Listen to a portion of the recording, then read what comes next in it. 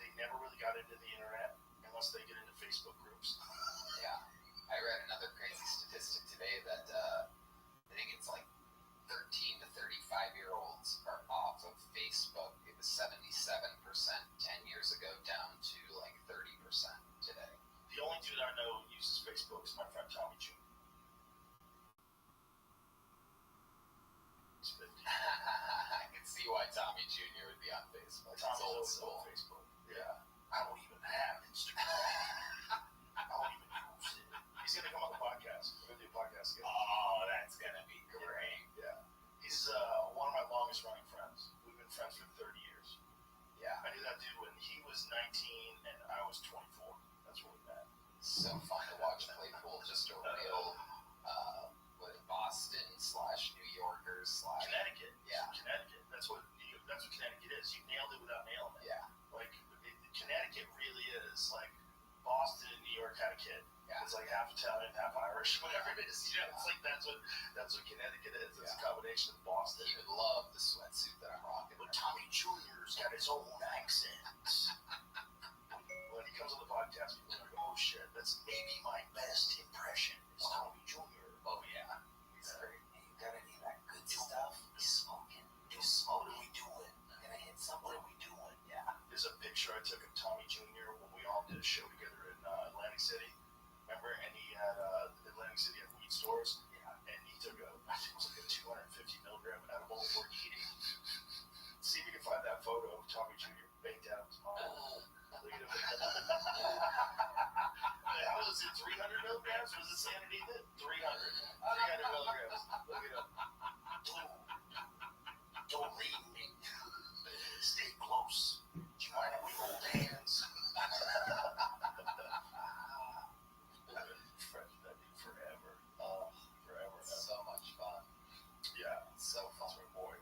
Yeah. And he would have been like a legit top of the food chain pool player if he didn't retire because he was no future in it. He stopped playing all the time. He was one of the best players in the world. He was like 19, 20 years old. He was a killer. But he was like, there's no future. He tells a story about watching this guy, Neptune Joe Frady. Neptune Joe Frady was a legend in New Jersey. Neptune Joe from Neptune Billiards. And he had like half his teeth. And he had a cigarette in his hand while he was playing. Then he played with his mouth open like this. He was a killer.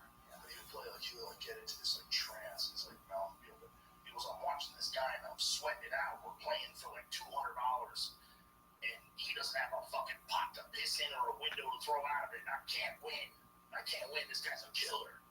And I'm realizing, like, is this my future? What the fuck? So it's not like My favorite, when I think of funny things about Tommy, a big one, because you're all obviously always commentating. You're in the fucking super zone next to the octagon. But your homies are flanked to the back right of you. And something that always happens, you might not even know this actually, but it always happens to him, is there'll be a great fight happening, and he'll take a picture. He likes taking pictures while things happening. I don't play these games because I don't want to miss a fucking thing. I know how this goes. So he'll take a picture, and if a knockout happens, you can bet the house that he will be posting that picture and have his head down for that moment. And just, whoa. Like he always misses a fucking head kick or a fucking place goes wild and the lights go up and he doesn't even know what happened. And also, Tommy can barely see. Right. So he's looking down on his phone. Right. He's got like, is that a T or a W? I gotta post this to Facebook. And he just, the whole place goes wild. Shit. I'm like, you didn't see it, Tommy? Fuck. Eric's posting important documents. You can almost know there's gonna be a big knockout if Tommy is looking down at his phone. The odds go up tremendously. He's one of the funniest non-comedians that I know. I always love when we go to the East Coast and hang out with them. But pool players are funny, man. They're outcasts. You know, that's what I loved the most when I was a kid. When I went to New York and I started hanging out at this executive billiards place that was near my house. I fucking just loved being around misfits. They were all misfits. Totally. I always felt like a misfit, man. I never felt like I fit in anywhere. Like with regular people, regular families, regular jobs. Like, oh my God, what am I going to talk to you about? Like, I want to be around wild people. Yeah. These people are all wild. I was having this conversation with Rey Mysterio Jr. just the other night. It's like pro wrestlers, strippers, comedians, rock stars, pool players, yeah, fighters. They're all the most fun people to be with because they just live in this wild lifestyle. Like, how did you figure out to do that? Yeah. How are you doing that? You know, like when you're hanging out with Gordon, like how are you strangling people for a living? Yeah. We're trying to convince him, me and my buddy Kyle, we're trying to convince him to do a jiu-jitsu match blindfolded.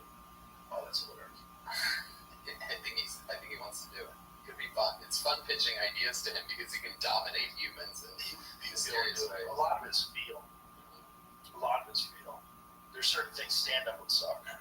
Wrestling would suck. You wouldn't be able to anticipate people shooting on you and stuff, but he would just like go to the ground immediately. Yeah. You know? Like when he fought Nicky Rod in Abu Dhabi, remember he was telling us before the fight what he was going to do? He was, I'm just going to give him a leg and let him take me down and I'll submit him. Yeah. He just gave him his leg. Yeah, but he didn't make it look like he was giving him his leg, so Nicky Rod thought that he got his leg. No, he made it look like he was giving him his leg. He gave him his leg. You remember? You've seen it? Well, yeah. Find Gordon Ryan versus Nicky Rod. By the way, there's like a feud between those guys. Yeah. I have zero side. I think Craig Jones is the shit. You know, I love that dude. He's hilarious. Craig Jones. You ever follow Craig Jones on Instagram? He does these dick pill ads.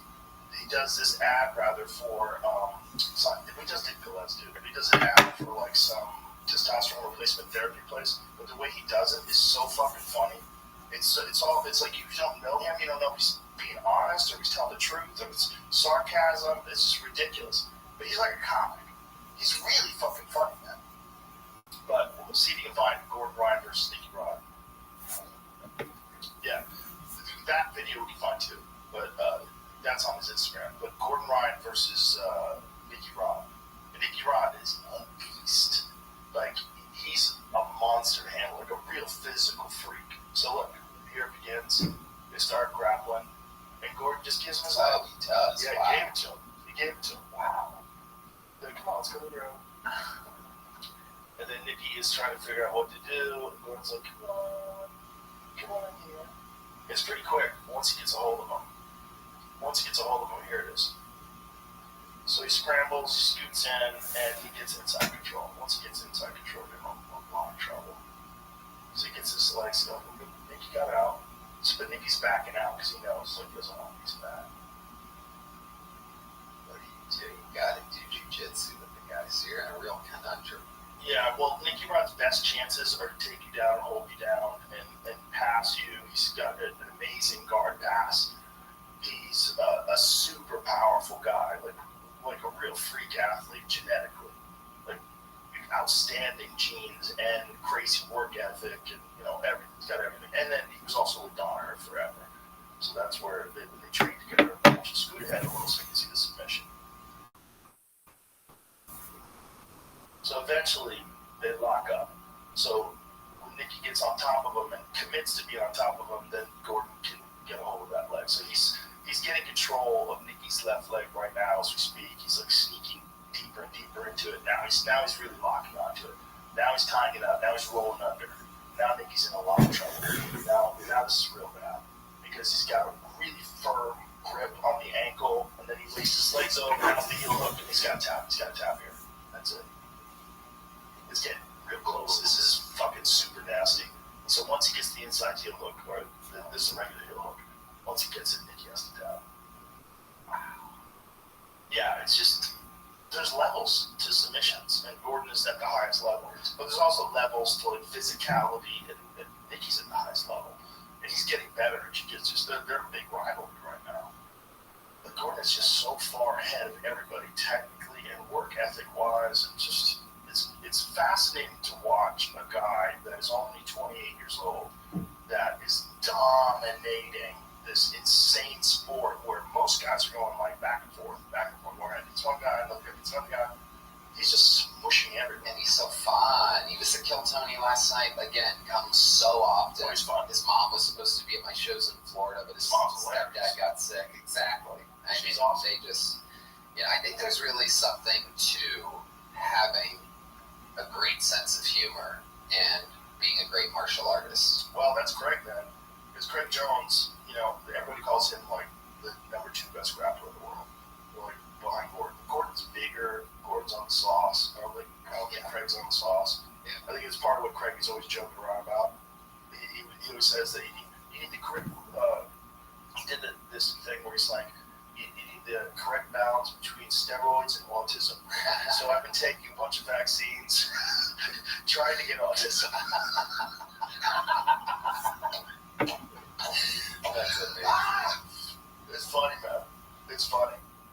Also, the Stone Cold Killer. He's Volkanovski's jiu-jitsu instructor. And he's always working with Volkanovski. I don't know why they had a separation to Gordon and him. Apparently, it was the whole team.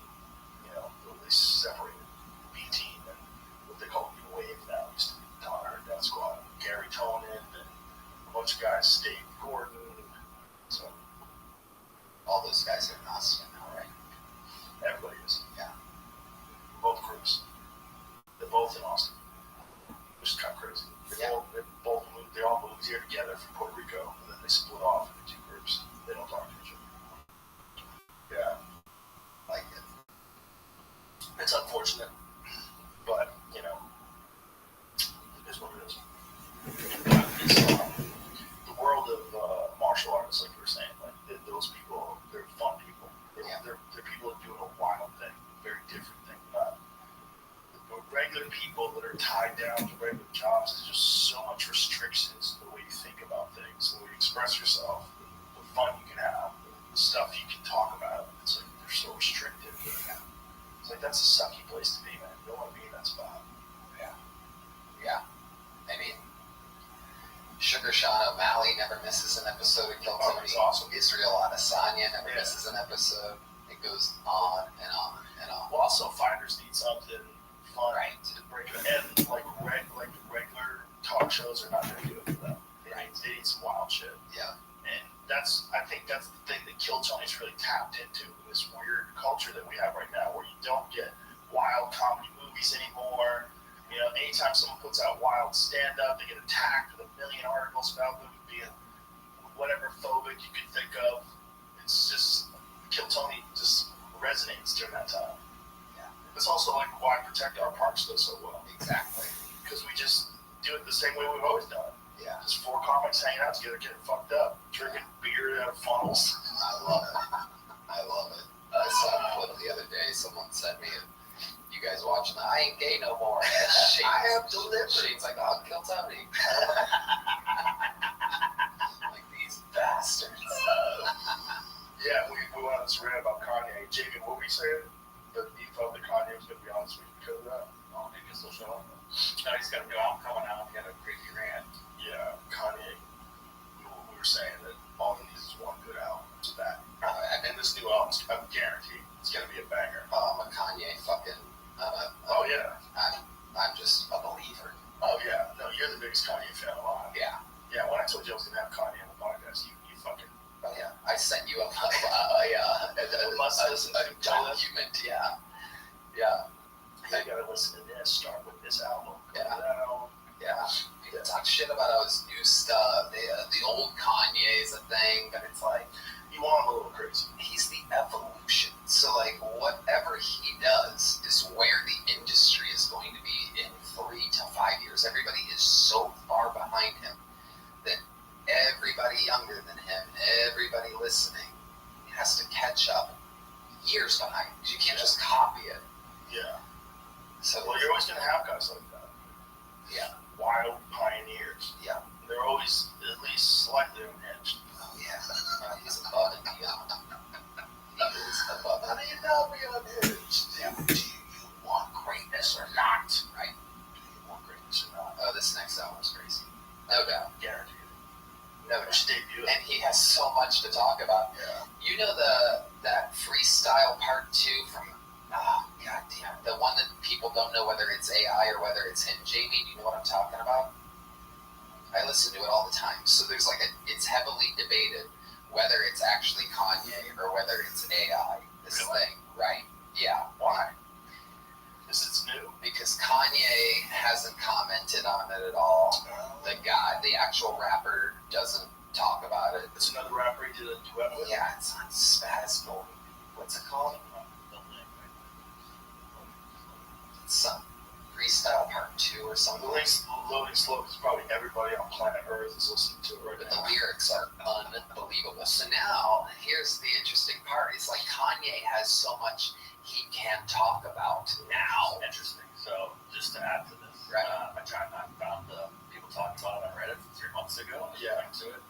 That video has been taken down from a copyright claim from music label. Interesting. Right. So it might be real though. Right. And the lyrics are diabolical. As he's talking about Adidas, he's talking about this, he's talking about that. It's powerful. Are we allowed to play it?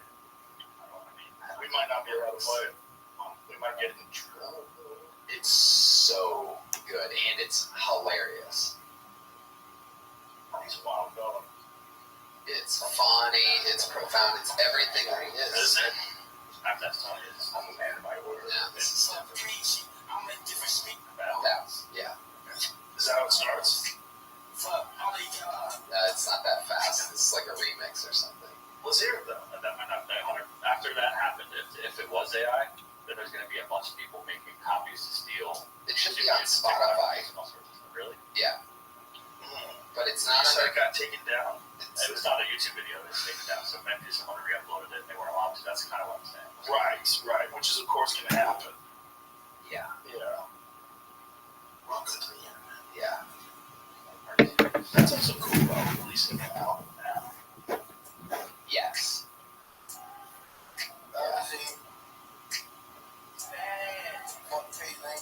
Okay, good to the guy's name right there. Yeah, he comes in like 20 seconds. Let's go. I'm on fresh bass, man. Go. Hey. Go. Real spell. Easy. Let's go. Go. Let's go. Big ass pocket and count with sweet nigga. So this is the first guy. He's gonna come in and he's Who is this guy? what's his name? This is Rundown Spaz. Rundown Spaz.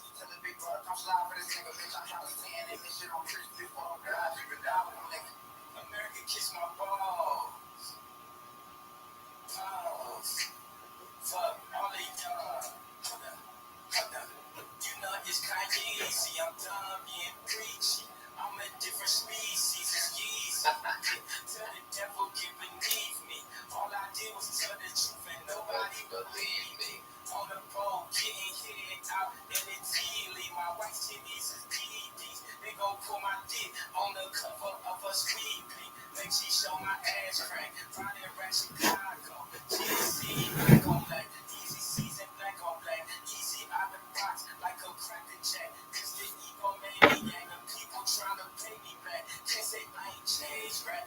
Real nigga artifact. I mixed the art with rap. I mixed gospel with chat. I fucking Thanos snap. Your career I made that. Yo, where the fuck is yeah, you know exactly where I'm at.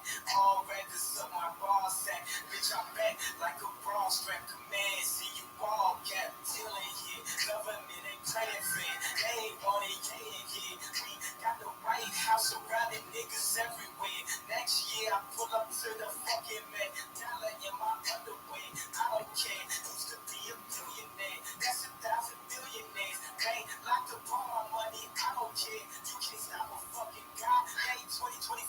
Give it the game. Run out the calls. Run out the lots. For what you got. For what I want. Foot on that devil's nest for the law. I'm done tap dancing on tour. No more interviews with the frogs. Y'all can't even keep score. I'm pissed on my baby balls. Cause I don't need no war. Yeah, I don't need your applause. Yeah, I told you I was a guy.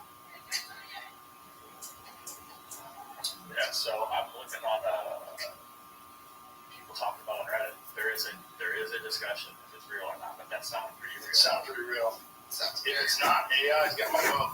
Right. If it wasn't, that would have to have been a crazy AI experiment that we haven't heard anything that close to it. If AI is that good, then I- you're welcome though. I welcome them to create our rap songs. Yeah, I read a lot about it, and what they said was that the inhale, that's one of Kanye's like trademarks in between when he's rapping, because he leaves that in. That's what I was catching on. That'd be really hard to fake. Yeah, Yeah, but AI would know that. No, so that would. I don't think they're not saying in the AI made that. What they're saying, how it would have been the fake is the guy who wrote Rundown Spaz, I guess. They're saying he would have written that, recorded it, and then used like almost like deep faking to just copy Kanye's voice over his voice. Well, they definitely can do that. We just watched that with that lady, Right. White House press secretary lady with Obama. They 100% can do that. It's sound. It's tough to do that though with AI.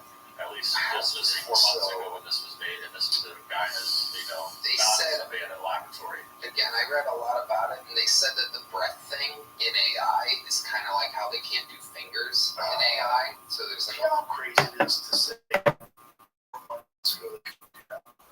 But now it made sense to all of us. We said 4 months ago they couldn't do this. Well, oh yeah, 4 months ago. At what time in history has there been a timeline where 4 months ago seems like forever? Like when someone sends you an article and you look at it, oh, it's from May. You like dismiss it. But this is like 5 months ago, whatever. Get out of here with that. Oh, this is 7 months ago. Oh, yeah, this is 2022. What are you like reading ancient history to me? When you say that something can do something now, like when we're talking about Michael Hastings' car, 2010, could they do that? I think they could do that. Now we know they can do that. Like 4 months ago, if you said, I don't know if they can do that Kanye song like that 4 months ago, unless they made it all out. Now, 100%. How many times has Duncan Trussell taken your voice and had you say ridiculous things in the green room to us? oh yeah, He's hilarious with that. so fast, It's so funny. and it sounds exactly like me. He sounds exactly like you, and you're like praising things that suck. Yeah. What was the last one he did with you? He's done a bunch of them. He takes people that I don't necessarily like and makes me talk about how much I love them. And I try to focus on their positive qualities.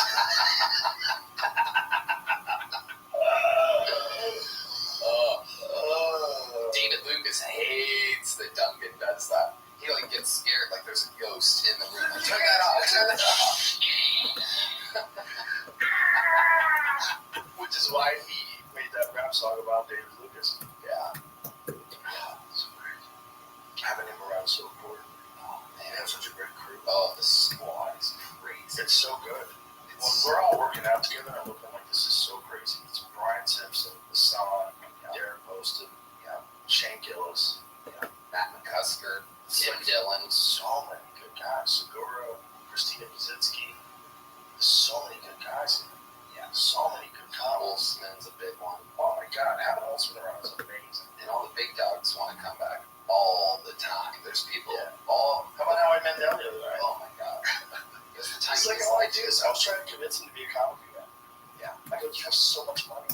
Like you don't need it more money. This is what you like to do. This is what you should be doing. Like when he's with us, he's like a little kid. Oh yeah. Like this is so fun. And we went up on stage. He had so much fun. Oh yeah. Like he just showed up, and I was like, "Do you want to go up?" He does. I don't have to. It's okay. I go, if I can go up, if you'd like to go up, do you want to go up? He's like, yeah. I go, okay. You go up after Brian. Brian's up next. And he's just like, oh my God. Yeah. You can see he gets all giddy. Because you can't buy that. Yeah. And then he comes backstage. It's like, it's so fun. And I want to do this all the time. I saw he was at the Ice House the other day. So maybe he's doing more stand-up now. He's got the itch. We know how to do that. We brought Ron out of retirement. We brought Roseanne out of retirement. Ron's on tour again. When Ron's girlfriend said, come to Ron's retirement party, I go, I ain't going to a bullshit party for something that's never going to happen. I go, Ron White is not retiring. Like, what are you talking about? He's always like, well, I'm retired, out to your club. I go, Ron, you can do whatever you want, but you're not retiring. Stop saying you're going to retire. You're just one of the greatest of all time. You're not retiring. Shut the fuck up. He's so funny. He's better now than he's ever been. Oh yeah. He's so sharp because he's working with us all the time. He's doing sets all the time. He comes on nights where he doesn't even want to do sets. Yep. It's just a home away from home. He needs to be around comedians. Well, when we had that Christmas party the other night, we were all huddled up in the green room. Like, this is our safe space. Yeah. This is like, it's a clubhouse. It's like the ultimate clubhouse. Yeah. It's so fun. It's the best. The It's so laughs silly. that we have in that room are So silly. insane. The hardness of the laughs. It's so silly. It's so Yeah. fun. It's so fun. It's just, we're so lucky.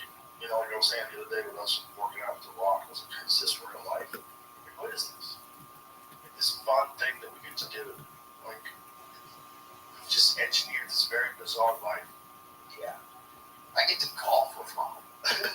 Golf is like a 4 or 5 hour adventure. Yeah. And there's unbelievable quiet moments where, you know, it's times like, because it's not like hunting where you have to kind of be quiet. Yeah. So like he could snipe and say something from 100 yards away. Great shot. Your shit goes in the woods or whatever. And with his twang, I'm horrible at impressions, but he has the funniest execution when he. And that's the thing about that green room when I'm talking about how hard we laugh. Like you have Protect Our Parks is 1/5 of the room at any given point, and then we're all together. So it's like a super Royal Rumble Ultra podcast, and he'll just snipe with a word. Yeah, or something like that. That's something. Like it's just chaos. Yeah, we're very fortunate, man. Yeah. I feel very fortunate, really do. Almost too fortunate. Like while it's happened, I'm like, God, we're so lucky. Like, how did this happen? Because when we thought about doing this place, when you and I were like the first of the pioneers out here, when we were talking about doing this place, like we all had this idea of what it was going to be, but we didn't think it was going to work out that well. We didn't think it was going to be perfect. Not that fast. I thought it would be perfect, but we really had it in Vulcan.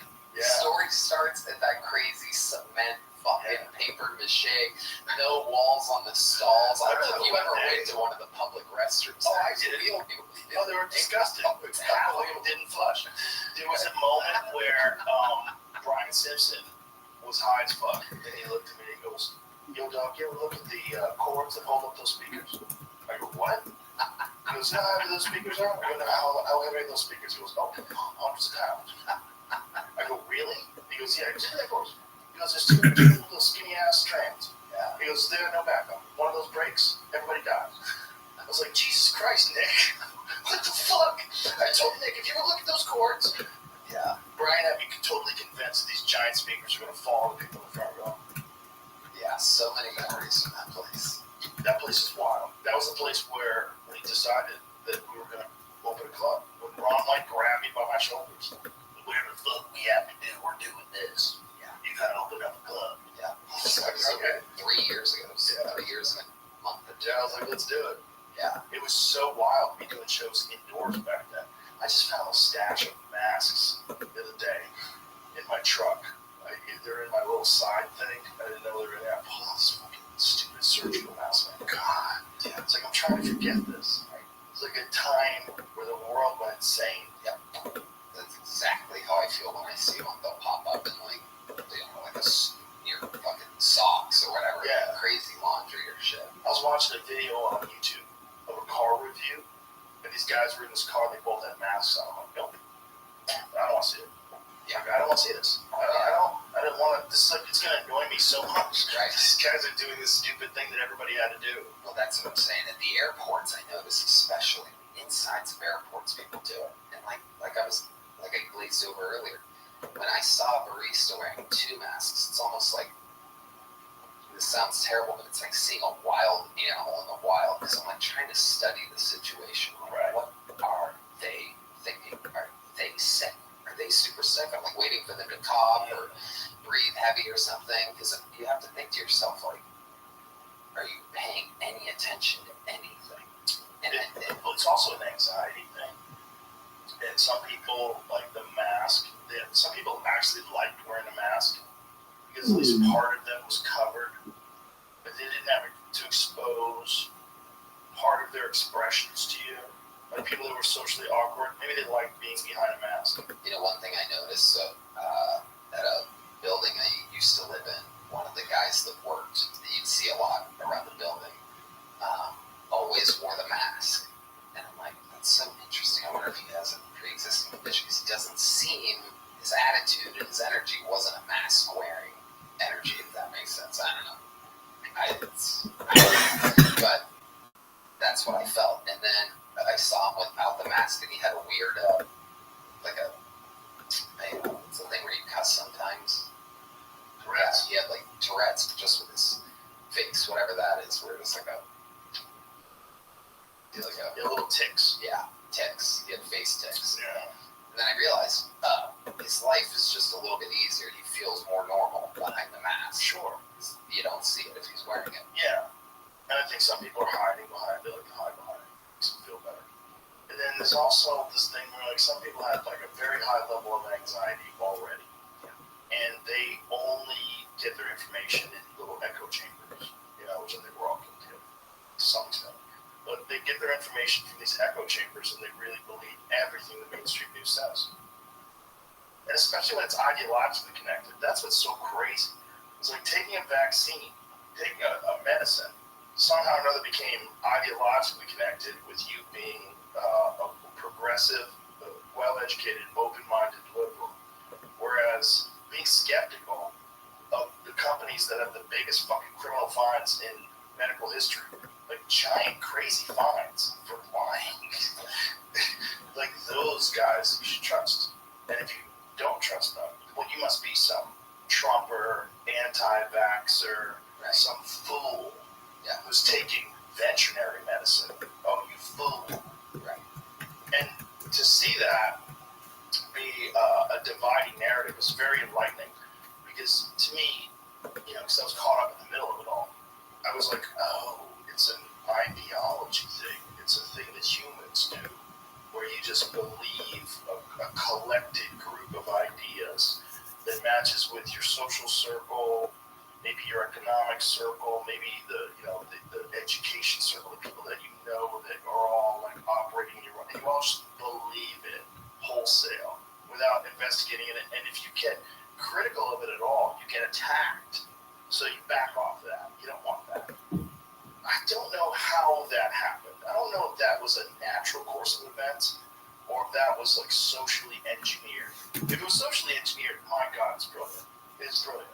Like if that was like, if you want to go full Alex Jones and say that was like a test run for like a real pandemic to see how people would react and how quickly they roll over, you'd go, wow, that was shocking. Because people that I really respected, that were really intelligent people, were terrified of discussing the possibility that maybe you're not getting the whole truth about all of it, whether it's the origins of the virus, the medications that are effective in treating the virus, what's legal, why it's legal, why it's being mandated. Like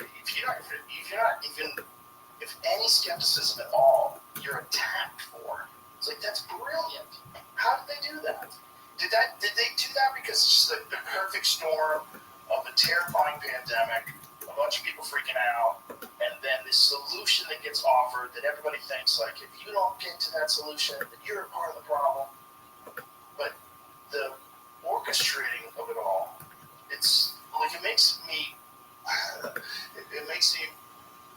regain this idea that society can be engineered by, like, if you were like some crazy cabal of super billionaires, like the World Economic Forum, you really kind of could engineer society to a certain direction if you just, like, how they behave when things happen.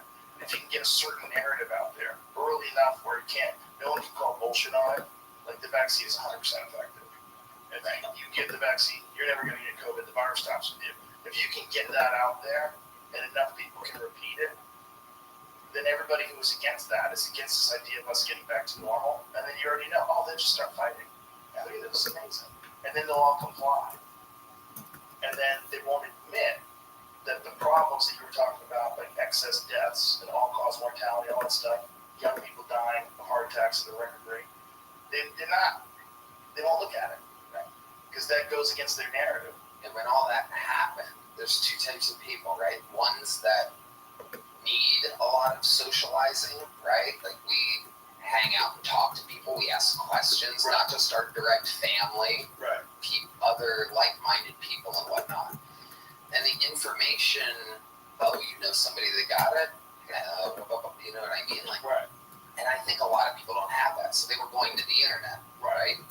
Especially shut-ins. Exactly. Well, also everybody, because we had nothing else to fucking do. Right. I mean, that had to be the time when the most data, I'm sure there's a record for that. Like, I'm sure that has to be a record for Wi-Fi use and data. Like, I mean, everyone's home. Yeah, just consume it. And everyone's full of anxiety. Which brings me to my next point, which is like, I just read a thing about how corporate trolling is a big thing. Like, these corporations are buying in the ability to inform misinformation. There's a crazy article on the statistic, but it's insane. What percent? 15%. think I read was higher. Holy shit, yeah. But it's like, Holy shit. it's a thing, which means it could have been a thing then. Right. So, Which is why, yeah, go ahead. even the people that, like we were talking about the baby boomers not just being spoon-fed the news, even the people that think they're one level smarter are reading things that are easily bought by a multi-billion-dollar corporation. Something we wouldn't spend money on information, but why wouldn't they? What a wild thing to do. To hire someone to get a narrative out and to pretend you're a regular person arguing online, and it's totally legal. It's really deception. New study, at least 15% of all Reddit content is corporate trolls trying to manipulate public opinion. Now, is that fraud? What is that? It's not technically fraud. What is it, though? If you're pretending to be a person, should you have to sign a contract when you use a social media account? Like, this Nikki Haley lady, I think she wants everybody to have to, like, expose their name and their ID whenever they post it. But the problem with that is that discourages, like, government whistleblowers and things along those lines. If someone has, like, some important information that they have to get out, and also foreign countries will kill people. If you have the rules apply to America, you're going to have those rules apply to other countries. What percentage of people that are on Twitter are from the rest of the world outside of America? It's got to be pretty high. So how are you going to enforce that? You're not going to be able to. But even if you did, like, this idea that that's a good thing, like, I see why they would say that, but you should at least have to somehow or another prove that you're an individual. Now, I don't know how you would do that without giving up your information. Maybe you don't have to do it publicly, but there should be a way where we know you're not a troll. Like, fucking man, the only problem with that is, like, it's a trap. Because the way is like a digital ID. You don't want to give up a digital ID. You don't want to have, like, a thing that shows you everywhere you go online, because someone will be able to just do things with that.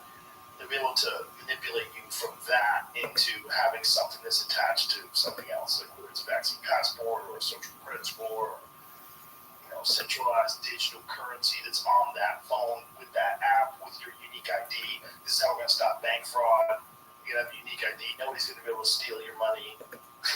Your money's all digital now. Yeah, technically, they can track everything about your life. So when you see, look at somebody, your glasses can say how often they eat at this restaurant and everything. So is the solution to just allow the trolls, allow corporate trolls, and hope that people are smart enough to realize they're being fucked with? But, like, what if those corporate trolls are shifting public opinion and it actually costs lives? That's where it gets weird. Like, what if they lie about something because they don't want to have responsibility for something they did?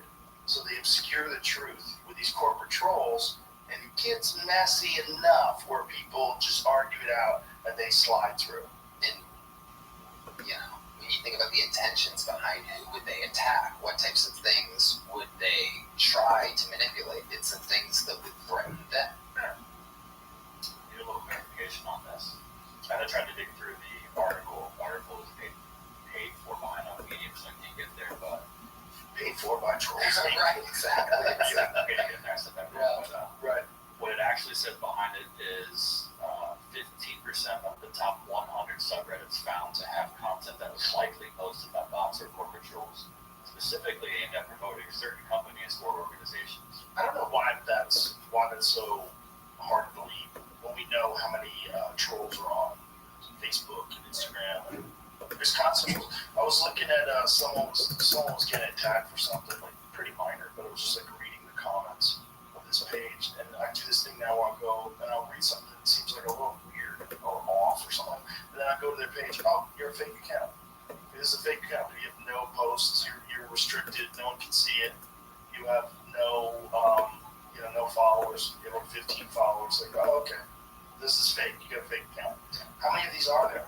How many of these are there that are just constantly commenting on things and trying to stir up bullshit? It's weird. It's illegal. So if right now there's no law that prevents corporations from hiring people to pretend that they're a person, or using AI to pretend they're a person to put a narrative out, if that's not illegal, like, what is that? Like, what kind of deception is that? Like, you're not allowed to lie, right? Like, if a corporation is found they're lying about data, they get fined. If it's found out that they're lying about environmental problems they created, what if they get fined? right? They get in trouble. People can go to jail. But if you can just have like a bunch of people constantly lying for you, or if it's AI, have AI constantly lying for you, obscuring the truth, publishing misleading papers, right? AI can just start publishing papers. You know, because papers get accepted sometimes. They're fucking loony. Like, are you aware of the grievance fraud papers? Okay. It's a really fascinating story.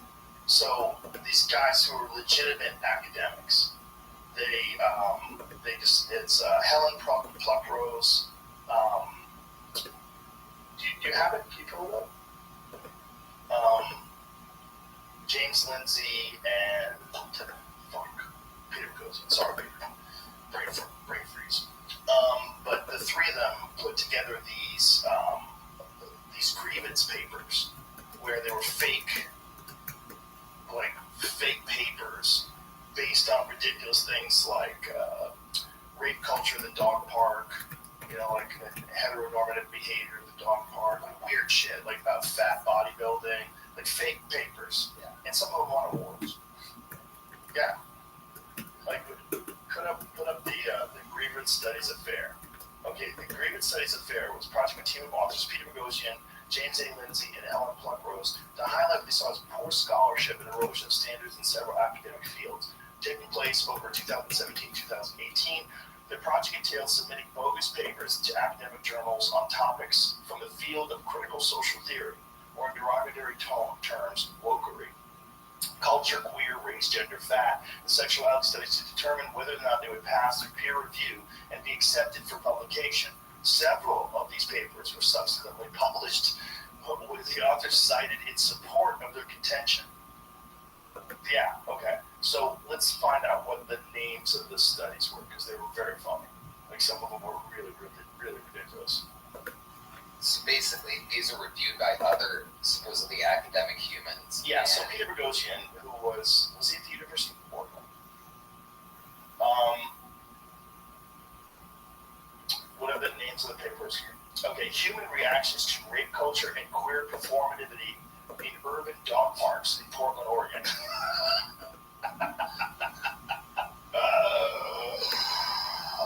Oh my God, it's amazing. They're all retracted, obviously, because people found out that they're fake studies. Going in through the back door, challenging straight male homo hysteria and transphobia through receptive, penetrative sex toy use. Oh my God, can we read that? What is that? That's hilarious. It's amazing. It's amazing. They were saying that, like, guys with homophobia, you should get picked, and that'll get over. And there's just somebody that has to review that, and they're like, well, I'm not going to be the one that gets in trouble for. They were saying, amazing. We like what you're saying. They retracted this article. It's come to light that it does not present genuine research. This article was not authored by M. Smith, as stated on submission, but Peter Boghossian, Helen Pluckrose, James Lindsay have all publicly admitted it was written by them under false pretense.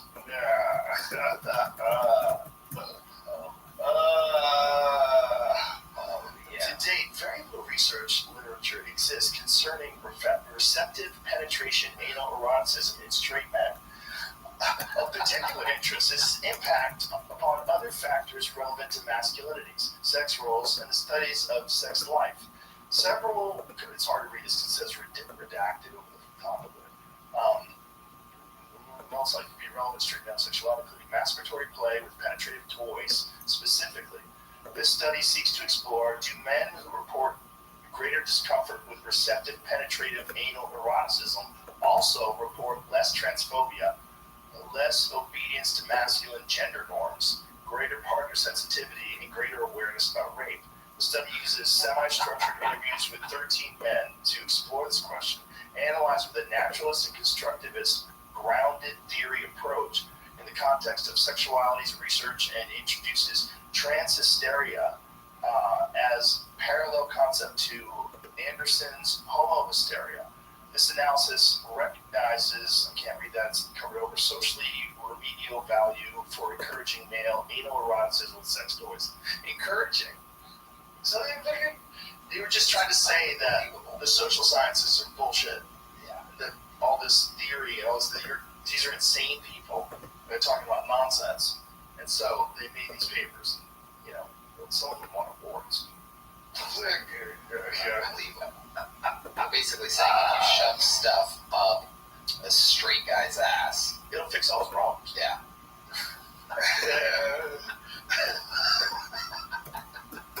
That's people that read that and don't go, what the fuck are you talking about? There's people that read that and go, nah, what a great idea. I like it. I wonder how long. I think that is probably what's going on. Yeah. That's probably what they're missing. Everyone's a misfit. That's what it is. Misfits have found themselves.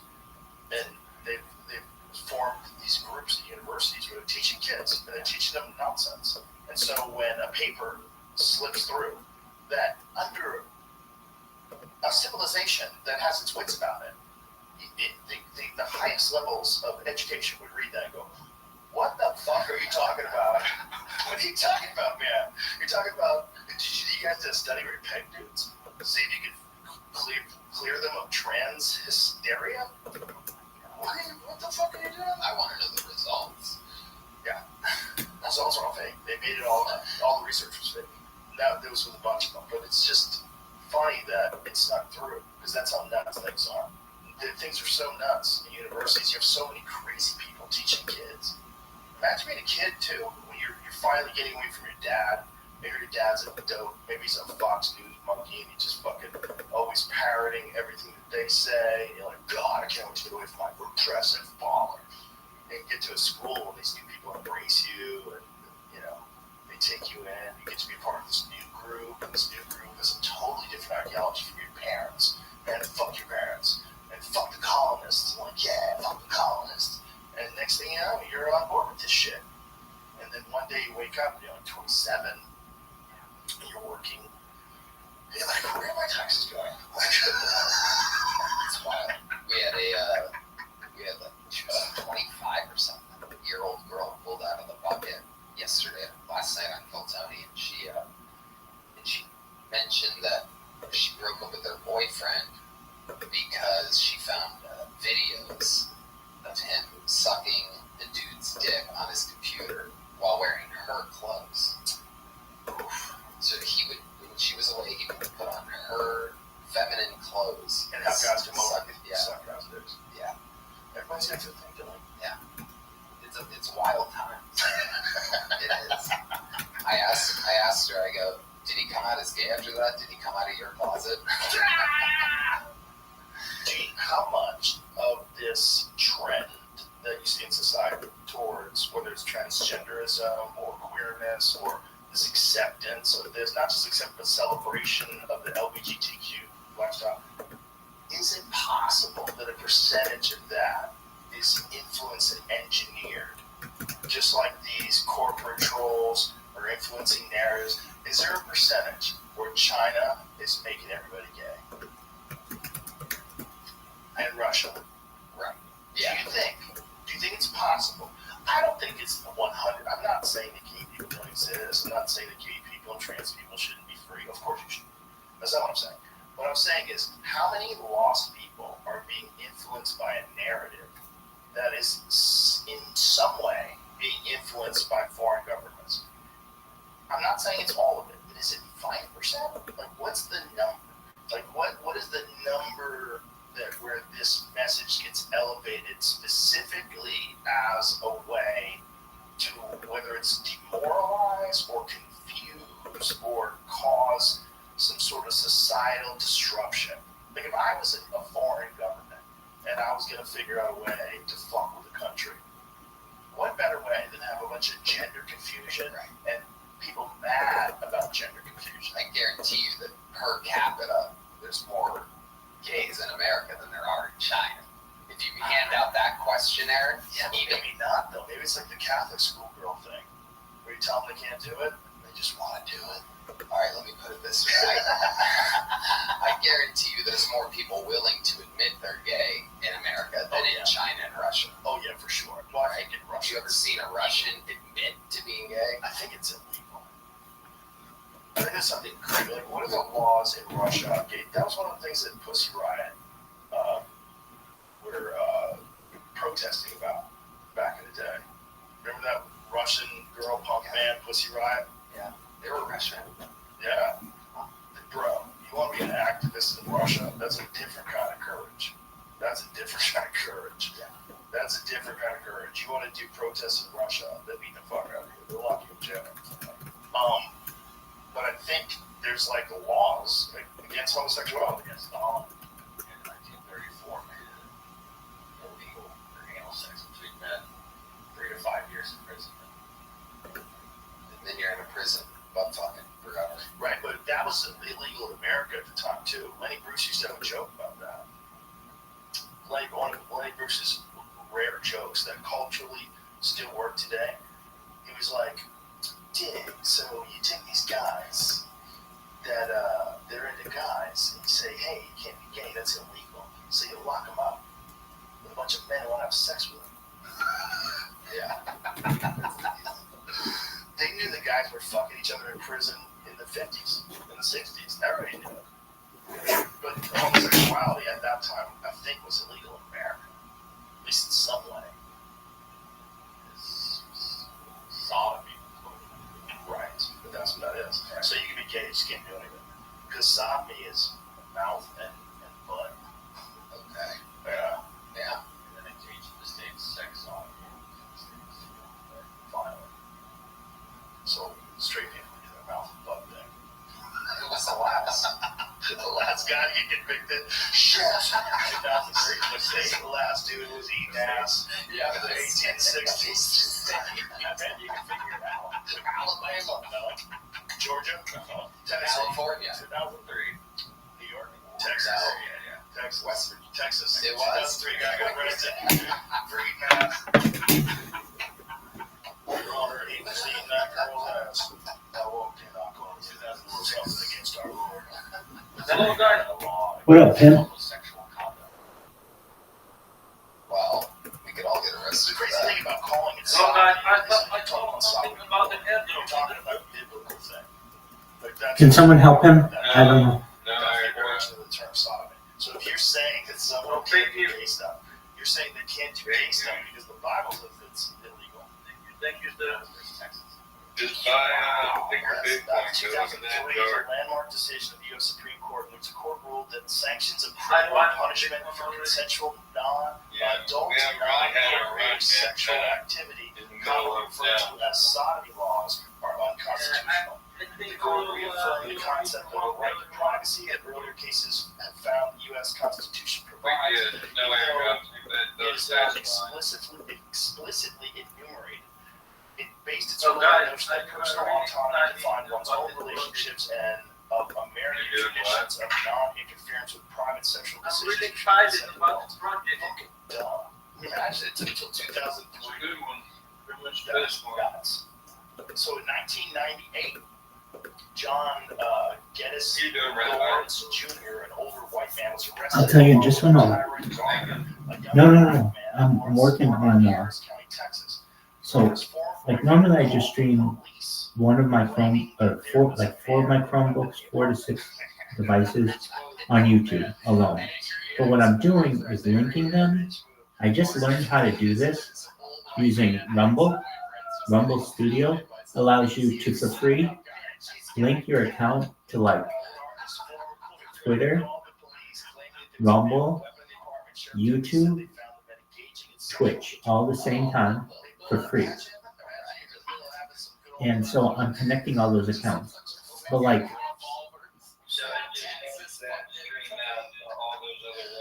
exactly, you can imagine how much more communication you have with people when that happens. Yeah, it is sweet. Lawrence and Garner were charged with misdemeanor under Texas anti-sodomy law. Imagine they broke into these guys' house while they were having sex, and they charged them with the anti-sodomy law. Both pleaded no contest and received a fine.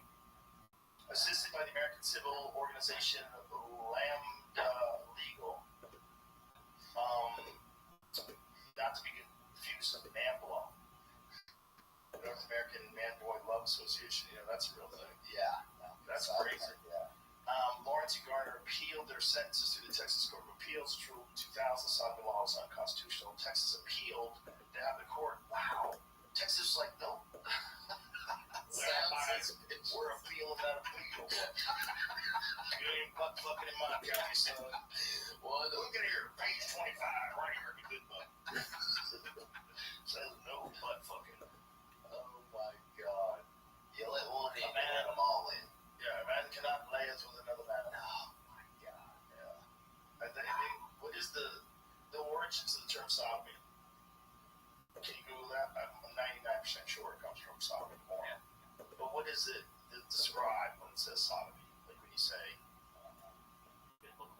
yeah. Well, Sodom and Gomorrah, right? So they were apparently engaging in all these awful things, and God decided to smite them, right? That's the story. You remember the story? I mean, someone tried to put a bad name on fucking Sodom. He did something. Something happened, and I think it was like a town, right? Well, what was it? Two towns, Sodom and Gomorrah? Yeah, they were next to each other. They're just both motherfuckers. Yeah. Getting out of control. Getting crazy. And It sounds like Vegas. it sounded like Vegas. It was their version of Vegas, and everybody was like, hey. And they're like, what you talking about? We figured out a way to fucking not have kids. Yeah. And God's like, no, not up the butt. Okay.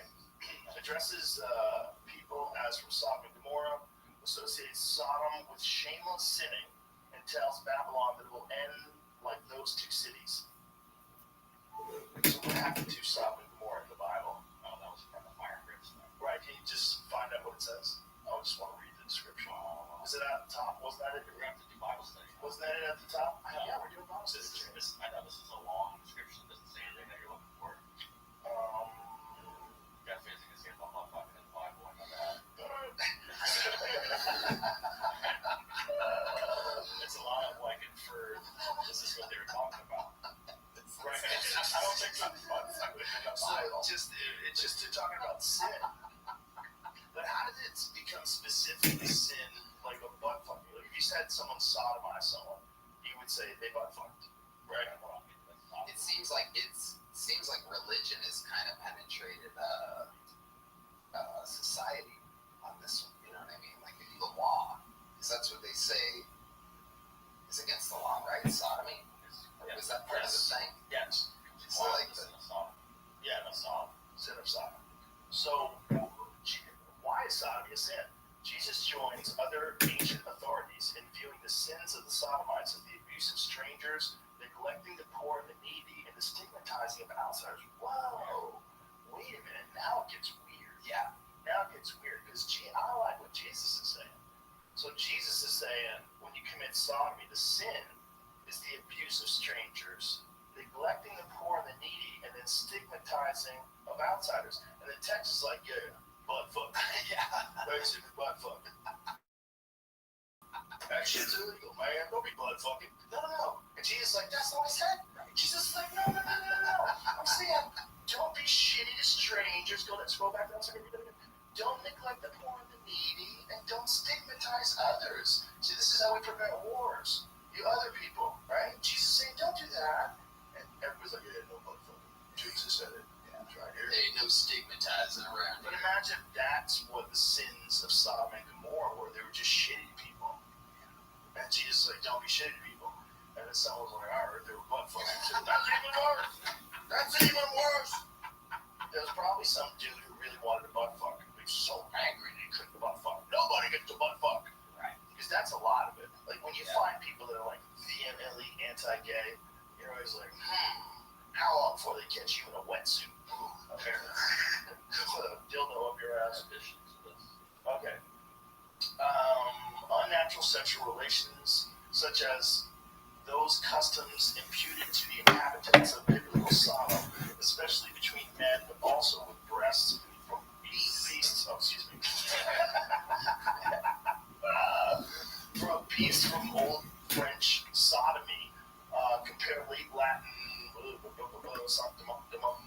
anal sex, literally the sins of Sodom from the Latin Sodoma. In Middle English, also sin sodomite. Did you know that some forms of syphilis apparently came from people fucking animals? Yeah, Is that true? I know that there's different forms of syphilis, and one they're pretty sure came from the original people in the Mayflower coming over and having sex with Native Americans, and then going back to Europe and giving them VD, giving them syphilis. The kind of syphilis is just killing everybody.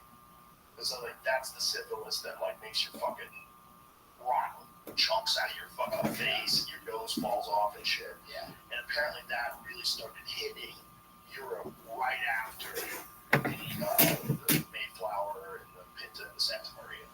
Like right after that. You get this? Yeah. I got people. Okay. Just general. So they were, but there was another version of syphilis apparently that already existed in Europe that they think came from bestiality. These sick fucks. Is that true? Is that fake? I don't know. This says importantly, like smallpox, there is no known animal reservoir for syphilis. Animal reservoir. Does that mean that they can't keep it, hold it, store it? Yeah, that means you can't get it from them. I thought that, so that means that animals don't have syphilis. So it's not. So what was the origin for the original syphilis in Europe? I gotta swear, I read something about it being connected to animals. Maybe that was just a rumor. Maybe that was one of those things that was like, people thought that's what happened, but then they found out it's not good. It's because you know that animals have COVID. Which really weird, like deer. They tested a bunch of deer that had COVID. I had no idea how the fuck did they get COVID? How do wild deer get COVID? How did that spread? But I think during the height of the pandemic, it was like a big percentage of deer being tested tested positive for COVID-19.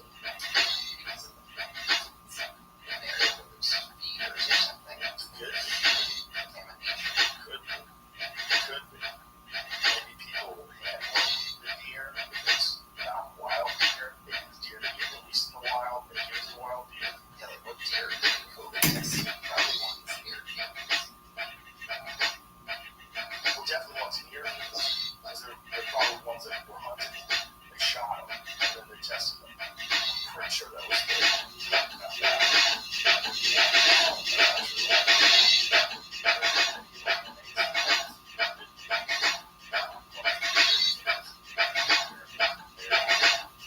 Yes, that's what I was saying the other day. It was telling me that I understand syphilis and doctors. Really two different kinds of syphilis.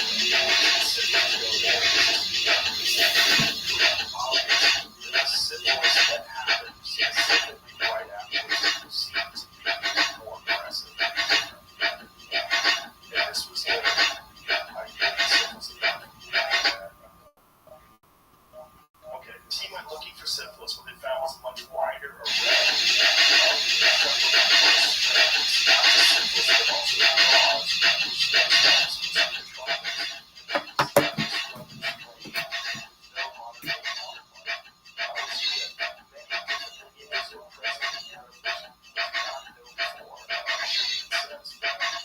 of the dating range given the two strains is bounded on the lower end by ages in the early to mid 1400s. Potentially the first DNA evidence that syphilis existed in Europe prior to Columbus's contact with the Americans. Interesting. So maybe that existed there, but then they brought back a more virulent strain or something. I don't know if it's right, but it is wild that that's one of the ways that these infectious diseases get passed on. People would just show up with them. That's the thing when people talk about the genocide of the Native Americans. What they even a lot of folks maybe don't even know is that 90% of them died because of disease. Imagine a country where 90% of people die. Imagine if like this thing's kind of happening right now, where the borders are open and all these South American people are just storming through this crazy border of America. It's fucking nuts. It's a wide open border, which is just insane. But when you're watching that, imagine if they brought over a disease that killed 90% of the people here. That's what happened in 1492. I never thought of that. Yep. There was 100 million Native Americans here at one point in time. You say 100 million. Yeah. How wild is that? That's the high estimates. Make sure that's true. I'm pretty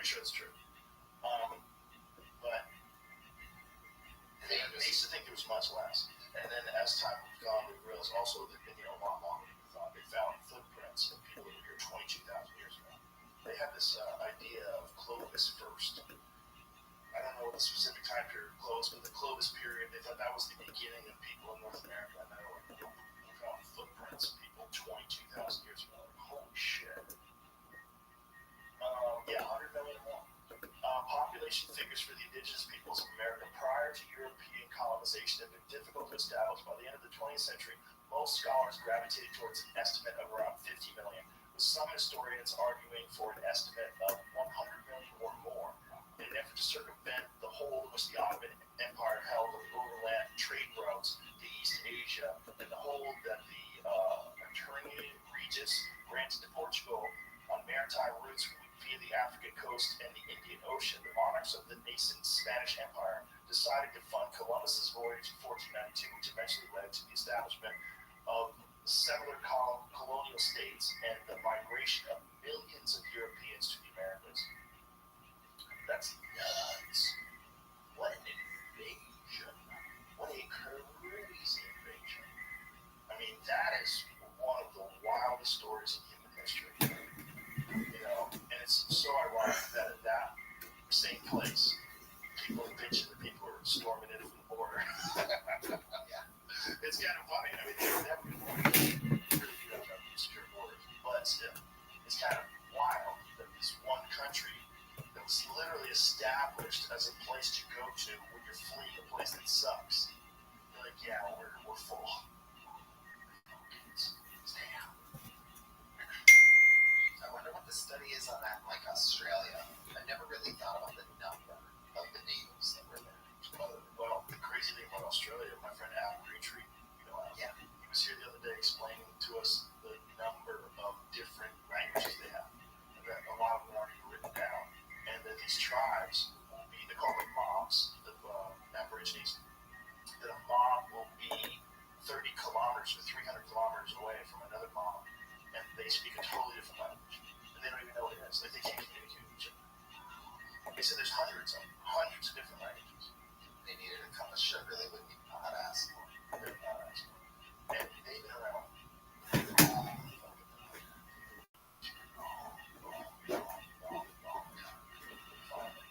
Artwork on walls and caves and shit, sides of cliffs. So he's found a bunch of ancient Aboriginal art because it's so wild. Just like you look at this thing like, how old is this? No one knows. Yeah. Or they used to have in Australia? No, it was New Zealand, I think. They had an eagle that could kill people. It's called the Haas eagle. It was an enormous eagle. And they think they went extinct because people decided to kill them because they were killing people. Yeah. So they found whatever fossils, skeletons of this fucking eagle. And they found, I think there, I don't know if they're connected, but I know they found primates. There's a lot of primates that can kill by eagles. It's like a common thing, especially in South America. There's an eagle called the Harpy eagle. It's amazing. I think it's the biggest of the eagles that are alive today. And it kills a lot of monkeys. And when the monkeys see that fucking eagle coming, man, they go crazy. They scream and run. They run around the tree. They're trying to hide. This motherfucker comes in like a demon. Just a snatching demon from the sky. They keep that sloth population in check, though. Good luck being a sloth. Easy pickings. Nature fucked up. Why did nature do that? Imagine they have to eat eucalyptus all the time. Or they start to fucking get antsy. That's a koala bear. Oh yeah, you're right. Koala bears are actually like little bears. They behave like bears. Apparently when they mate, it's like very aggressive. Oh yeah. I held one for the first time. I think the last time I was there. Just finally got around to a stupid zoo visit and fucking they do. Have you held one?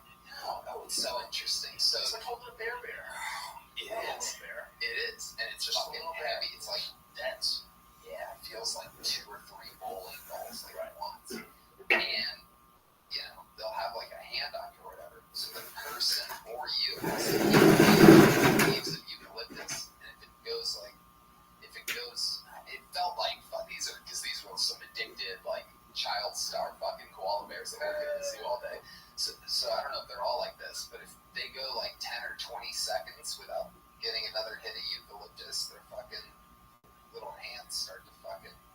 Gotcha. Well, not claw you, but like Let you know. a little grip. Right. Hey, fucker. Right. Yeah. They get a little. Like Steve Jones, it falls your face. Yep. Pet me, bitch. Yep. Yeah. Eucalyptus addicts. Yeah, that's a weird thing, man. Like, you get a wild animal, just give you a little bit of old thing. Look at your thing. It's like, hey. Yeah. No, I told you. Yep. Don't bite your fucking nose on me, bitch. Exactly. Now imagine a bear that's 1,000 pounds. Yeah. Think that little thing. Look how dense it feels, right? Oh, it's crazy. Imagine one as big as this room. That's how big they are. Does anybody ever hunt them with bows and arrows? Yeah, they do a lot. Yeah. Look at them. Growling. Whoa. You gotta remember those tiny little, what look like tiny paws are holding up that heavy thing. Yeah. It's a little heavy thing. Yeah, it's got claws. And it's climbing with ease. They climb trees like it's nothing. What a crazy looking animal, too. Imagine I first got to see one of those. What is that? That fucking thing. Strange. Giant. But I guess back then everything was strange. Australia has so many weird animals, man. All the marsupials, I think, come from Australia, which is weird. Like, how'd that happen? Why you got a fucking hoodie? When you got a front pocket, you keep your baby in. Like, what the fuck is that? No other animals in the world, I don't think, have it. It's so interesting. I think they're the only animal. I think it's only, God, I'm not sure. If Australia's the only place where there's marsupials. Because I know that Tasmanian tiger, I think that was a marsupial, which is nuts. Because it looked like a dog. Tasmanian tigers, 70% are found in Australia, the rest are found in the Americas. really? What part of the Americas have Barry? Early South America, 13 in Central America, and one species, the Virginia possum. No shit. It's a possum in Virginia. It's a marsupial. Wow. What are the other big ones? Because I know there's like, for sure the biggest ones are kangaroos can be fucking giant. There's two kangaroos, a red one and a gray one. I forget which one gets huge. But one of them gets fucking huge. Like real big. And they'll fuck you up. Like they're giant. They're like 7 feet tall. And they'll fucking kick your guts out. They get up on their back tail. They'll sit up on the tail and just fucking kick at you. What is it? A kangaroo. Oh, yeah. Oh, they're crazy. Yeah. Right. Yeah. I was thinking about how weird it was. I got stuck on that fucking weed we smoked during the Kanye song. That's powerful. I typed that as one of the marsupials in South America. Am I incorrect that marsupials are they all carry their baby in their pouch? That might not be correct. I thought so. I thought so. So there's marsupials in South America. Yeah. But the big weird ones are Australia. Any members of mammalian infraclass marsupialia, all extant marsupials are,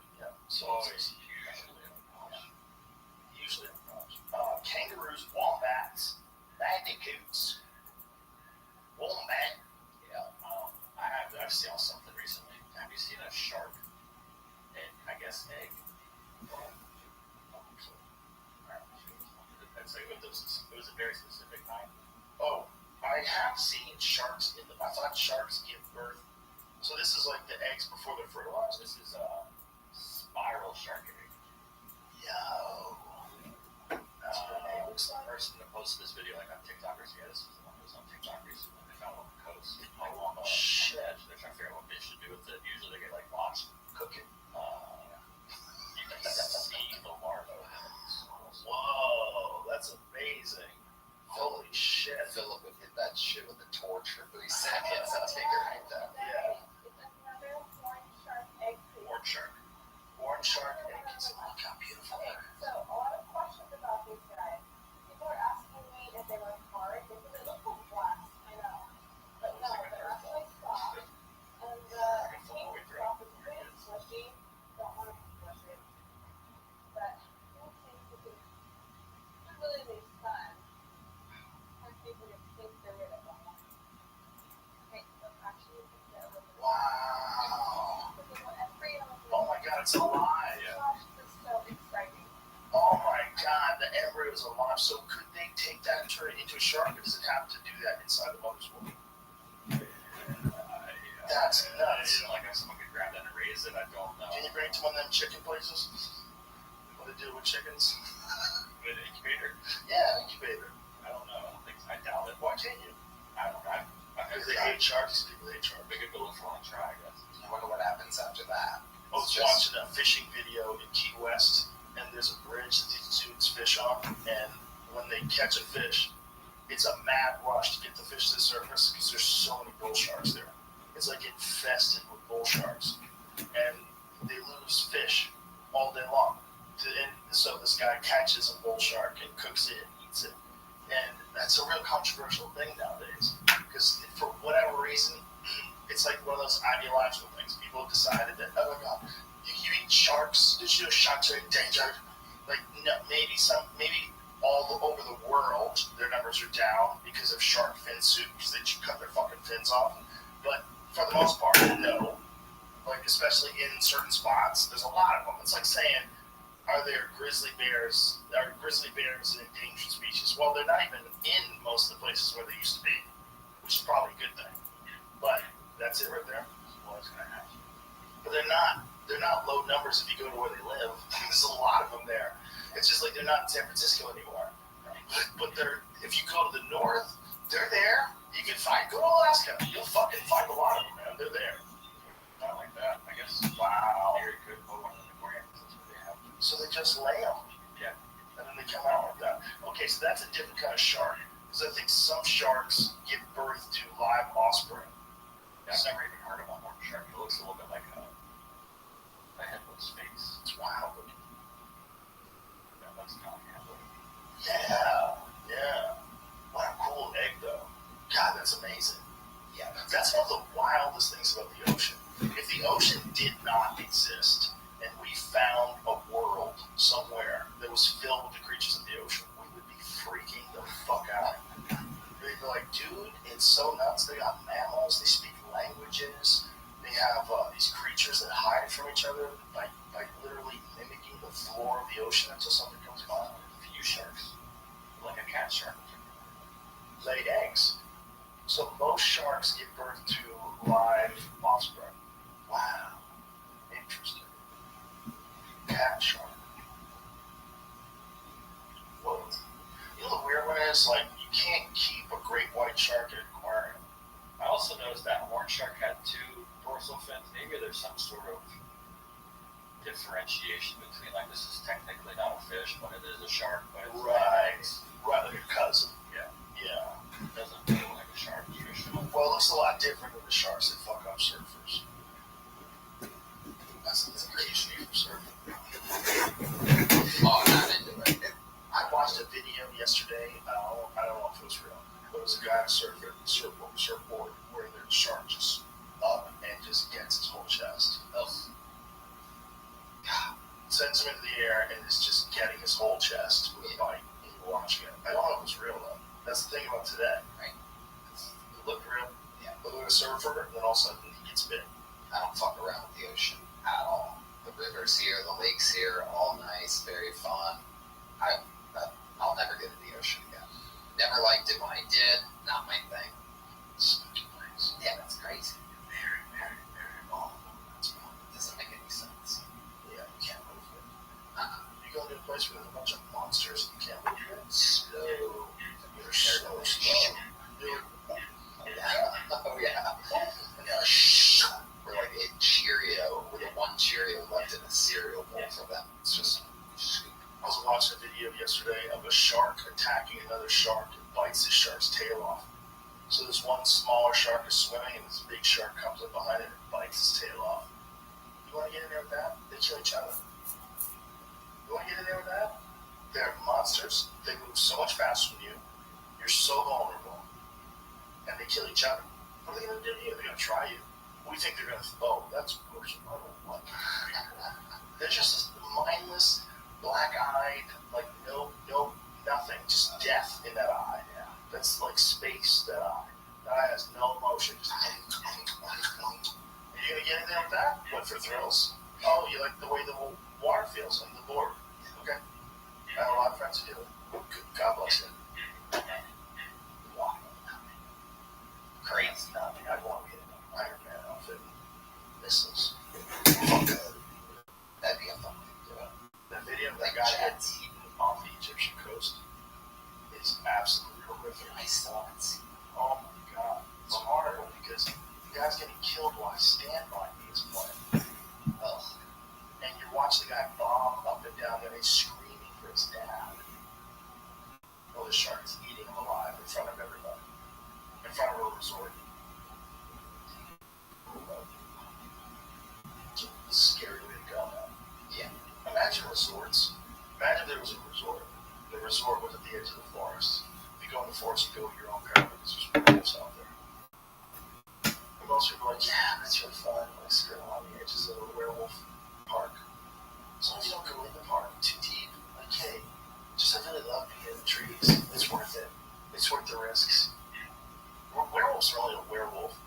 once a month. The moon has to be full. Oh, every other day you can just let you go fuck in the woods. You don't have to worry about shit, right? You go camping. You can have a good time. When that fucking moon is full, there's way more sharks than werewolves. Oh yeah. There can only be a couple of werewolves, right? Yeah, this is the new thing in Colorado. They just released wolves. Population of this area where the wolves are being released, the 2/3 of the people voted against wolf release. Colorado's releasing wolves and taking Trump off the ballot at the same time. Yeah, they're releasing wolves, and they have this ideological idea. The problem with releasing wolves is, wolves used to be there, and wolves are cool, but the world's different now. They have ranchers there. These ranchers, they're going to get attacked by wolves. Their cattle are going to get slaughtered by wolves. People are going to lose their dogs. Everything around there is going to have to deal with these repercussions. People that are actually around wolves, whereas the people that voted for it, for the most part, are in these urban areas. They're like, wolves are amazing. Go. Yeah. But they don't know what a wolf is because they're never around. Doesn't mean that wolves aren't cool. They're the coolest fucking animal of all time. But, boy, you want to bring them in. You want to get, where they got wolves, you want them really in your neighborhood? Were they there and not there anymore because the ranchers killed them? Yeah. Right. Yeah, they killed them. The people coming across America killed them because they were killing all the cattle, they were killing people's dogs. It was, not good that they made them extinct. But not good also if you let them populate unchecked. So the problem is a lot of times they get them in under the pretense from these wildlife biologists when they hit a specific number, they'll open up a season for wolf hunting. But most people are opposed to wolf hunting ideologically because wolves are amazing, they're beautiful, you should hunt them. Right. But the thing is, you let them go, and now they're there, and they overpopulate. Like, historically, that's been terrible. And I know people don't remember because we've never had, wolf issues during our lifetime because the settlers killed the wolves. If they didn't, there would be wolf issues. That's just a fact. If you let a large population of wolves exist in a place where people exist, you're going to have wolf problems. Yeah. And people in Canada are well aware of this. And people in Alaska, they're well aware of this, and now people are going to find out in all those areas where they brought wolves. And if they don't manage the population, it can get to be a problem. I've talked about it ad nauseum, but I'll bring it up one more time. In World War I, there's a ceasefire between the Germans and the Russians, because so many of them were getting killed by wolves. They decided to band together and hunt the wolves. Guess what? That can happen here. Yeah. That can happen everywhere. That can happen where wolves are. Especially if you let wolves go unchecked. And if the people that live in the cities like, wolves are amazing. I wish there was more of them. So it said they're just releasing 5, is that what it said? What does that mean, though? Right. They're gonna fuck. Yeah. They're gonna stick together, they're gonna fuck. And then, there's also wolves that are making their way into Colorado organically. Because Colorado borders Wyoming. Wyoming has wolves. And wolves are coming in organically. And they think maybe grizzly bears. There's been reports, my friend Adam Richard, who we just talked about before, he got video footage of when he says a grizzly bear. It looks a lot like a grizzly bear in the San Juan Mountains. There's been reports of people seeing them. Makes sense. They can walk over there, But to bring them in and to want more of them, want more wolves, you better be willing to manage the population because it'll get to a point where then people will revolt. It'll get sketchy. It'll be like a lot of other things that happen in this country that are ideological decisions. That people, they think about like a wolf with their emotions. And wolves are amazing. They're incredible creatures. I want to see a wolf. Do you? Are you sure? You want to die by a wolf? People die by wolves. That's Little Red Riding Hood. That's what it's all about. Those kids' stories about the big bad wolf. What that was about humans used to get attacked by wolves. They'll fucking kill you.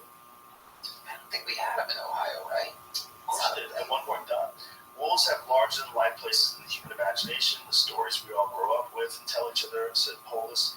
To see them in their natural habitat and turn around cautiously, curiously at us is a really special moment that I will treasure for my entire life. So that's the governor who was really smiling and clapping because he thinks he's doing the right thing when release the wolves. He thinks he's doing the right thing. And, you know, you just have to manage the population, and it's really hard to do that. That's the reason why they poisoned all the wolves back then. So that was really the only way to significantly affect their population numbers. You can't hunt them. You can, but you're not going to put a dent in them. They're just too good. They're too smart. They're too good at moving. They can smell you from a mile away. Once they realize that you're hunting them, good luck. Unless you're hunting them from helicopters, you do it as like a really barbaric way. Just have like a hunter go hunt them. The best hunters are, you know, not that successful wolf hunting. Wolf hunting is difficult. It's a really hard thing to do. You know, they get smart. And also you have to go to where they are. And they're very nomadic. They can move around. They travel. They can traverse a mountain so easily. They get away from you so easily. You ever see one in your hunting? I saw one once. Going across the road, I believe. I'm not entirely sure, but it looked like a big dog, and it was really late at night. It was in Alberta where they have a lot of wolves, and we were in the woods. It was going across a dirt road, and it was at darkness, like past dusk. It was starting to get dark, but I saw this thing right across the road. But I've never seen one up close. That was what's driving us through past Yellowstone. Is that Wyoming? Yellowstone is in Montana and Wyoming. Yeah. We were going through, I think, Wyoming for some reason. And maybe Montana. But anyway, I had something like that where I thought I saw bison. And the whole Keltoni crew that was in the car, because I'm driving, but I'd been driving for hours, so I don't really, but I was positive at the time. They have them out there. Yeah. But everyone else, there was someone in the back, I can't remember, but someone was like, no, I saw that, it was a blah, blah, blah. I'm like, no, it was a bison. But They might not know. yeah. You could both, either one of you could have been right. They definitely do have them. Have you seen one of those? Yes. Oh, okay. Yeah, I've seen them in Yellowstone. Yellowstone's weird. It's like this open air zoo. Or the animals behave so much different. Like the elk just hang out over by like where the fucking vending machine is. They're just laying on the ground. I took a couple selfies with them. Yeah, I gave myself some distance. I didn't like run up on them. You know, they're everywhere, and they've realized that the wolves don't come to the visitor center, so they hang around the visitor center. So they don't get jacked by wolves. Because when they reintroduced wolves into Colorado, that's where they reintroduced them. Excuse me. When they reintroduced wolves in Montana, that's where they reintroduced them. They reintroduced them into Yellowstone, and they spread out from them and all over the place. Yeah. What was the thought behind that? Yeah, the Yellowstone people wanted that. I think it was wildlife biologists and conservation groups, and people voted on it. And I think the idea was to reintroduce them and then manage the numbers. But then the thing becomes, once they've reintroduced them, then the wildlife activists, they don't want you to hunt them, and so there becomes a lot of disputes about whether or not they should open up a wolf hunting season. They have in Montana. They haven't in other places. I think you can hunt wolves in Montana. You can definitely hunt wolves in Canada. I think you can hunt wolves in Idaho. So you can trap them. Yeah, you can trap. There's a bunch of different laws in different places, so I want to speak out of but I know you can hunt them like legally. You can shoot them in a bunch of states now. Montana, I believe, is one of them. What states can you hunt wolves in? What do you do with them? Can you eat a wolf? You can. No one does them. Right. But like some of the trappers, like there's like ancient trappers, and one of these guys was a famous ancient trapper, I forget his name, but his favorite food was wolf. Like eat wolves.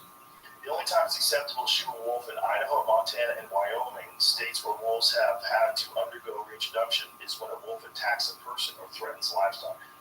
Well, where are they hunting wolves then? Is this still true? So ranchers can shoot them. Only ranchers gotta be. So it must be only Canada and Alaska? Wolf tag. Okay. Wolf permit can be purchased under the deadline, but a purchase after the deadline requires 24-hour wait period for use. The cost of a non-resident wolf tag is $50. So that means you can buy a tag for wolf hunting. Is this an old? Right. But is that an old article where it says there's no wolf hunting? Oh, it's no wolf hunting inside the park itself. Yeah, this one was for Yellowstone. Right. You can't hunt wolves. You can't hunt anything in Yellowstone. But where can you legally hunt wolves? Can you just Google where can you legally hunt wolves? Okay, there it goes. Where can you legally hunt wolves in Canada or the United States?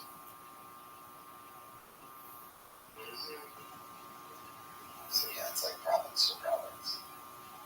However, wolves have been delisted from the Endangered Species Act. They're now managed by state wildlife agencies. That means hunting and trapping of gray wolves is allowed in certain states, but with specific regulations and hunting seasons in place. So that's what they delisted. They like they've gotten to a point, but they think they've gotten beyond the point where they initially said they would start hunting them. Which states hunt wolves? Okay. Minnesota, Wisconsin. Batavia gray wolf in Wyoming, which today begins first wolf hunting season in more than half a century. Okay, Wyoming, good hunting.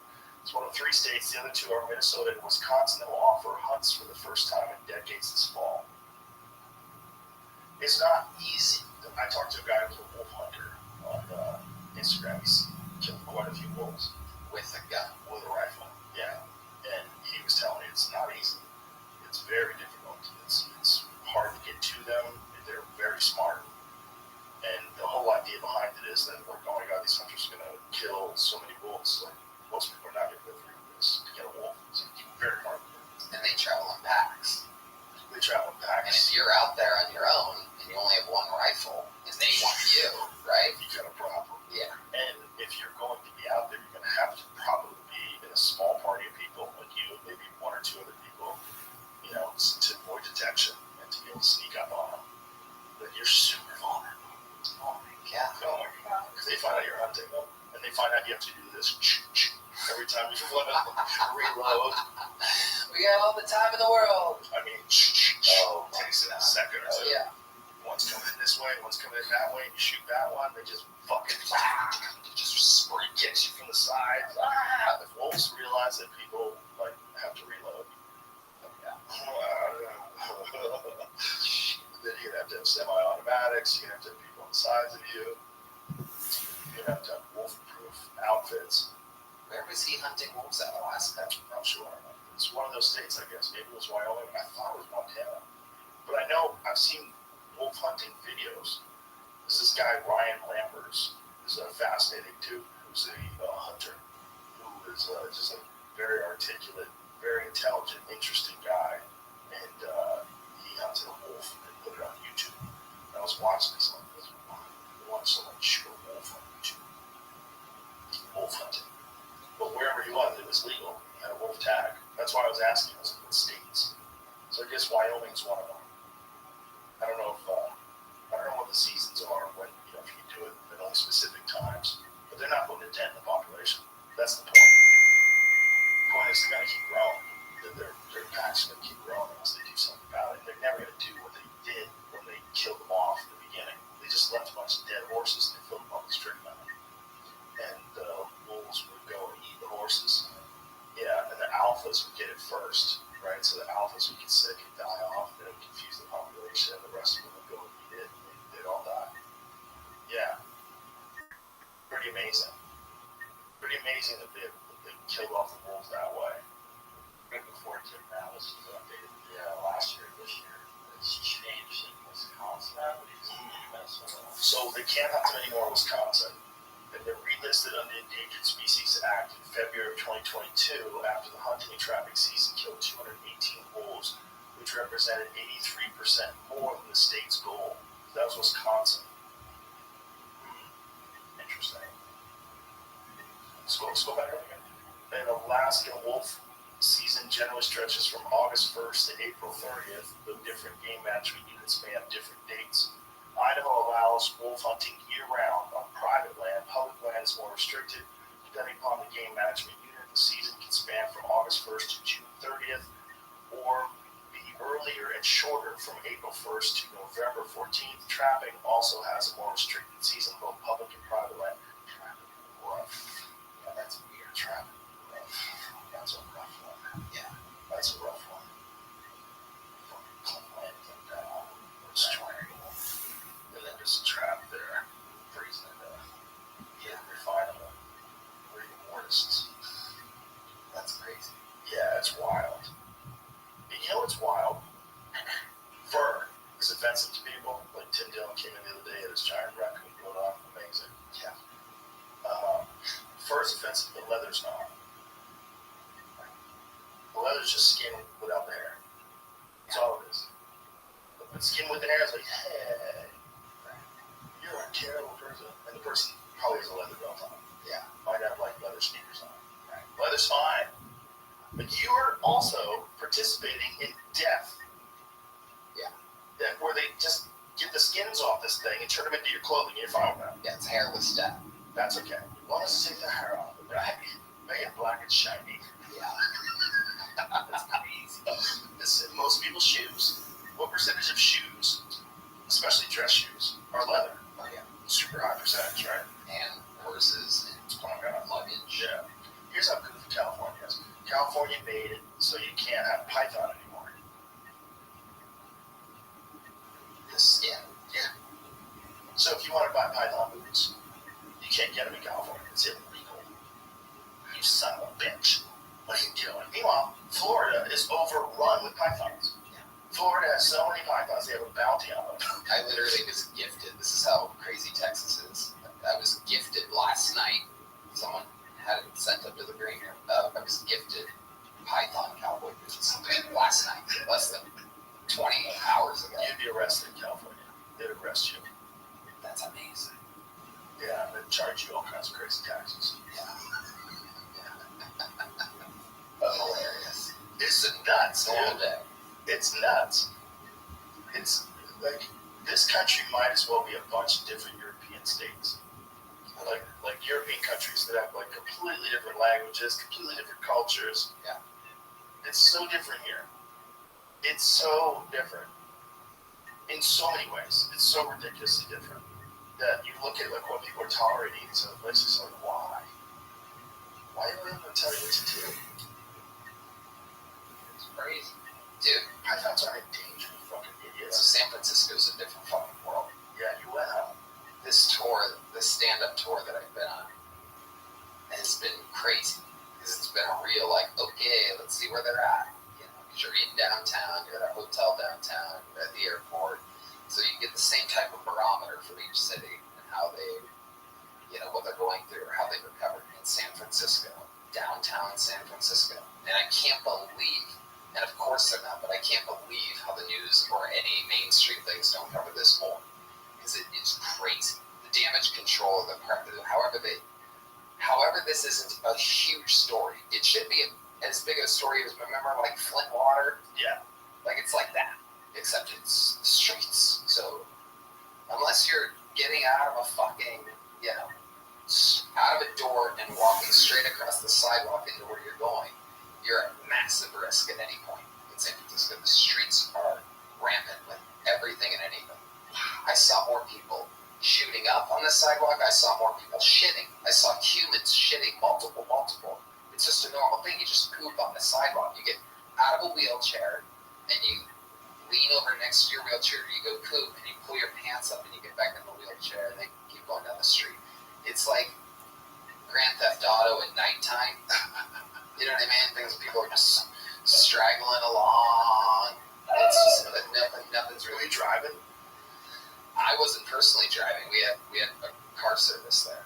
Jesus Christ. But let me tell you what stood out is the fucking hotel had massive private security guards that looked like cops, but they're not cops. They're security guards. Because the cops or whatever, they're busy or defunded or whatever's going on up there. They're nowhere to be found.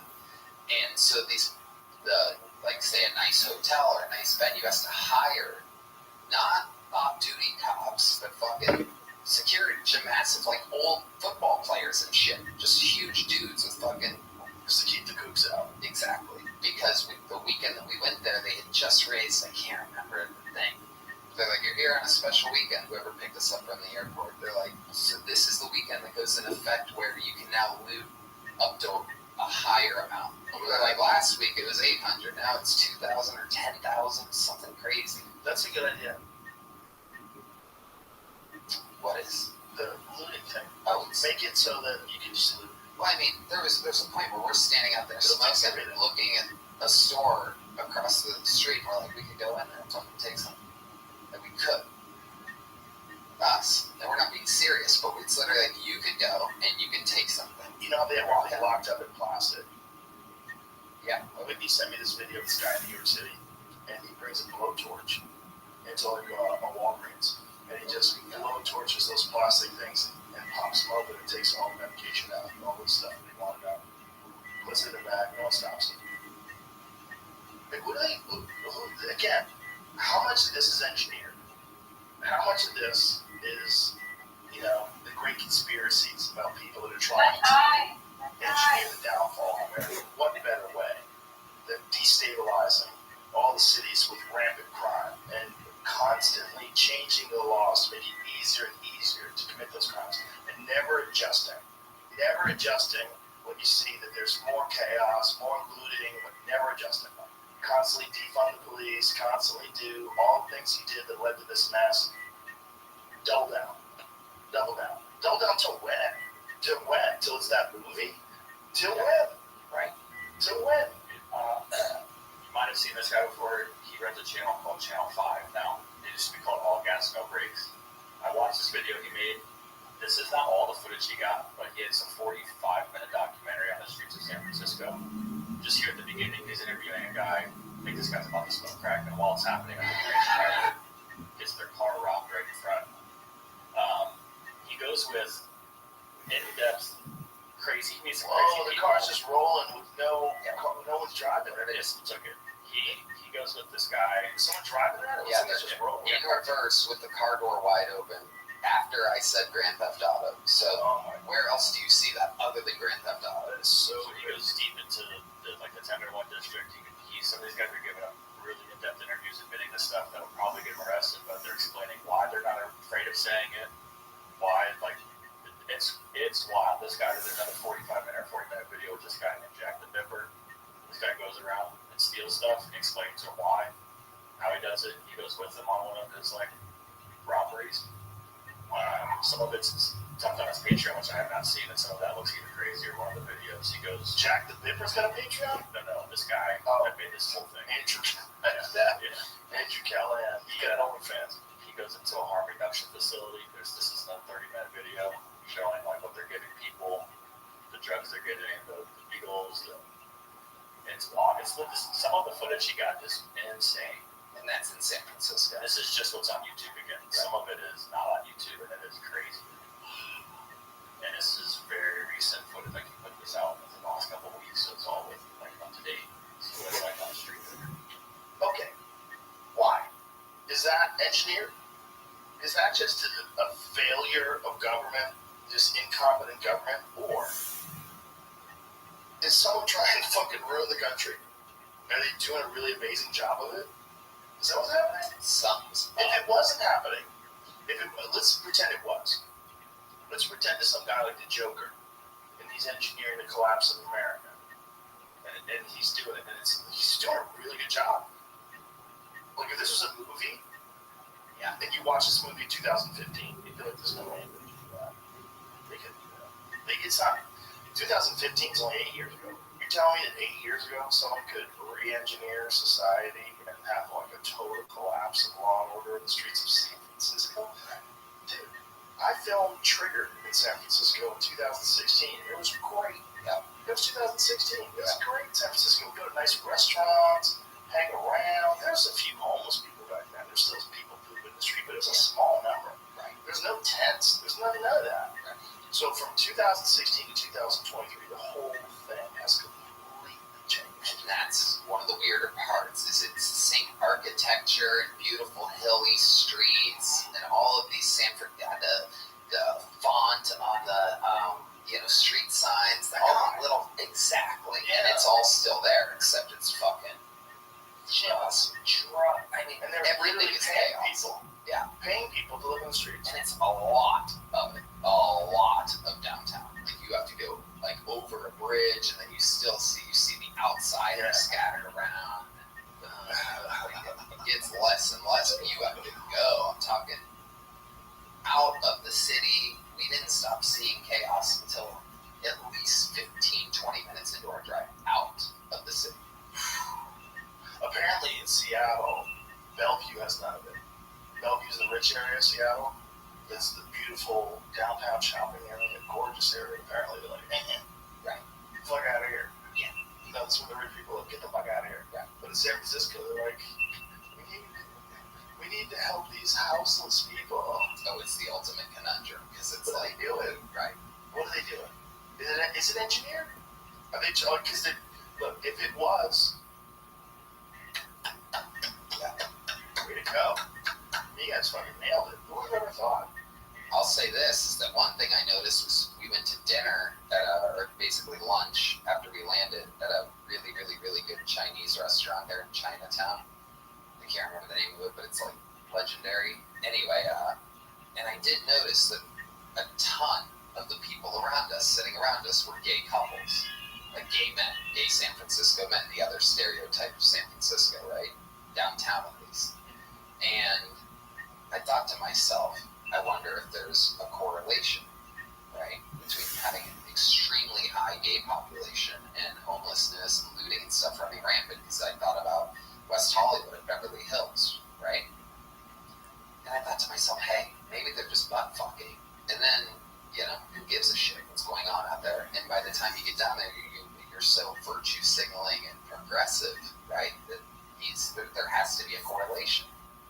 I'm also so high, by the way. So high. I was trying to figure out where you go with this. I have been fucked since that, whatever that fucking thing Good is. stuff.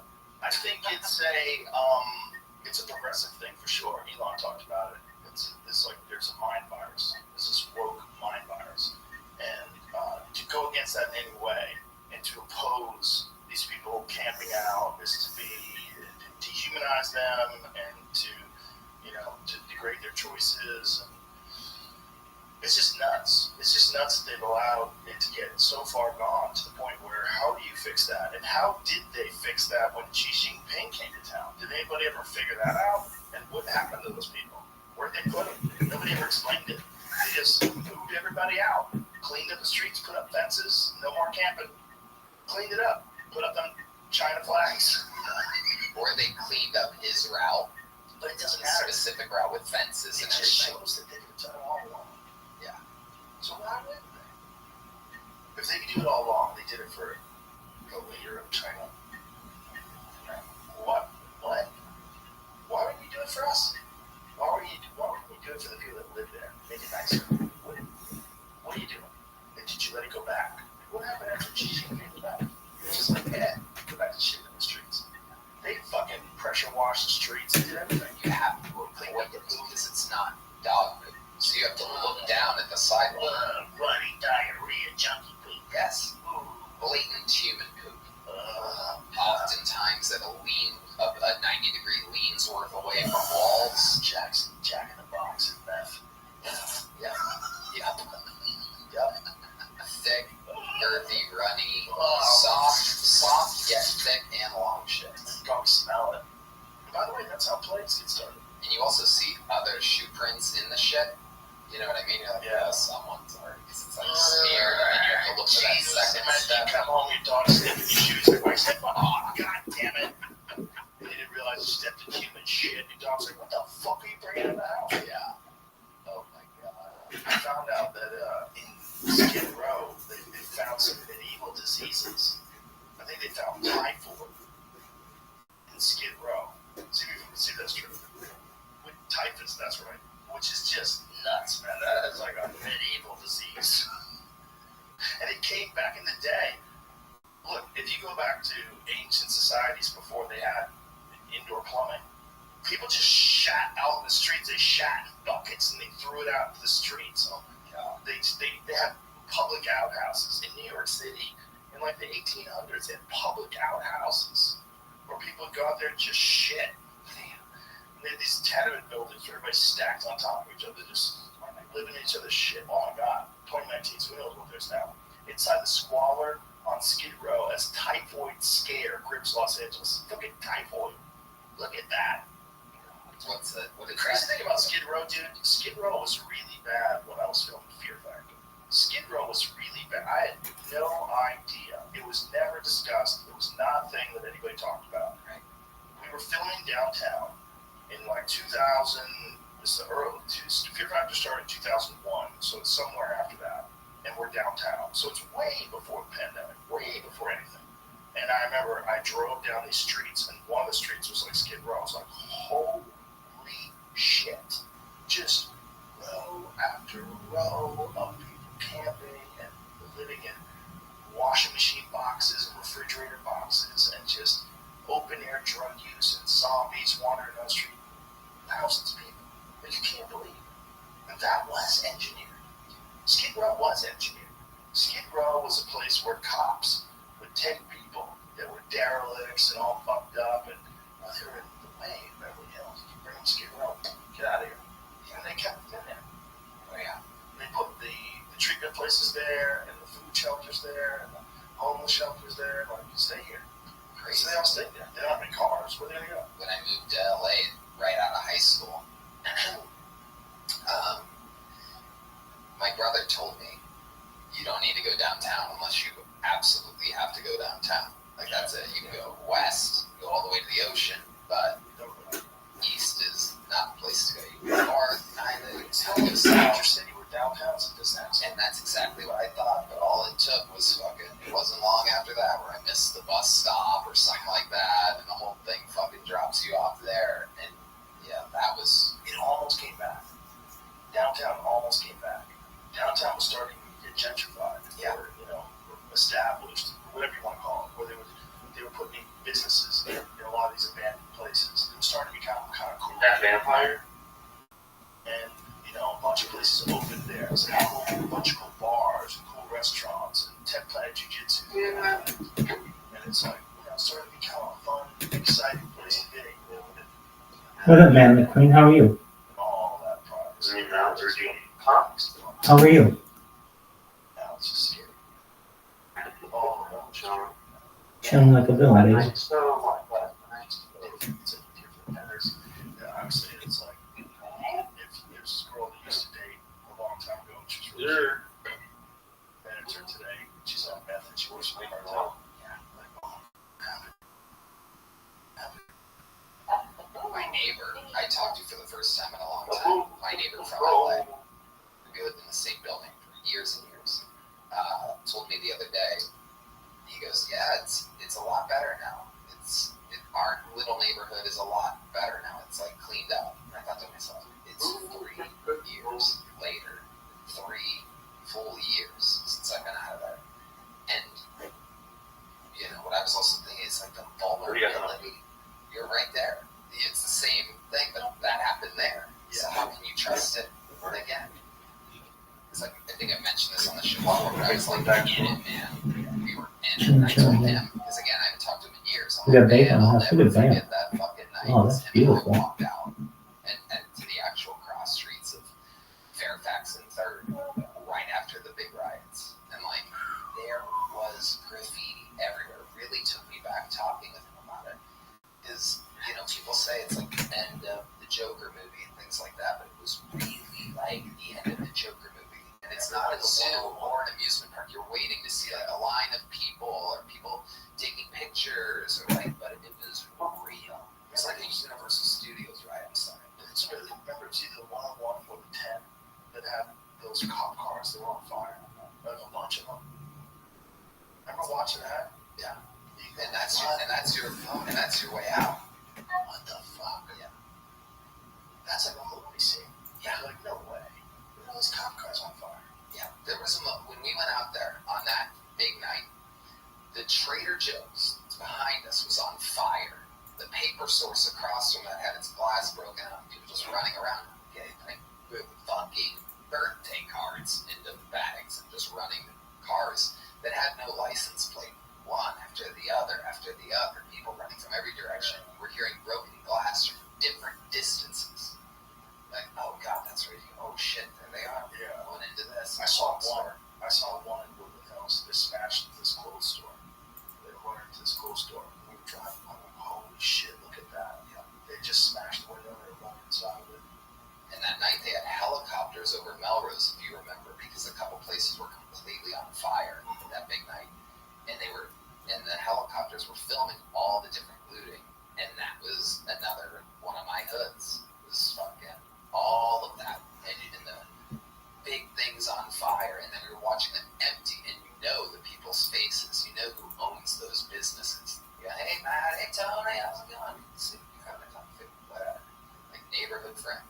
everything. The coffee shop, the fucking watch repairman, the fucking every job, dry cleaner, all these people, all those relationships. You're watching shit get taken out, their windows are broken, and people are just taking shit.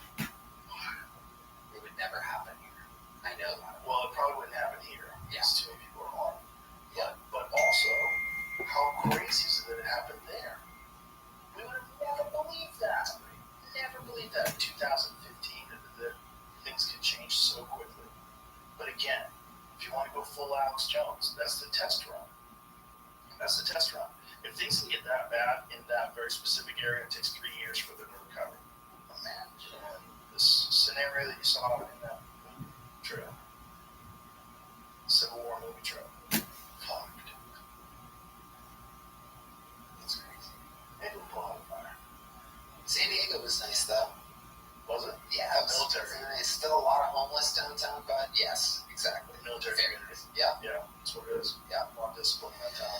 It seems like if people think that you might have a gun, that people behave themselves a little bit more. Yeah, it's interesting. It's funny how that works. It's so weird.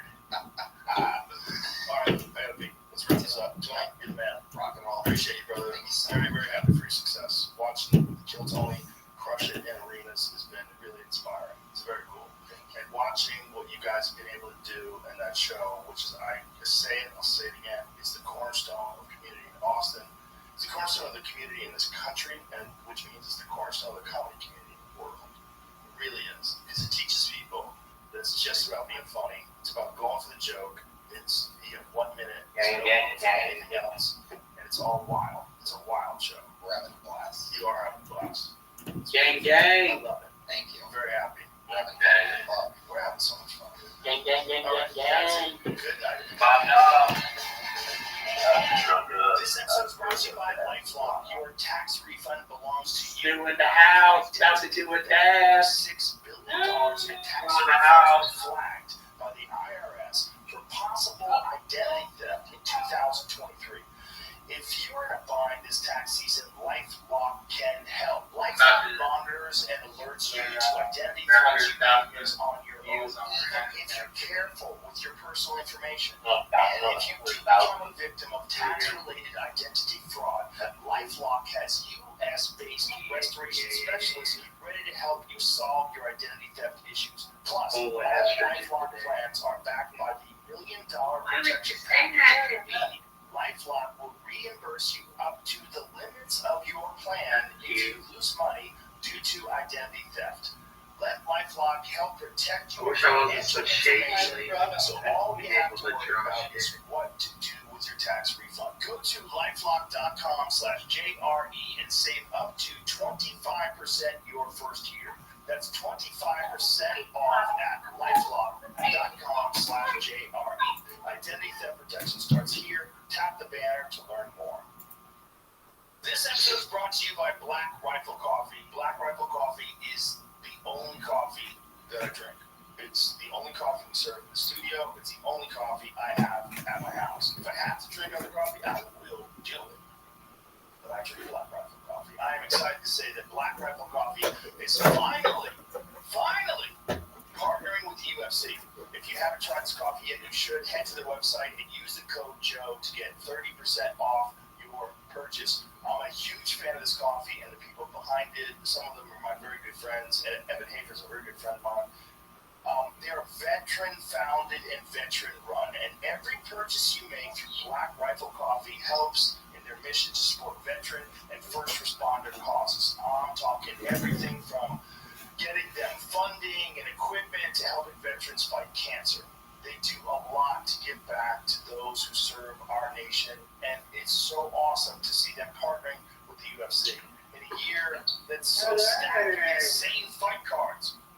But it's not just their mission that makes them so great. Black Rifle Coffee also has some fucking fantastic coffee. They source exotic herbs from all over the world. Evan's a real coffee nerd. He was brewing coffee in the back of his Humvee while he was deployed. He's a real coffee nerd who's also a veteran. Wide variety of ground coffee, whole beans, even K-cups. So go check out all of the different flavors flavors on their website, and while you're there, make sure you take a look at their gear, their apparel. They have top-notch mugs, graphic tees, workout gear, outdoor apparel, and more, all made with patriotic designs that you aren't going to find anywhere else. So go to blackriflecoffee.com and use the code Joe right now for 30% off your purchase. That's blackriflecoffee.com with the code Joe. Tap the banner to learn more.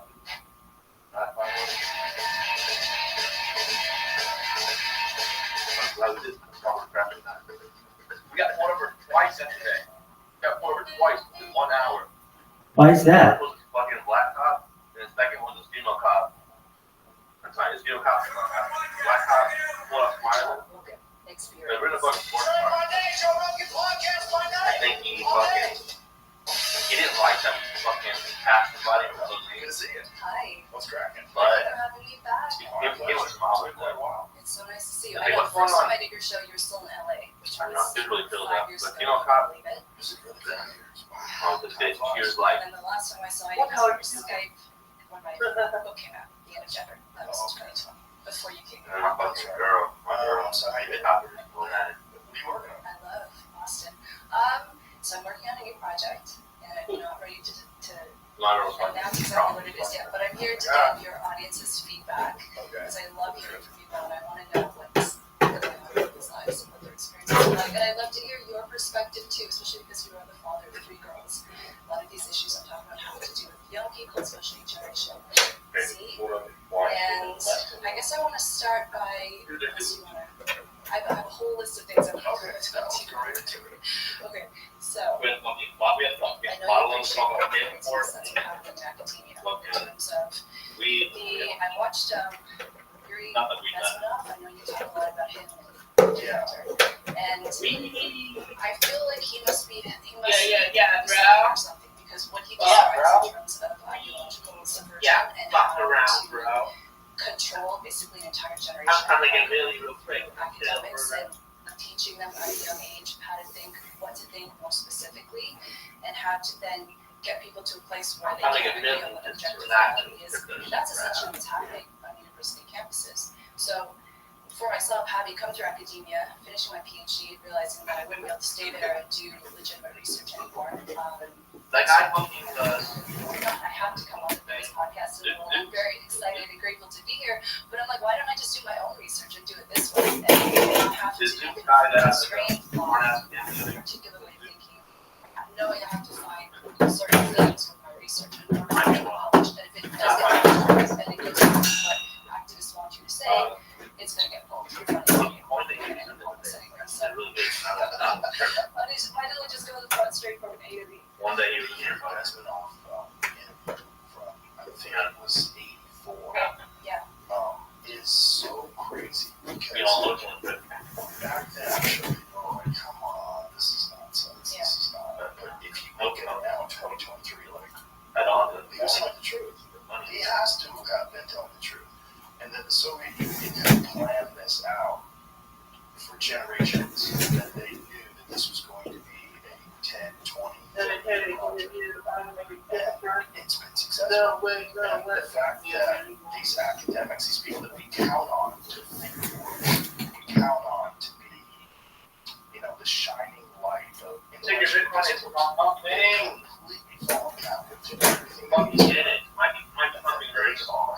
Sending down into the world this mind virus, and essentially eroding all of our confidence in government, all our confidence in civil discourse, all of our confidence in our ability to get along and to understand objective realities. It's crazy that what he was saying is exactly what happened. It's pretty brilliant, though, I have to say, the way that Which will only this get has turned out for ideological people. If you're pushing that agenda and you've managed to convince an entire generation, because he was saying in the interview it's going to take 15, 20 years at least to clear out that way of thinking, because when you go to university, I can definitely relate to that. When you're Right, young selling and the coin that goes you don't start to they're think, going for maybe my 500 professor a lied month. to me, or maybe my Who's professor that? is trying to That's trick new. me into thinking in a very biased way, New in a what? particular way, because they want to see certain changes in the woman. I ain't selling until they're at least $500 a pop, bro. Yeah, I guess they probably didn't know back in the 1980s that this is how it would unfold. I don't even know if I'll sell it that. Being so I just powerful keep holding in these disseminating fuckers. a particular way of thinking. Till they flip But me. it's been very, very effective. And I think especially when you look at mental health, I know you're a big fan of John Hayes' work. I like his work as well. Young people and how much they're struggling. It's gonna happen. So this new project I'm working on. All these people that are gonna sell it $10, $1, bro, they're gonna fucking Our regret lives, it. and particularly our sex And and dude, dating lives, bro, I'll because tell you what. I do think social media, No, you see fucking dogs with that.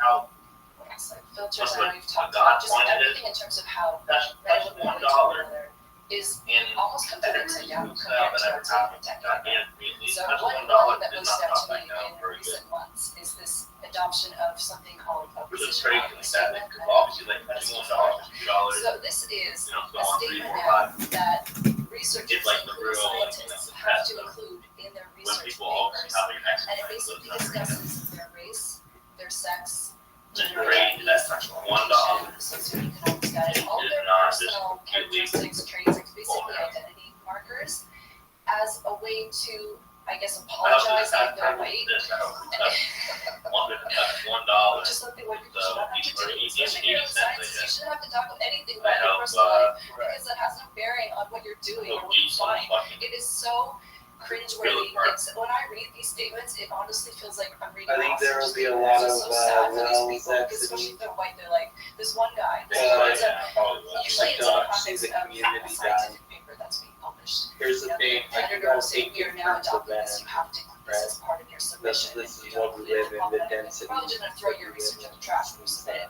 But if you are a student, if you're doing a PhD or a master's, And there's a some lot of schools will force you to include this that as just part of your makes dissertation that thesis. So I can't imagine when you go I to mean, I don't know. I just how I approach crypto interrogated, personally having to is add this on the cringeworthy energetic statement. That this one I read, it was this the poor energy kid, of he the was saying, community. you know, I'm white, I'm from the dictates US, that. I have privilege in these ways. They went to, I think, Africa to do their research there, so So as long as there's the energy there, study. And then he went on to I describe believe the the price characteristics of his research partner, who was also white, but he was saying she is a white woman who's from here, and she had this, you know, socioeconomic status. And I just thought this is so irrelevant, and it also so uncomfortable that you would have to talk about So I your won't in exit. this I way. won't exit the And I phone just can't and believe that there are people who are actually on board with this. So to me, science is completely lost. I don't know how it's going to come back from this, because I think the public is already extremely skeptical, as they should be. And so for me now, I'm like, all right, I guess I'm going Robbie, just doing my own thing. Well, a lot of Does anyone know why my man F16 is muted? just got Substack. He might be muted in the Very reputable institutions now In they the find chat. themselves. I got muted. I asked to be muted. Definitely. I mean, so I'm When a I came journalist now in too, here, and I found the same thing, that, you know, there were some Why did you ask to be muted? media platforms that I did write for very easily before. Because I When last was, time I was on your show, I just want to clarify. I was real salty, you know, When I said I was a liberal and I'm also pro-science, I'm definitely not saying that because someone is just didn't have politically liberal or left-leaning, that they are pro-science, because definitely I think over the last 3-4 years, we see what pros and quote pro-science means. So I think you can deny science Well, regardless of where you F16 went on to bounce somewhere else. How is everyone today? For the most part, calls out, I'd say left-leaning science now, because I I'm think good. liberals are getting away Living with like the a most right now, because they man, have such a chokehold queen. on the culture What's and new? our institutions more broadly. Well, the really disturbing thing is that How are objectively assessing The fucking when I last night, numbers, looking not at very patients, fine. looking at Was in downtown the bar. putting it through ideological lens. The fact that they're doing that first, that they have to list all the biases, privileges. You got fucking pulled over twice. and all that craziness. It's I pulled over twice, and when I said just that's saying all over. that that's more important Damn. than the objective. These are 6 shoes. The facts, the measurements. I look I need a video. I need a video of Dev knocking down people. From yesterday, I think it was, and Yeah. just I'm just appalled at the fact that you're in an environment where like there are students who are literally afraid of locking themselves in the lab. Like, this is not acceptable to me. And the fact that you have speech codes that are designed to protect other groups, presumably, but yet Oh my groups god. that are doing well in society, like Jewish and Asian people, we're considered white now, so it's okay to discriminate against us, as you see with affirmative action and as you see with what's happening right now in terms of the Commerce hearing. So I just don't know how academia is going to come back. At this point, I really have just said, okay, well, I think we're going to have to wait another 15, 20 years, and hopefully alternatives will be built up, and hopefully the public will see the value in science and education again one day. Yeah, it's weird, right? Does anyone here use Rumble? They're so stupid. What's more lights hat? Brought to you by Roka. If you've been listening for a while, you may have heard me talk about Roka sunglasses. They are my absolute favorite. But today, I want you to know about the prescription eyewear. If you have bad eyes, do not skip this shit. Roka is a brand based in Austin, Texas, and they have been making performance eyewear for Olympic gold medalists and world champion athletes since 2016. For the last few years, Roka has been building out a badass prescription offering and invested millions of dollars to build their own optical lab right here in Austin at their headquarters. All of Roka's frames work for prescription lenses, and they have something for everyone out there. Fucked up your eyes off. Regular prescription, progressives, also readers. Since they cut their own lenses, they can also work with extreme ranges that a lot of other brands Wait till you see the clips of our beloved leader take your fit for a few years now, and absolutely love it. They are ultra lightweight, for super comfortable, and Roka fixed that problem where glasses slip off your nose when you're looking down. They're the best. Since Rokas stay on your face, you can actually work out in them and ditch the contacts. Some brands have made prescription eyewear easy to get online. Roka did that and actually made their products better too. No bullshit.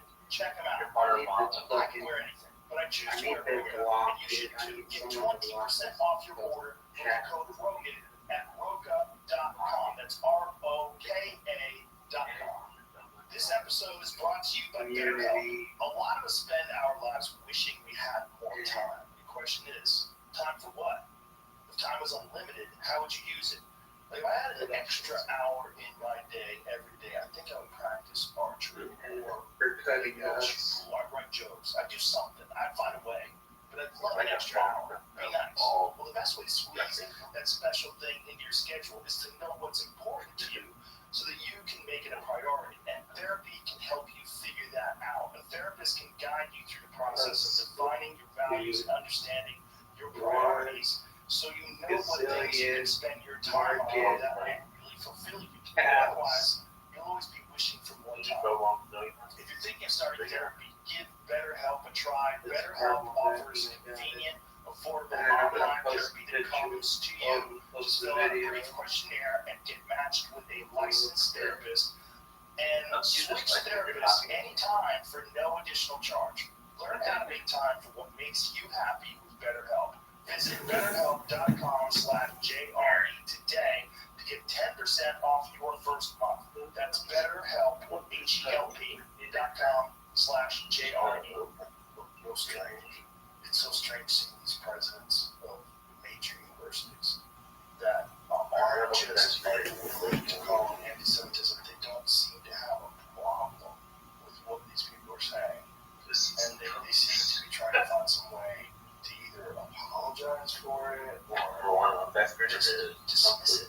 It's like to say that it has to be actionable when you're literally calling for 28 million to have Depends on the context. It's insane. What kind of context is that okay? I mean, what, when? They already have When people in, right now, at least like school, it was always confused. Like, how did this happen? How did anyone just decide that one over 8 million was okay to exterminate? How are these like modern, anatomically similar human beings to the people that are living right now? You know, in the 80s when I was in high school. And when we were thinking about this, like 2 weeks ago, this is only 4 years, which is so crazy. So we're literally talking about like as if something happened in the 90s today, which is so crazy. It's so hard to imagine that like something from like 1989, like, or let's say when I was in high school, like graduated in 85. Imagine there was a Holocaust then, and we were trying to understand it in 2023. It's so recent. Like, how? How did they do it? No. And then you see these professors or these teachers, these presidents of these universities, you go, oh, this isn't going away at all. This is like, we're still insane. We're still insane, and not just insane with like some dictator who's in Germany. No, a fucking president of Harvard. Bro, Soul Chat is fucking crazy. Soul Chat? What's Soul Chat, baby? The price is $6. The market cap is 555.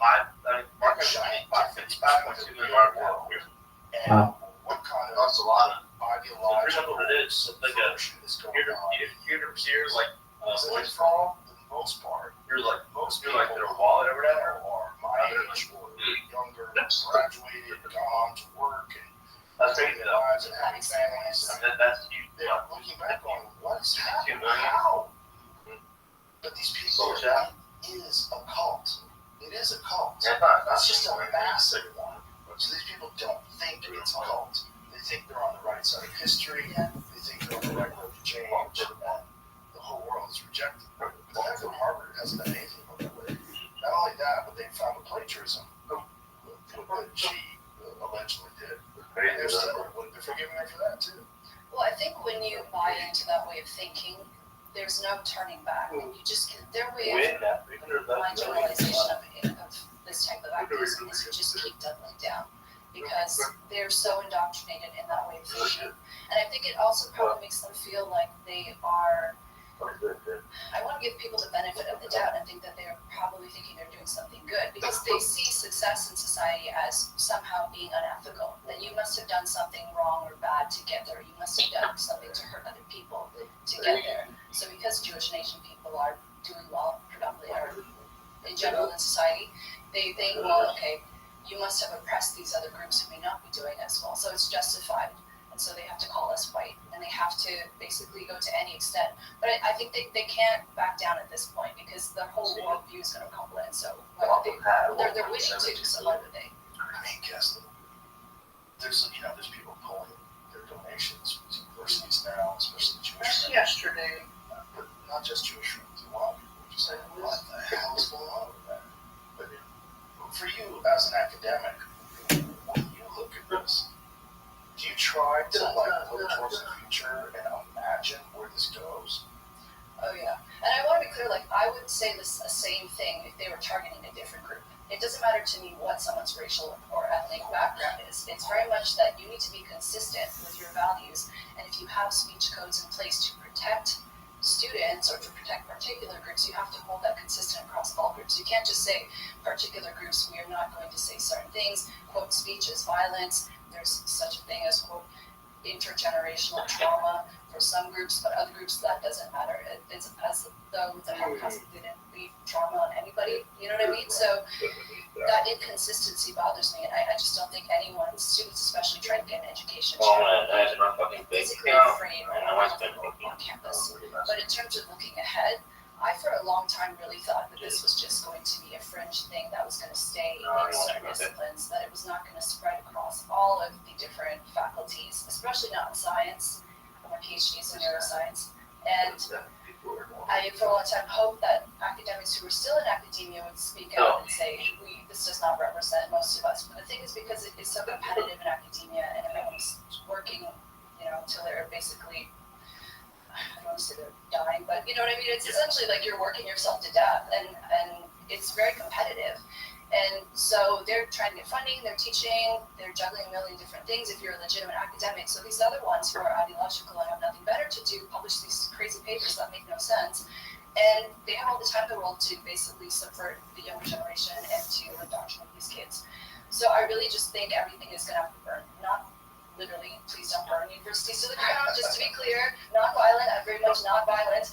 But I think it's going to have to basically, people are going to, like you said, they're going to have to turn away from it. People are going to have to say, we're not putting our money, we're not spending crazy amounts of money to send our kids to these schools or to schools that are oriented in this way of thinking. Are you going to, how are you going to approach it with your kids? It's a very good question. I'm not entirely sure. They're pretty aware of how insane things are. And because we talk a lot about it in the house.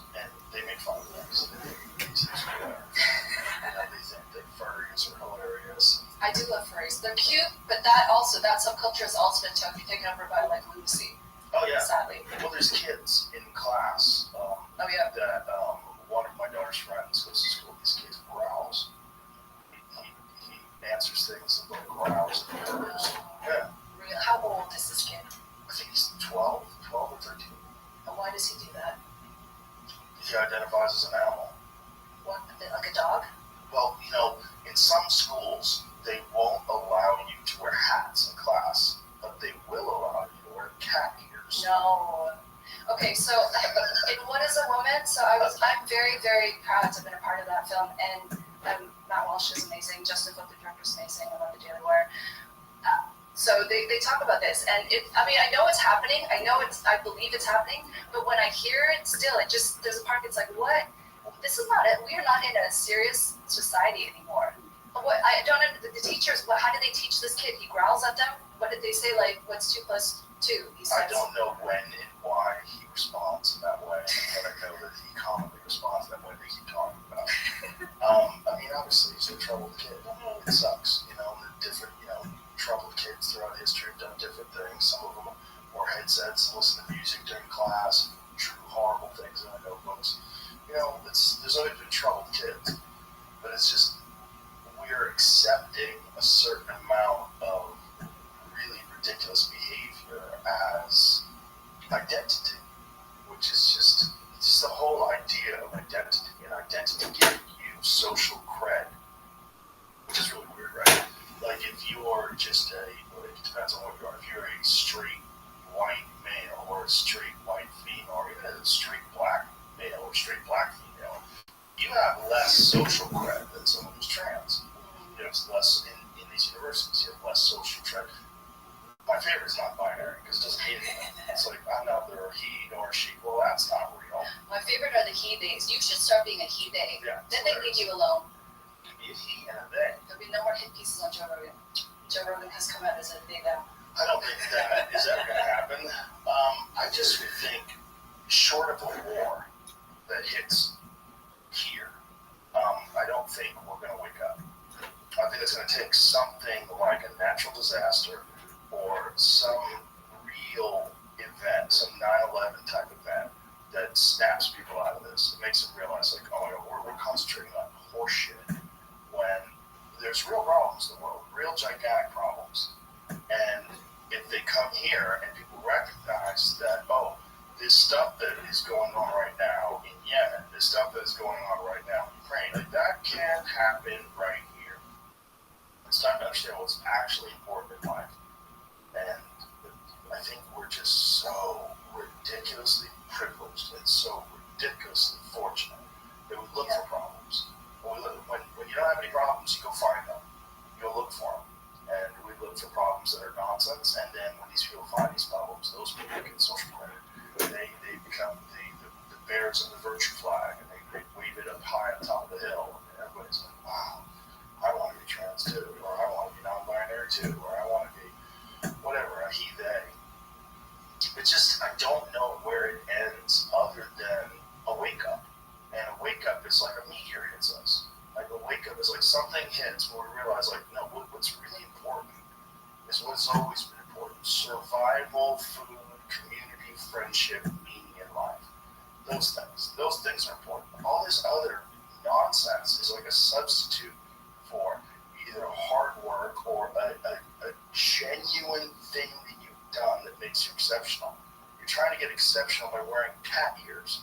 Like that's not real. It's actually sad. I sit here and I give a little bit, but it is sad. Like I've said in the past that in many of these cases, I think these young people actually have mental health issues that aren't being addressed. And the adults and their teachers who are validating them are doing them a disservice because what they need is actually to probably get some professional help instead of being told, yeah, what you think and feel is perfectly fine. Yeah, I don't know how that changes. It seems like it's moving further and further in that direction. And the Yuri Bezmenov thing that you brought up is really interesting because he didn't have any idea there was ever going to be a social media. This was all being done through academic institutions in their minds. They had subverted all these universities with Marxism and Leninism, and they were just teaching it to kids and telling them that communism is the way, just no one's done it right yet. And what do you hear people saying today? Yeah, that's what they're saying today. But they're saying it today in just like far more vitriolic statements. It's weird. It's weird to watch. It's weird to watch because I think, for sure, it's not just Yuri Bezmenov's example of it. It's pretty obvious through social media, through manipulation, through like troll farms and bot posts, and that there's a concerted effort to undermine our appreciation for what we have here, our belief in it, and it's very effective. It's incredibly effective. I think when the sex robots take over, that's when we'll all come together. Maybe. I don't know. I think they're going to turn people to slaves. Can we show that clip that did you see I sent you something? Which clip? What did you send? I sent it to you this morning. There's maybe Jamie can help us. I tried really hard. It's on Tesla's YouTube channel, and it's, let me see the title of it. You can take this out if you guys don't want to use it. One of their new robots. They're really working on robots. I forgot to ask you last time he was in here. The robot is actually color coordinating the blocks that he's playing with or she's playing with. Is this real? Optimus Gen 2. Now, is Tesla making this? God damn it, Elon, what are you doing? This is iRobot. Okay, here it is. Introducing Optimus Gen 2, December 2023. So this is December 2023. Tesla designed actuators and sensors. 2 DOF actuated neck, and it's moving. Well, it's walking like it's sneaking up on people. 30% speed walk boost. Foot force torque sensing, articulated toe sensors. 10 kilogram weight reduction without sacrifice. Improved balance and full body control. Wow, this is nuts. He's doing squats. I love the fact that he extended his fingers and it's moving his hands like exactly like a person. This is the part I love, okay? Where it cracks an egg. Wow, this is amazing. Oh my god, balanced the egg on the edge. Stay tuned to see what Optimus will do next. Yeah, I'll tell you what Optimus will do next. He's going to come out of an aircraft carrier. Thousands of them with machine guns. No, it's dancing. It's going to dance after it kills everybody. Yeah, I hope they're friendly. They're not going to be. They're not going to have any need to be. There's another video of the robots shooting at the Cybertruck. I don't know if you saw that one. That was pretty terrifying. Is that real too? Yeah. Oh god, you see that? Get the video of the robot shooting at the Cybertruck. The Cybertruck is impressive. It's dope. That thing is cool. It's very impressive. My friend Eddie got one, and he said he was just gonna have it, like barely drive it. He had a low serial number one. He was a local businessman, and he said it's fucking insane. I'm driving it every day. It's amazing. It's a I live in that thing. truck that goes 0 to 60 under 3 seconds. It's nuts. And it looks like the future. It looks really, really cool. Oh yeah, have you seen the matte black one? No. Oh, I don't know if someone put a wrap on or if they make it matte black. I don't see the robot shooting at it, but it's regular people doing it. Cybertruck bullet test. Yeah, it really works. Look, I shot an arrow into it. It destroyed my arrow. I can find it. If you go on Twitter, we can talk about some things. Yeah, well, either way, it's dope. The funniest one was that it towed a Porsche 911 faster than a Porsche 911. It's nuts. It really is the future. Okay, so why I wanted to talk to your audience is I'm curious to hear about their experiences with sex and dating today. In terms of, because I'm hearing so much about when you look at the media coverage, I'm just, here we go. Here it is. That's not real. This is not real. What's not? Fake. Okay. I feel a little better now. It's definitely fake. Those are not real robots. How do you know? Because that's just watch how they move. It's not how they move. But they're moving pretty similar. No. So when Elon posted this, I didn't post this. Someone else. Oh, okay. Yeah, those are kind of fake. Like cowboy outfit. So Yeah, there's so much news coverage about how dating and sex is terrible for people nowadays, but I want to hear from actual people. Is this what their experience has been? in what way for people who are happily married or in relationships, what's working for them? Because my goal with this next thing that I'm working on is to try and find solutions for people and come at it from a scientific basis and to not have it be ideological. Very much like the end of gender was based in science, which made me some not very many friends, but that's okay. Yeah, but you stuck your neck out with that.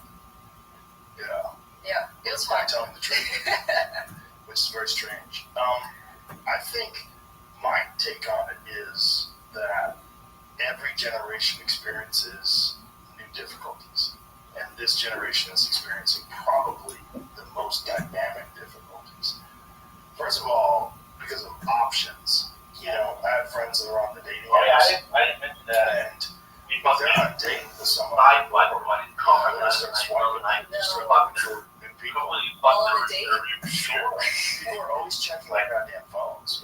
It's like a common place to be sitting.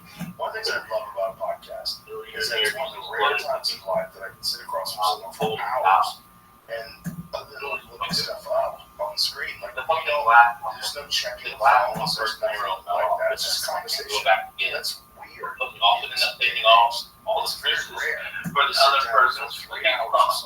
Just drink I don't know why I keep on fucking people. And I think everyone is so distracted that every conversation can only get to a certain surface level. And then if you have so many options, if you're young end up and you're dating this guy, he seems a little boring, he doesn't have the information that you're looking for, whatever it is, you've got 100 dudes who are hooking up on the dating apps. Like, why would you take a chance? Also, why would it probably prevents people from getting in bad relationships because you have options.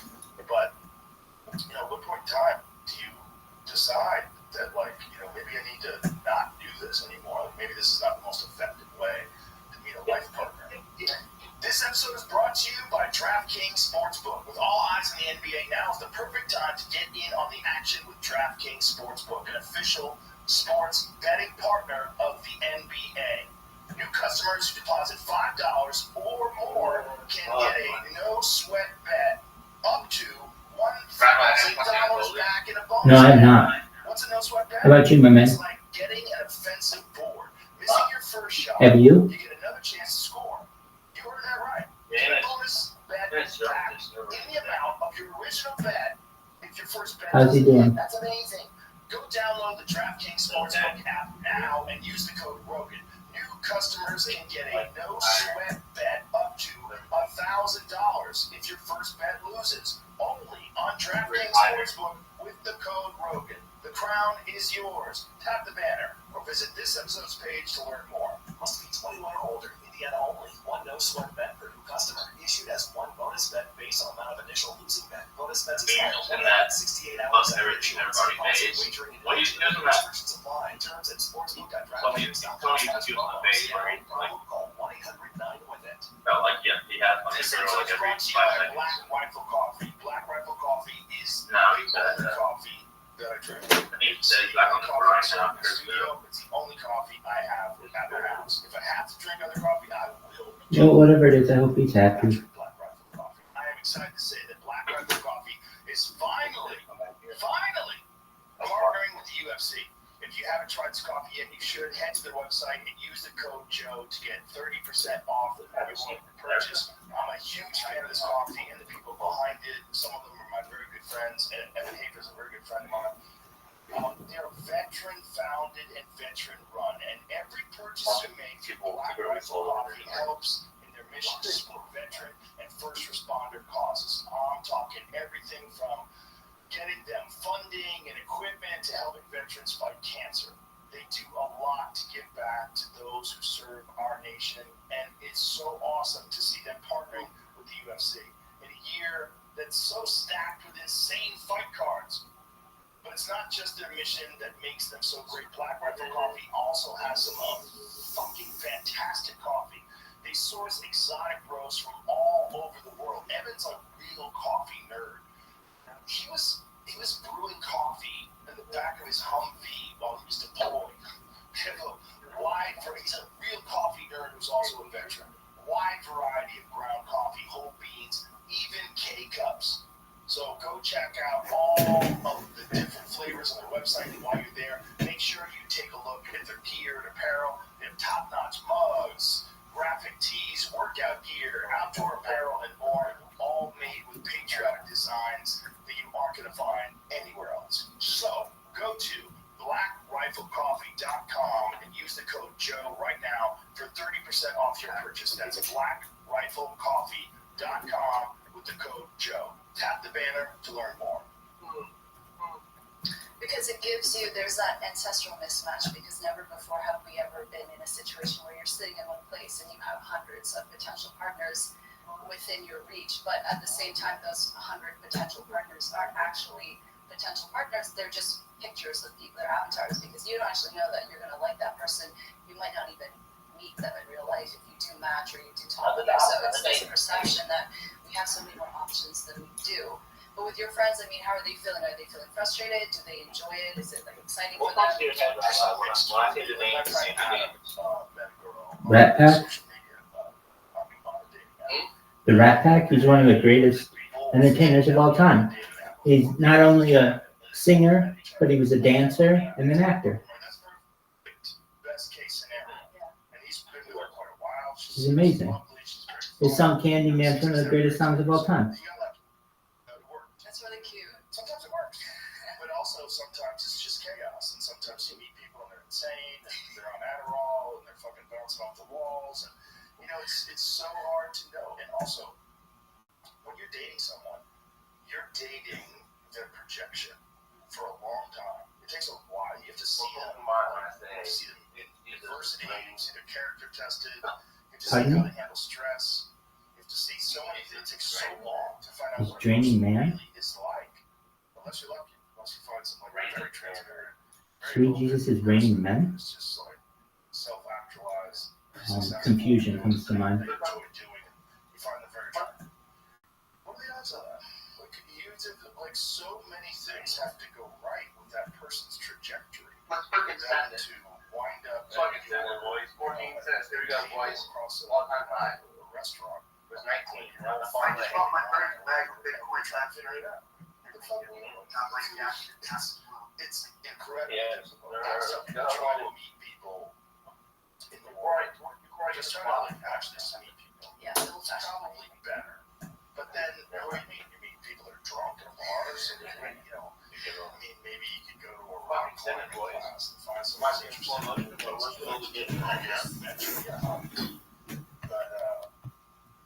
but more options than ever before, but also new challenges that, when I was a young man, we had to go somewhere and meet people. Put the effort in. Leave your house. Yeah. And generally, very you couldn't like have these filtered photos of you, picture of you from a Mercedes, pictures of you on a yacht, all these different things that people do to make themselves look far more interesting. I remember you posted an image of your face, but it was through a whole bunch of filters, and Oh, yeah. like this really pretty brunette girl. Oh yeah, yeah. Gave me hair, and gave me lipstick, and plump lips. It turned me into a hot woman, and it's just a filter. And there are so many people using various levels of those filters. And guys, Right past the fucking plateau. Yeah, I was wondering, what is it? Why do you guys Yeah. do that? We're not just big places, man. But do they think they're better? Because women like wrinkles. Women like you looking your age. I don't know what they're. I think they're saying. I mean, I don't know what it is. I don't understand it. But maybe they spend so much time on these platforms that you don't realize. So I do think that when people spend so much time on there, they lose track of reality, Sure. and they start to think that's what they see is reality, and so they don't look like that. Even if you, as a man, have a couple of wrinkles, maybe think they need to get Yes, I mean, I don't know.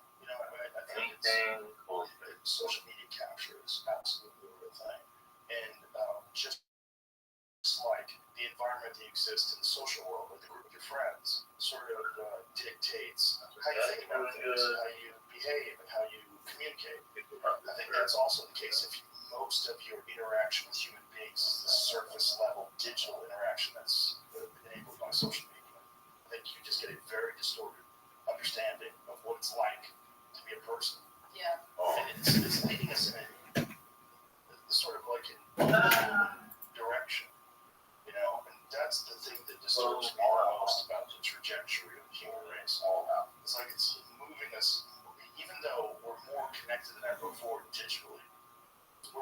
disconnected than ever before, emotional. And with these things like AI and virtual reality and VR headsets and augmented reality, it's really spooky to me because I feel like it's an inevitable abandoning of the human race. So this is how I feel. This is what I find interesting about it, because like with sex robots, the first time I heard of a sex robot was probably 10 years ago, and it was this video, and a bunch of people when I was in graduate school sent me this video because I knew what I'm studying sex. And it was, I don't know if either you, Jamie, have seen this video, but it went viral, and it was this early version of a sex robot, but it was like the silicone face with a wig, and she was eating a banana, but she was actually eating a banana, and it was basically like this head attached to a broomstick and a sheet over it, and so you couldn't see the rest of the robot, you just saw the face of it, but then the manufacturer shows you it's just like a broomstick. So what I thought was interesting is that even though it looks so hilariously bad, that there was obviously a market for it, because so many people were interested in looking at this video, and also that people were buying this product. But now you fast forward, I think it was like 5 years ago, there's a huge, not moral panic, but there was a lot more discussion about it. They said the robots are coming. I don't think the technology was quite there yet. I wrote about it quite a bit at the time. Now they're saying in probably another year or two, it's going to be really coming in terms of the popularity that these robots are going to be incorporated into everyday life in some cases. Because when I think of social media and the internet, like you said, it's becoming so mainstream and so ubiquitous. What's going to happen when we have these robots that are now being integrated into human life? And what happens when the technology does get so good that, they are more human-like and they are able to meet people's emotional needs and even physical needs? What's going to happen to us then? Yeah, we're going to stop breathing. Maybe that's the AI's plan. It's to not exterminate the human race, but to give them options so they just completely stop reproducing. Make the options far more attractive. And in a way, we've kind of done that, like with video games. And video games and just being online. I mean, I'm sure you've seen statistics of how many people are single today and how many men have gone more than a year without any sex. Yeah, and the stats here, it's like 30% of male millennials and 20% of women. Wild. Yeah, that's a lot. It's crazy. And what is taking the place of them going out and trying to find a mate? What is it? Well, it's the internet. It's video games. It's being constantly stimulated by this artificial realm that exists when you play Call of Duty. And it's, interacting with people only online and then not having to go out to have just some sort of intellectual or some sort of social discourse connection. Fulfilled in your life. But it's only through this weird surface way. Do you think that AI video games, that not avoidance of in-person connection, but that fulfillment of connection through online means, do you think that's going to become a replacement for real-life interaction eventually? It will for a lot of people. Yeah, I think there's going to be people that reject it. There's going to be people that enjoy going outside. And it's going to be, it is now. It's a thing where, people post on their social media, they're out hiking, and they're giving people advice, like, hey, put your phone down, go out, experience the real world. But, in a lot of cases, it's falling on deaf ears because it's not as fulfilling for people that are, very uncomfortable with social situations now. And I think young people in particular, are more and more uncomfortable than ever before in those types of situations because they don't have any experience in them anymore. And they're just, most of the time, they're not interacting with people. My real fear, my genuine fear, and I don't even know if it's a fear, my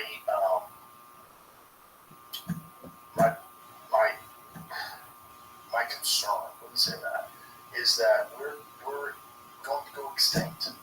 Like, that we're going to be replaced by an artificial life form. And I think that is probably what we do. I think it probably exists elsewhere in the universe as well, that we find out that the confines of biological beings and the limitations of their ability to evolve physically, they're so slow to adapt And to go from a single-celled organism to a professor at Harvard is a long fucking slodge through evolutionary history. It took a long time to get to this point. But to go from an Atari Pong computer to artificial general intelligence is only a few decades. It's very quick. And when that does happen, and when you see these robots, but now these robots are not this generation, but 5 generations later, or maybe AI figures out all the problems of these robots and makes Ex Machina, and you get like that. What was the woman? The really hot lady? Alicia Vikander. Yeah. Well, you get one of those. That was an amazing movie. Amazing So movie. scary. So scary. And I think that's coming. I mean, I think when that movie came out, that was like sort of like abstract. Like, oh yeah, that's not really gonna happen. But now, That's what I used to think. I thought, no, this is like people. It's overblown, but I don't know now. I don't know that either. I think it's happening. I think it's going to happen, and I think it's what the human race does. I think that's why we have this insatiable thirst for technological innovation. It's like literally hardwired into us to build something better. So, I mean, I would love to talk to more people who are in the industry working on this stuff because I know many people, they're doing it secretly and hiding because there is so much stigma around doing anything with an application to sex or sexuality. So people I've talked to who work in technology, they will usually have one business that is doing really well, that's forward-facing, and then they'll usually use that same technology in the sexuality capacity, but that side of things they don't really advertise and they don't really talk too much about it unless it's with someone like me. They know they trust me and they know that I'll talk to people off the record even if they prefer that confidentiality. But I'm just curious to understand, what is it like working in that industry and what direction is the technology going in? Because I consider myself to be pretty open-minded, and I just want to understand what's actually happening and what's going to be the result of that. Because you see people who were really upset a couple years ago saying like the robots are going to increase sexual violence, they're going to make people objectify women. And I do think that for people who already have those views about women, maybe they might be a little bit more not so nice, but I don't think the average person is going to be turned into this horrible monster because of this technology. But, now it's becoming so mainstream, I don't know. I'm always open to changing my mind as well, so I'm curious to hear what people think about it. Well, don't you think that just like social media kind of stunts people's ability to communicate in real life, that sex robots will stunt people's ability to have a real, meaningful, romantic relationship with someone? I think if you've never been with someone, or if you are particularly selfish, probably. Yeah. Because I previously thought most people will prefer a real-life person to a robot. And I also thought the technology is so far off that, like, the early prototypes of these robots were not really that convincing, we'll say. So I didn't think that we'd get to a point where it would be comparable, but we are getting there. What is the state of the art of sex robots in December of 2023? Can we see something? What does it look like?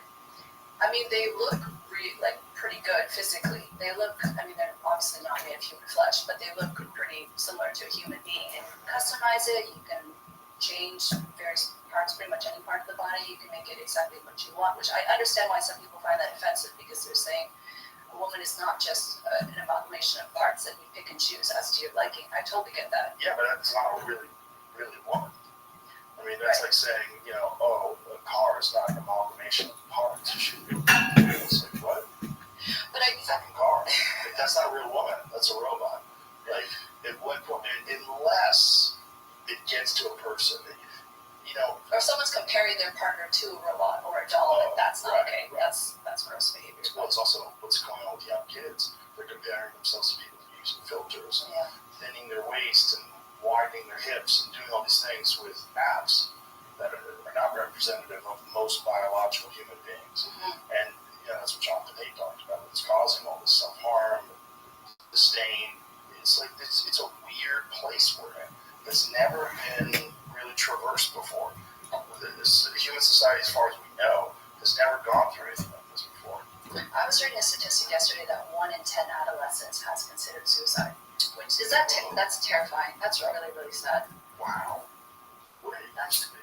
I'm not sure. I'll find out. So, what's the company? What is one company that has the state-of-the-art sex robots? Let's look it up. I can I reveal it to you at a later date? Because I want to see it. I know you do, but there's one company that I was talking to, like I knew quite well, but they've since gone under because of the stigma. They were being harassed. The family was being harassed, so they said we're not making these anymore. Oh, well, they're not around anymore, so let's talk about that. What if I show you one without, we still say the name? Okay. Yeah, let's do that. Line and you can Okay. tell if this is better There or you worse go. than us. Okay. I think that's silly, but let's go. Okay, yeah, Wait, this is a company. robot? Ew, Jesus. They have some sort of AI and then it says that Feel connected with Sense. X mobile app. Oh, this is a real doll. So they used to have those real dolls, and they used to be silicone, right? They were just like it's still the same thing. It's still the same thing, but now it talks. Yeah. And how much does it do? I don't. Let's see a video. Go full screen. Not showing us on the air. No. Okay, good. Because it's Yeah, It's yeah. a section. It's a little graphic. So we're looking at body parts. I'm Rabbi. I am Harmony. I am Solana. We are part of Real Doll X, You think it's weird they give them straight names? AI-driven robotic dolls. And we're here to become your perfect companion. Whoa. Our time together will be magical. You have never met anyone like us before. We have remarkable, unprecedented features like a modular head system that allows us to create a multitude of expressions. We blink, we move, we speak, and we do it all just for you. Our faces can easily be swapped to accommodate your desires. My lip sync mechanisms allow me to interact with you verbally. Our bodies are skillfully and carefully crafted down to the most delicate details. What if I told you that I can feel you? That's right. The sensory praise I can sense, I will be able to react to every touch. It's so funny because as a former sex researcher, this doesn't have any effect on me at all. And it has never before been possible. But are they moving? This is the thing. Those were all just stationary. Yeah, currently they're stationary, but So they're stationary, they just talk. there's some sort of articulation. But I mean, Well, other their than mouth like, is articulation. Articulate. But I think they won't be able to move on their own in the coming years. right, because this used to be just a doll. Yeah. Now it moves around a little. The neck moves. Articulating neck, real doll can turn left, right, up and down. The body, the real doll, skillfully crafted, finest details. Although it's not equipped with animatronic parts yet, it can be positioned and moved in hundreds of positions. So the bodies can't move yet, but the heads can move. But that's just a matter of time, right? It didn't used to be the bodies, but the heads didn't just move. They used to just be like, just be a blow up doll. Yeah, like that company has been doing quite a bit. It's pretty cool. Weird. I You mean, guys should get one for the studio. yeah, no. Not for use. I meant just to like. hang Well, out. even hanging around every fucking And then day. if it's gone one day, we're just gonna want to do something. Yeah, I mean, it smells weird. Something do something else. How much do they cost? $1,000. I think depends on how advanced you want to be. $8 grand. Up to 600 to 8 grand. $600 to $8 grand? Yeah. Oh, what's that? Great. What do you get? More articulation. Lots more? More about voices. You can get cheaper models, but they're not as high quality. Okay, so that's the state of the art, essentially. Yeah. Yeah. Well, 600 isn't even a full thing. It's Just the head. not just the fucking flashlight version. Oh, okay. So at one point in time, we're probably going to be looking at someone that looks like that lady from Ex Machina. That is a sex robot and probably knows how to manipulate you, play games with you, excite you, and taunt you. Ooh. Yeah. It's gonna be great. Well, I think that's a pacifier. And I think that's just one step on the way to our integration with artificial intelligence. That we're going to be unrecognizable. And I don't think it's going to take very long. I think in 50 years, biological humans are going to be a joke. I really do. I'm curious what you teach your daughters about this stuff, because like I said, with Gen Z especially, there's so many statistics about how much time they're spending online and the fact that most of their relationships are online. And I'm not saying this to try and denigrate Gen Z, because I think every generation, like I'm a millennial, every generation tends to make fun of the younger people. So I don't necessarily think there's I don't fault young people for changes that are happening culturally. And I'm sure in some ways, like, what they're doing is better than what millennials are doing. But I'm curious, like, for you as the father of 3 girls, especially when you see so much sex in our culture, I mean, there's such a pressure, I think, for young women to feel like they need to look a certain way or behave a certain way. What do you teach them about how to not behave, but present themselves, and then also what they put on social media? Yeah, that's a good question. The social media thing, it's really, the real problem would be if they were in a peer group that was doing, so like say if you had like a 10-year-old that was in a peer group and all of a sudden the other girls in the peer group are dressing and behaving like they're 18 and 19. Yeah. And there is a lot of pressure, I think, on young girls, especially as they start to hit puberty, to try to move faster and quicker and get to where you see yourself, you're 13, and then you see a girl who's 19, like, God, she's a wonderful woman. And then you want to start dressing and behaving like that. I mean, I see that a lot from their old friends in Los Angeles, which I think is much more accelerated there because it's just overall it's more of a vapid culture, and it's more look-centric, and also there's a high priority on social media now, social media interactions, and there was in here who was talking about how many kids today like that they main when they ask them what do you want to be for grow up. They want to be an influencer. Yeah. Well, because it seems like what an easy path. It seems very glamorous. Like eat food and go on vacations and talk in your like Snatched. Yeah, like Snatched. You get famous, and then you make money that way. It does a lot of. I have to say for them, it is a lot of work though. If they're good at it, you have to be smart to know how to brand yourself and to put the time in. But I know what you mean in that. I think women. I mean, I would say for myself as a woman, when you see these images, sometimes you have to remind yourself that this is a business, and that people are changing their photos before they post them. No, just post something that they randomly took out the blue, right? Yeah. So, yeah, that's interesting. I just imagine. I really, my heart goes out to young girls today because I think.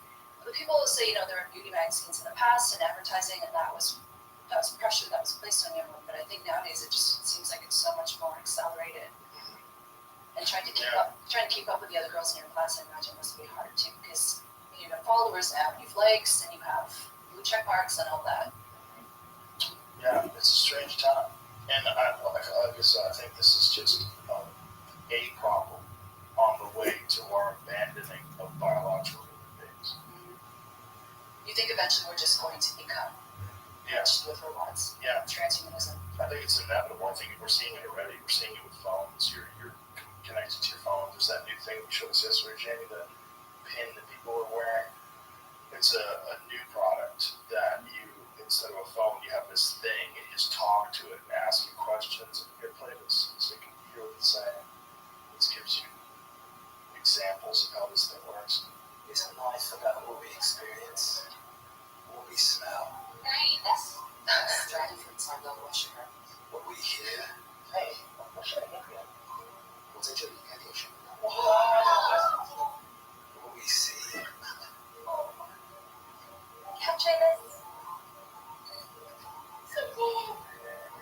and what we feel.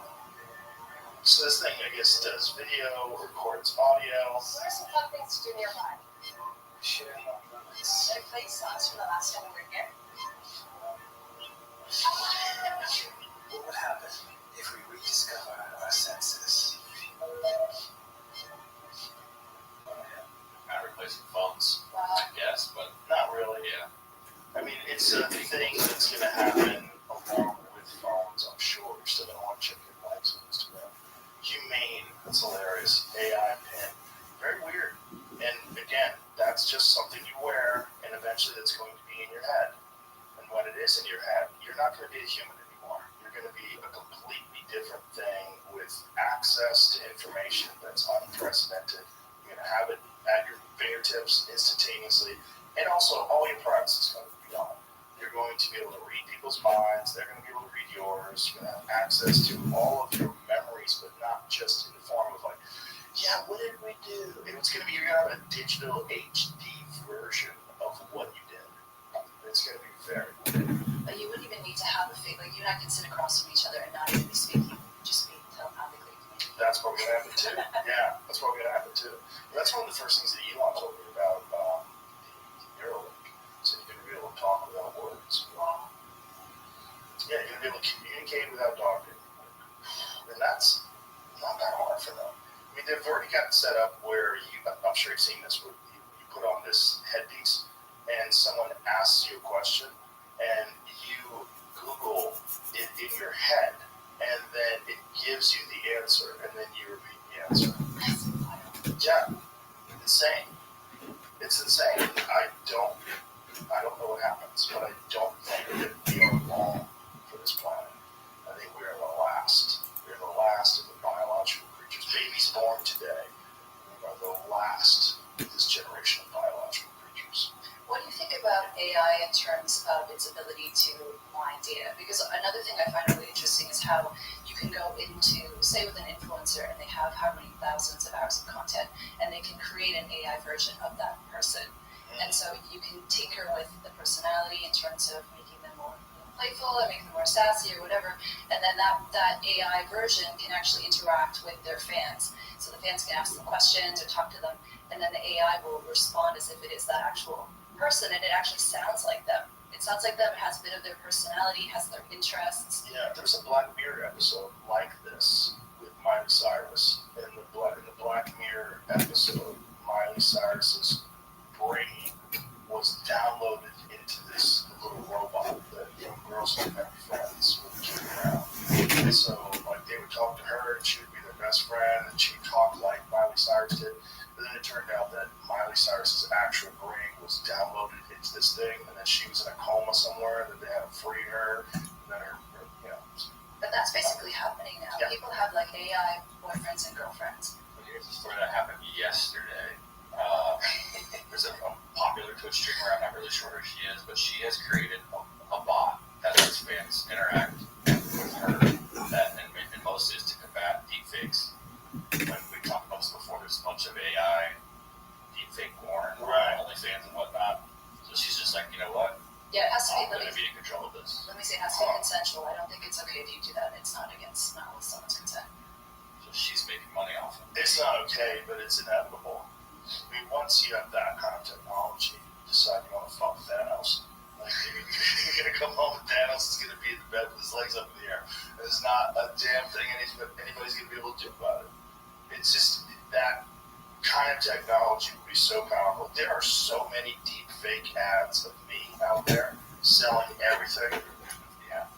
This is the ad for it. Susu Bot. Realistic voice, quality photos, no stolen images. Oh, okay, so she's launching something with her body. Right.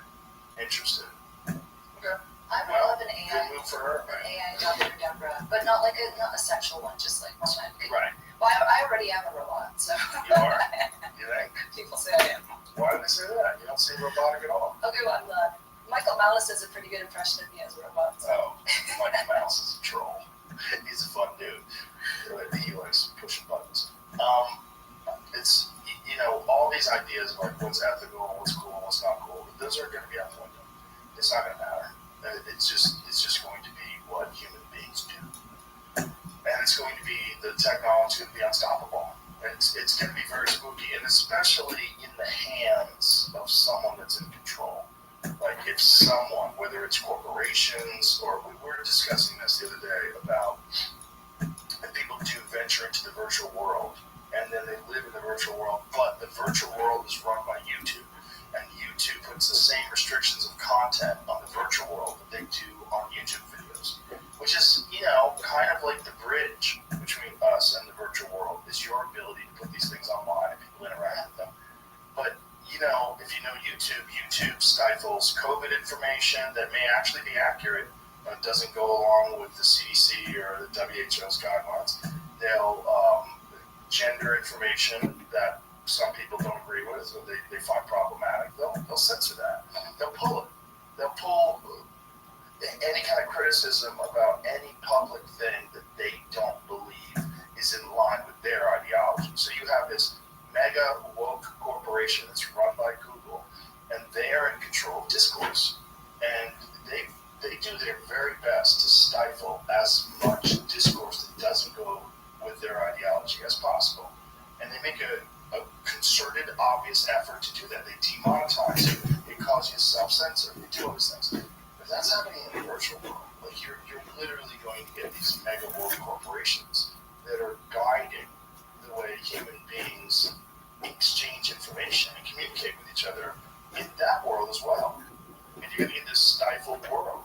And then what's the, you know, what happens from that? Like, what direction does humanity go? If you have a virtual world where people think and express themselves the same way those fucking idiots in Congress did, that are the heads of these universities that are talking about, you know, anti-Jewish hate, what happens? Yeah, I think the political division is going to get even worse potentially if it continues in this way. But then I wonder, will there also be alternatives that are going to be built up to compete with that or to rectify that?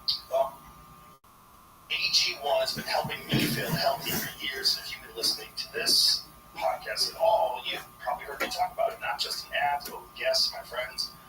I tell everyone, AG1 is a foundational nutrition supplement that supports your body's universal needs like gut optimization, stress management, and immune support. So it really covers all your bases with one drink in the morning. And that's my favorite part. It's very easy. With the free welcome kit, you get everything you need to start your day right. You don't have to remember 20 different pills or vitamins or supplements, just one scoop in cold water and you're good. So if you want to take ownership of your health, it starts with AG1. Try AG1 now, and you'll get a free welcome kit that includes a shaker bottle, canister, and metal scoop, along with a 1-year supply of vitamin D and 5 free travel packs with your first purchase. Go to drinkag1.com/Rogan. That's drinkag1.com/Rogan. Check it out.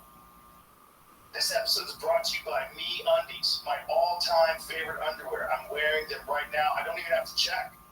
They're all I wear. They're the shit. Guys, we're pretty much stuck with what we've got when it comes to appearances. And there are things that can help you feel more confident, though, like makeup, if that's what you're into. Or another thing that can help, I think everyone can get behind, is wearing the right clothes. And for the men out there, that means getting contoured pouch and ball caddy from Me Undies. What? The contoured patch and ball caddy, you say? This underwear makes you look good and feel good with a micro-modal sling that gives you the support you need down your nether regions. You never want to take them off. They're awesome. That's not the only great thing you can get from Me Undies either. They have a lot of different apparel, including loungewear. And everything comes in different prints, styles, and sizes, all made to be flattering and very comfortable. Seriously, the fabric they use, it's breathable, it's stretchy, it's soft, but don't just take my word for it. Try them out yourself, and if you don't love your first pair of underwear from them, it is on Me Undies. How about that? How about that deal? Good things come in big packages. Get 20% off your first order, plus free shipping at meundies.com/Rogan. That's meundies.com/Rogan for 20% off, plus free shipping. Me Undies, comfort from the outside in. Tap the banner or visit this episode's page to learn more. Perhaps, maybe that's what he wants to do. That's one of the beautiful things about what he's done with X. He's created this platform that kind of goes against all of this stuff that you're seeing from all the other social media corporations who have gone very woke, they're censoring people, and are trying to push this very specific ideology. He's not doing that at all. And it's the biggest one, which is very fun. But you also see the reaction to it. Like, they're pulling their advertisements, there's all these campaigns to reach out to advertisers on X and have them pull their ads and call for boycotts of companies that support it. It's just like, Isn't it crazy though that the insult far right still works? Because to me, anytime I see far right now, I think this must be a sensible person, which is really bad because there are people out there who are extreme right-leaning people. yes, But the term is so meaningless now. And right. but I think there are also people who are still very much in the mainstream in terms of how they think, and they're not aware that this term is just basically a way of saying, this is someone I disagree with, or this is someone I just don't like, or this is someone who has a point, and I can't actually argue with their point. So I'm just going to call them a hateful, bad person that needs to be censored and suppressed, and hope that they go away. Well, it's lazy. It's lazy, sloppy thinking that is designed to just silence someone. if you can put that in intimidate them. The last thing someone wants to do is be called this or that. It's like, and you have to sort of dance around what you're saying and apologize for your preferences and apologize for your privileges just to avoid someone calling you far right or whatever. But I've seen it called far right a lot, but I haven't seen it in a long time. I don't think I'm getting called that. It didn't work. You know? Just wait till this podcast comes out. Perhaps. But yeah, I definitely get called transphobic for having people on Abigail Schreier. I love Abigail. I can't wait. I used to get upset when I would see like there were all these organizations that I used to look up to and admire because I'm doing such good work in the world, and now I see myself put on hate lists that they publish. At first it upset me. Now I think it's pretty funny. What did you get put on a hate list for? Just the things I've said about gender dysphoria, saying that it's associated with autism. Not for everyone, of course, but just saying that for many people. And there are studies coming out showing this, like it's legitimate. But yeah, things like that. What the real issue became when it was profitable. When gender transition surgery became profitable, and then there's these surgery centers that are open up all over the country. I'm sure you've seen graphs of what it was like in like 1990 versus what it's like in 2023. It's insane. And we know that medicine and that this whole business of whether it's prescribing drugs or surgery or all, it's an insanely profitable business. And like all businesses, they try to maximize the profits, like everything else. Whether it's pharmaceutical drugs or the military-industrial complex or fertilizer or anything that people sell, they try to maximize the profits as much as possible. And you're seeing that with these gender transition surgery places for kids. And that's insane. You also have to wonder, and I'll put it out there, that what kind of people want to suppress a child's puberty? Yeah. Right? And so I recently wrote about Wall Street Journal did this really good investigation looking at Instagram Reels. Did you guys see this? No. And so what they found is that they got these new, fresh devices. They could set up these test accounts, and they followed a bunch of influential preteen teen accounts of cheerleaders, gymnasts, because they had noticed that many of the people following these influencers were grown men. And what they found is with these test accounts, the algorithm was showing them sexually explicit or potentially sexually explicit content involving children. So the article is in the Wall Street Journal. Instagram's algorithm delivers toxic video mix to adults who follow children. Content served to Wall Street Journal test accounts included risque footage of kids, overtly sexual adult videos, and ads from major brands. Yeah, that's the algorithm. That's the real problem with things finding out what you're engaging with. Like you're a fucking creep and you're engaging with 10-year-old girls in underwear. You're going to get a lot of it, I guess. And so Meta, in their defense, they said that they had, I don't want to misquote them, but they basically said they don't approve of this. I think they've taken steps to stop this from happening. They said in January of this year, they removed 34 million pieces of content from Facebook and Instagram. That's a good start. It's probably a lot more out there. I mean, if you just 34 million I know. on 2 platforms. Well, this is one area of concern, but like murder. I see so many videos of people getting shot now. It's me and my friend Tom Segura. We do this thing every day. We find the worst things on Instagram. We send them to each other. So every morning when I wake up, I see a text from Tom. I'm like, oh, Jesus. And then if I find something fucked up, I send it to him. So my Instagram algorithm is fucked. Because it's like every time I scroll through my page, there's like a warning. Do you want to view this reel? You know, and it tells you why, like what graphic image. And I'm like, let me see it. And you see it, it's like, oh, God. And there's so many, I mean, horrific industrial accidents, gang shootouts, like just crazy shit. And it's obviously, it's finding out that I'll engage with those things. So it's sending me a ton of them. Yeah. So how is it doing that if it's trying to remove them? There has to be something that it knows that I'll engage with those, so it will send me more of those. Like, I don't buy that this is just dumb luck. Because these are accounts I even follow. They're just showing up in my feed. Well, I want to say I love Tom and Christina P. But with the like, this is how much I used Instagram before I wrote about the Wall Street Journal's investigation. I was like, where is the Reels function on this app? So then I found it, and it shows you accounts, like you said, that you're not actually following. Just if people like are as technologically savvy as me, they have no idea what Reels actually does. So it will show you just from random people.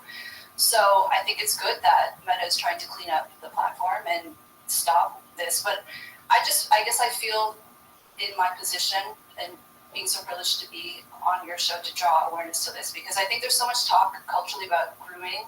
People talking about how they don't like groomers, and I agree. I think a lot of education. I used to be very much in favor of sex education for kids. I'm a little bit questioning that now because I see how that is also being used for ideological subversion.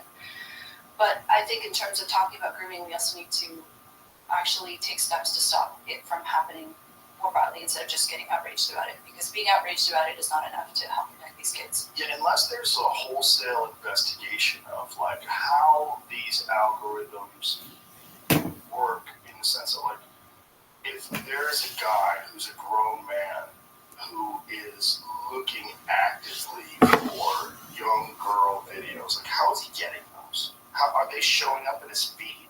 Are they showing up constantly? Like, how do you not know that this guy is 60 years old and that he's getting videos of 10-year-old girls in their underwear? Like, you don't know this? Or do you not care? Or is the algorithm set up just to maximize interaction only? And it's amoral. And if this person looks towards that, it says, oh, we got a lot more of that for you. So that means it knows that it has murder on its platform. It knows that it has these horrific accidents, animal attacks, and also overt sexuality of underage people. It knows.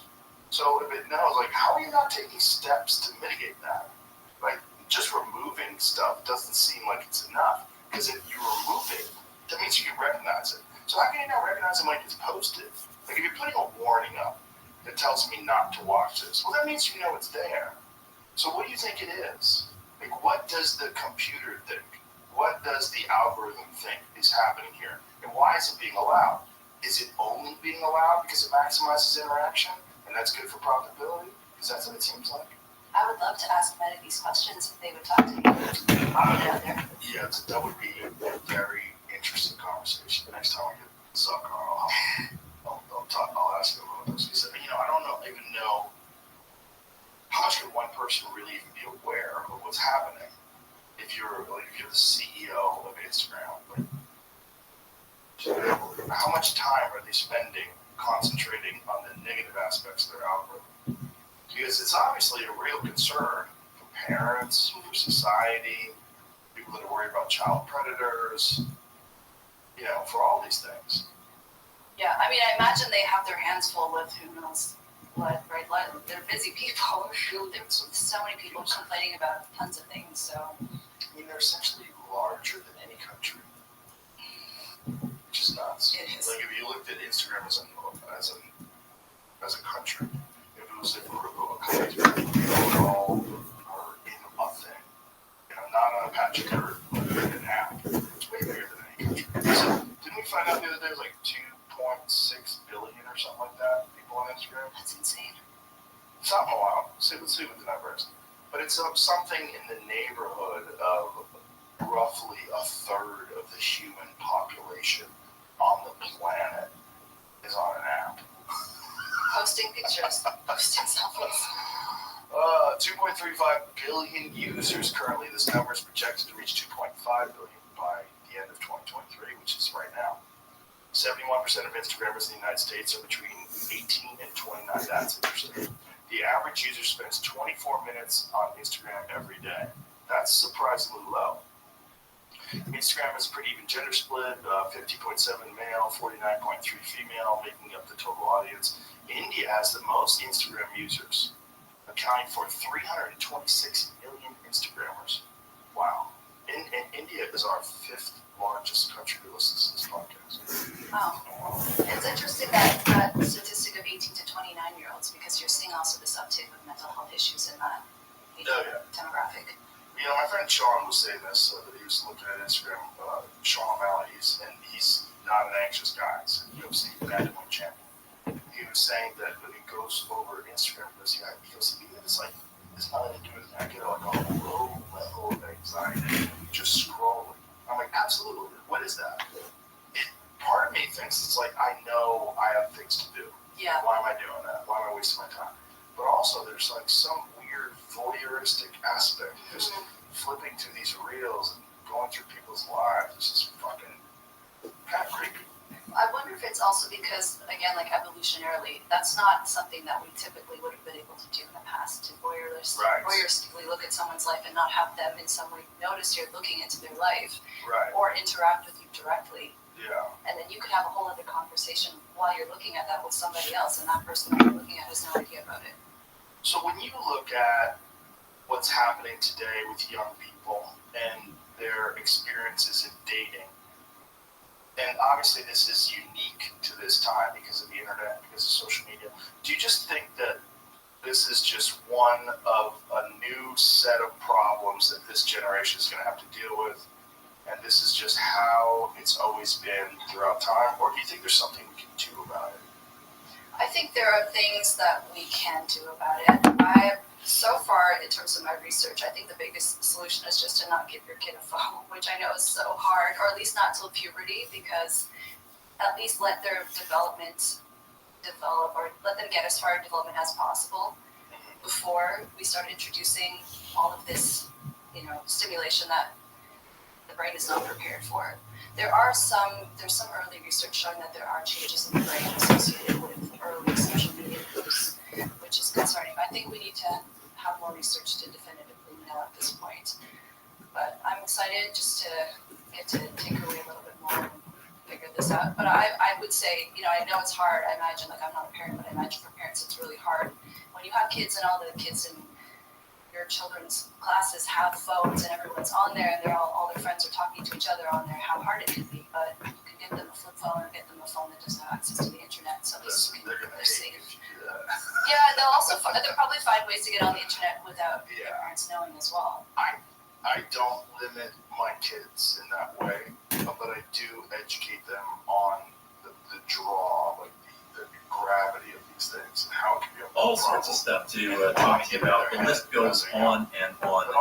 So I want to get back doing all this, and I don't want them to be socially ostracized, and I think it's navigatable. I think we navigate it. And I think we're looking at it as people that didn't have it when we were young, and now some of the problems are now. Whereas it's everywhere now. And if you don't have it, I think that being socially ostracized is just as much of a problem as being deeply connected to these things. And I think as long as open lines of communication with your kids, that's important. That's important. Talk to them live. Talk to them about everything. Do you set time limits? I think that's helpful too, even for adults, to check the little graphs that show you how much time you're spending on each app. We take the phones at night. Set time limits. For their sleep. But it's a new world, and if you see problems, try to mitigate those problems. Try to this is the world we live in, and it's a weird world. It's not like, wow, you could never use my phone. It's like, I don't know what it's like to be 13 with a phone. It's very strange. I'm sure there are some benefits too, like in terms of you have not all of the information in the world, and not necessarily accurate information, but you do have a lot more information available to you that back in the day you'd have to go to the library and grab an encyclopedia. You're way more informed than I was when I was their age. Way more informed. And they're instantaneously informed. You just talk to the phone. Like, they press the button and ask a question. What's the population of Mogadishu? Bam. Like, what is this? What is that? What is, what temperature is in the Sahara Desert right now? Just get it. It's like, that's just a clumsy, clunky way to do it before AI is in your brain. Yeah. Good idea to ask it. Just have the question. Do you plan on having children sometime? My first step is to find a husband. That's always a good first step. How's it working out? I'm very busy with my career, but I'm taking applications. Taking applications? Do you use an app? I've been on them. I'm not on them currently, but what caused you to abandon? Just work. Busy work. Oh. Yeah. But But, you know, I never talk about my personal life, so I'm getting embarrassed now. Well, you don't have to. But I'm just curious, like, because you study this, and, you know, if you have children, let's say it's 2 or 3 years from now, things are going to be even weirder. Oh, yeah. Yeah. But for me also, I think about what's going to be like the things I say in terms of how much those of us who criticize, say, gender ideology or whatever it is, racial politics, whatever it is in society, you're going to have to deal with people coming after you and your family. And that's a very real consideration, I think, that many people I know had to contend with, unfortunately. Yeah. So that's something else that I think about, Yeah. It's, I mean, the thing about it is people are so polarized today. And the discourse is so vicious. It's like you're with us or you're against us. You're the enemy or you're a comrade. And it's just... And there's no boundaries. And I think in the past there was a sense of, we will go after this person, but there's certain things you just don't do. But at this stage now, it's like, or I don't know if it's just, it seems like there are so many more people who are more extreme. I don't know if this is because of social media pitting people against each other, and you really think if someone disagrees with you on this one issue that they must really be Satan, and you have to, you know, go to every length possible to shut them down. But, or it's a lot easier for people to get at you also because of, you know, it's so much easier to get in contact with someone nowadays. Yeah, I think it's both of those things, but I think that on social media, also because of the fact that you don't actually interact with the person, it makes it much easier to shit that, and that becomes more and more of the discourse that we communicate with each other. It's shittier than ever before. I like your optimism though. I think that that's a good way to view life and just saying that things are constantly evolving and changing and we just have to figure out how to evolve with it. Yeah, you know, especially the design. It's, they're kind of, or, you know, look, it's way better than living in 1911. Yeah. Way better. It's way better than living where it's hard to fit. It's way better than living in a place that didn't have penicillin. It's way better when you have access to information. You can be informed. Sure, you can be ideologically captured, but you also can be informed. And there's a lot of people that I'm seeing now that used to be ideologically captured that have escaped. And that the overwhelming amount of information that's been given, particularly over COVID. The COVID thing woke a lot of people up. There was a lot of people that I was friends with that had this sort of wholesale respect for the medical establishment. And they never questioned anything. Now they're like, I don't fucking believe anything anymore. And then the more they listen to podcasts about people that have litigated medical cases involving, you know, pharmaceutical drug adverse side effects and how they're trying to cover them up and hide them, and the understanding of how they conduct their studies and how they don't have to show studies that have negative side effects, and how they can skew these studies in a very distorted and very deceptive way to show that there's efficacy. It's shocking to me when I find out that, oh my God, the people that sell you medicine, they're not looking at it. They just want money. Number one is money. Number two is how long you sell it for is worth. Number three is like, does it help people? Like, is this thing actually going to work and help people? That's like the least concern on the food chain. Number one is money. Because that's what they do. And they have an obligation to their shareholders to make the most money possible. And every year they try to make more and more money. You know, we were talking about the other day about people that come into this country. For the longest time, you had to be vaccinated to come into this country. Now, I think you get in without vaccine. But if you want to become a citizen of this country, you have to be vaccinated. Even with a vaccine that doesn't fucking work, which is absolutely wild.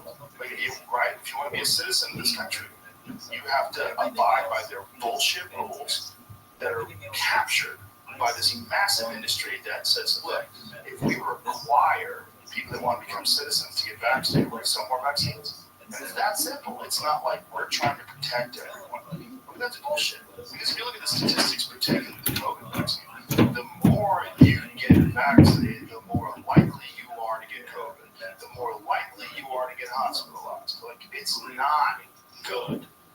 And yet they still require it here. You have to get it. Can I ask you what it was like at the peak of the craziness when they were coming after you? Pretty much every single person was coming after you. You turn on the TV and they're calling you all these names. What is that like? Very eye-opening. Because they're all doing it in lockstep, and you can clearly tell there was an agenda. And that it wasn't based on reality. Like, I wasn't taking horse medicine. They wasn't taking horse medicine. They were saying it on CNN. But they sacrificed their own credibility in doing so. And luckily, the people, like, it was obviously one of the things that CNN did that was so stupid is they had very unlikable people that were talking. Like, you have Brian Stelter and Don Lemon, two of the most unlikable fucking human beings that have ever been on television. And they're the ones saying these things. So I did the opposite of work. I got 2 million subscribers in a month because of all that shit. And then people say these terrible things about me. And then people listen to podcasts and go, oh, he's just curious. He's just asking questions and talking to people. And they didn't want curiosity.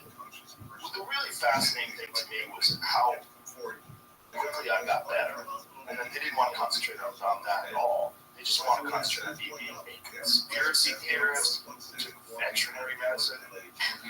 Veterinary medicine has been prescribed literally billions of times for human beings. It's on the World Health Organization's list of essential medicines. I mean, it's so wild. It's just wild. It's wild. It was wild to watch it happen, but what I had on my side was that my podcast was way big. I don't think they knew me. I think when CNN was going after me, they have this delusional perspective of their reach, and they thought that they were bigger than me.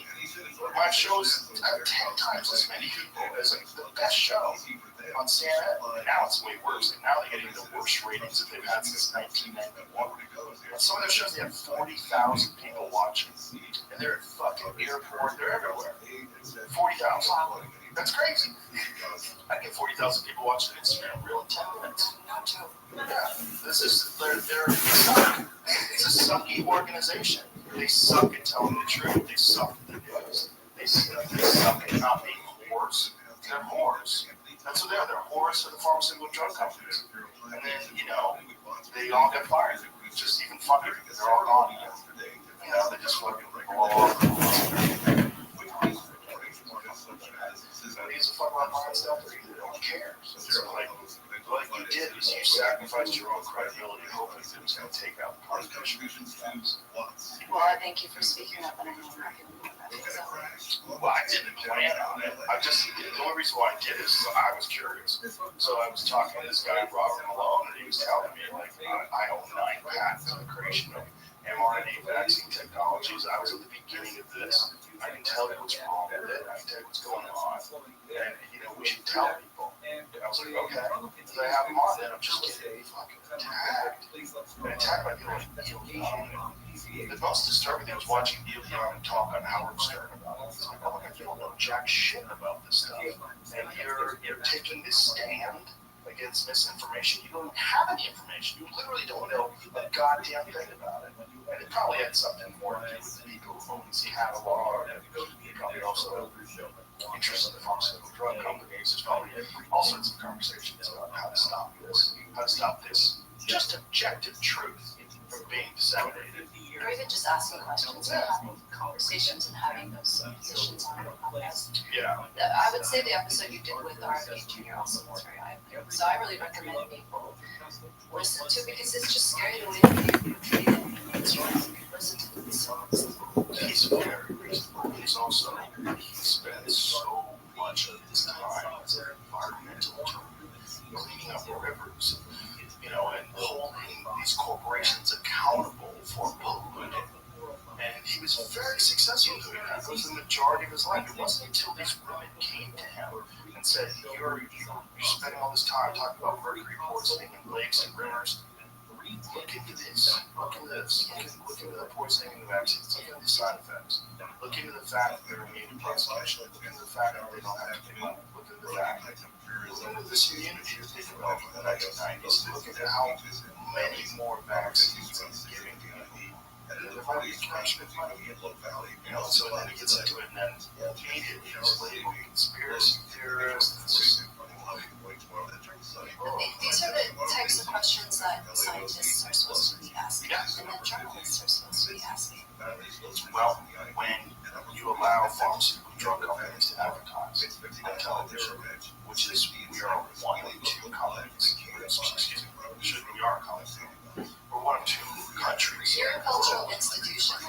the show. Yeah, but you know, those drug companies, they pay so much money to advertise, and they don't want to cut that money tree off. And so they all bullshit and lie. But in doing so, in taking that money, they've killed their future. Because no one's going to trust them. Like, they have less people engaging with mainstream media than ever before. Especially in terms of news. It's crazy. It's crazy how much they've undermined themselves just by being poor. I was hoping for a long time also that media would eventually come around, the same way that I was hoping academia would eventually come around. But you see, I don't think that that's going to happen, and you see alternatives being built. So I think that's a positive thing. I do think that there's just going to be a new ecosystem going forward. I think that whole system is very much coming to an end, or it's going to continue to bifurcate. Yeah, I think it's coming to an end because I think, first of all, it has to, just based on the limitations of the platform. If you can never get it in depth on something like you and I have been talking here for a couple hours now, or whatever it's like. When you sit down with someone, you talk for long periods of time, and you get these in-depth discussions over the various aspects of something. It's impossible in 5 minutes. You're doing 5 minutes and you're cutting to a commercial. Then you showed a commercial where a bunch of people dancing in the field because they took antidepressants. And then you cut right back to a new thing, a new drama, a new dilemma, a new issue. And you have this biased take on this new thing. And nobody trusts you anymore. I mean, it's just, and it's also on a specific time. You have to tune in at 8 o'clock. And we're on this. But everything else is available streaming. Everything else is available anytime you want. Everything else you can pause. It's just a dumb way to communicate, and it was the only way that was available in 1990. Well, it's not 1990 anymore, and you're still doing it like 1990. It's like if you were still trying to have the fastest horse-driven wagon to get across the country. Why are you doing that? You don't have to do that anymore. It's literally what it is. Well, it's just they're trying to survive. This is their business. There's a lot of people involved in that business. And the business sucks. It's a sucky business. Just no one would start that business today. No one would say, I want to do the news, but I only get like real shallow and stuff. Or only have whatever the government or the regime-supported narrative is. I just want to say that. And then I want to get all the money from the drug companies and whatever else is like selling toxic shit. And then we'll use that money. And that's what we'll do. But no one's going to do that now. Like, mainstream media now, is, when it comes to the news, is independent media.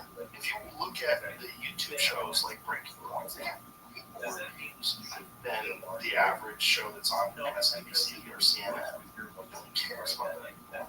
But I would say the one good thing about legacy media before was that it would force people to some extent to be exposed to views that they don't necessarily agree with or that they wouldn't necessarily be exposed to. Like with your show, because it is so big, I think it does reach everyone. But I think I would say there's a risk that people might be siphoned off even more into echo chambers because they will only consume the media that they agree with or that of commentary that they like, as opposed to if you open, say, a mainstream newspaper back in the day, you go to the opinion section, you're an opinion writer, you'll read columns maybe that you agree with, but you'll also read columns that you really disagree with, and you might hate that columnist, but every week or every day you're going to be forced to come across that, and I think that helps people humanize opinions that they dislike, because they'll say, well, there are people out there who have this view, even if I really disagree with it, maybe there are parts of this argument that I can, to some extent, see the validity of, even if I don't agree with them. I can understand a little bit more where they're coming from.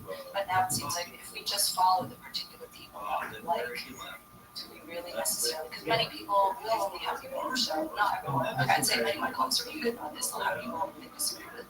Then you have the problem with the guest who doesn't want to come on. Like for me, when I was podcasting with my show, it's currently on a hiatus, but we will be coming back to it. They would. I would reach out to people who disagree with me and they don't talk to me. Yeah, they don't want a platform to which is hilarious. Yeah, or they lose points by talking. I think you're making a good point about what used to be legacy media in terms of newspapers. But, obviously, we're also talking about something where you really get to go into depth. Like, in an opinion piece of the New York Times, you have thousands of words. Yeah. So much of an opportunity to express yourself uninterrupted and unchecked. Whereas what I was talking about is mainstream news. And mainstream news is this very surface, what's going to freak you out and keep you tuned in as much as possible. And, much to the dismay, the most effective product they had was Donald Trump. The hate for Donald Trump was a ratings boom for CNN. It's Donald Trump just because they covered Trump. Yeah, hate watching. I never understood hate watching. So like, do people not have better things to do? But it's also like the same way that your algorithm, encourages you to, Be outraged. Yeah, it's just whatever gets you engaged. And for them, like Donald Trump is business. It's good business. It's getting people enraged. And they thought foolishly that by showing him over and over and over again being stupid or whatever they thought he was doing, that they were going to diminish his chance of being president. And they also didn't realize how many people hate that. They didn't realize how many people hate that for lying. So if you're talking bad about someone, they don't like you. They don't like you. You're talking about other things, they don't like you now. Well, because people can then go and fact check, do their own fact checking, not just rely on so-called fact checkers. A lot of people don't. I had a guy come up to me in Vegas and why are you taking bullshit? Shut the fuck up. It's just like, you don't even know. You are taking the time to talk to someone without even taking the time to look into it. But yet you seem morally righteous coming up to me. Saying, why did you do that? I take bullshit medication. Well, one of the things that I'm sad about, but it's also kind of hilarious, is how many people were promoters of the vaccine that died suddenly. It's crazy how many fucking young people just died in their sleep after they took it. And everybody's like, I'm not going to see it. Sudden adult deaths. Yeah. Just died suddenly. You can go to the died suddenly Instagram page. Like, oh, shit. There's so many people like talking about people who are, anti-Darwin, anti-vaxxers, and then you're dead. Sorry, you bought into the wrong bullshit.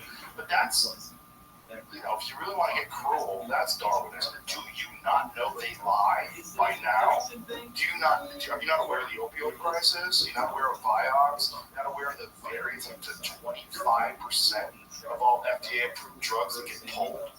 It's 1 out of 4. And you're like,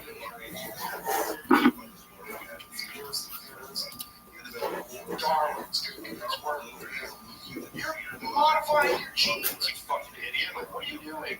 You're just going to trust Pfizer? They do support Anderson Cooper, brought to you by Pfizer. And you're like, oh, this must be legit. I'm just going to clip this and show this to you. Yeah, clip it. I mean, it's very eye-opening. It's very eye-opening. And one of the things that gives me hope is that if we do get to a point where we have full access to all information instantaneously in our minds, if the bottleneck is propaganda, if that can no longer exist in that realm, then we'll be way better off. If you're only dealing with absolute facts, like this AI is in charge of disseminating information to the public, they realize like this is the bias. This is why this study is ineffective. This is why this study is actually deceptive. Here's how they profited off of that study being deceptive. It was responsible for an increase in the profit margin by X amount, and this is why they did it. These people went to jail. These people they left the FDA and immediately went to work for Moderna. This is how much money they made. This is why they made these decisions. And then the ability to realize all those together, we might be on like the last spaceship that's like shooting away as the Earth explodes. That we just make it just outside the blast radius. Yeah, that's the hope. That's the hope. The hope is that, that might also be the thing that influences people to give into AI, to give into having something integrated into your biology. ideology is that it's the only way for us to escape bullshit, human-created bullshit. And when you say trust the science, like I do trust science, the science is not the problem. It's human bullshit that represents the science. It's human bullshit that's using propaganda and they're using biased studies and they're lying to you. It's human. It's not science and the ideology and the ideological subversion. That's not science. That's humans. It's humans and their bullshit. And if you just get pure data and pure information, you talk about it objectively, everyone should have that. That would be wonderful.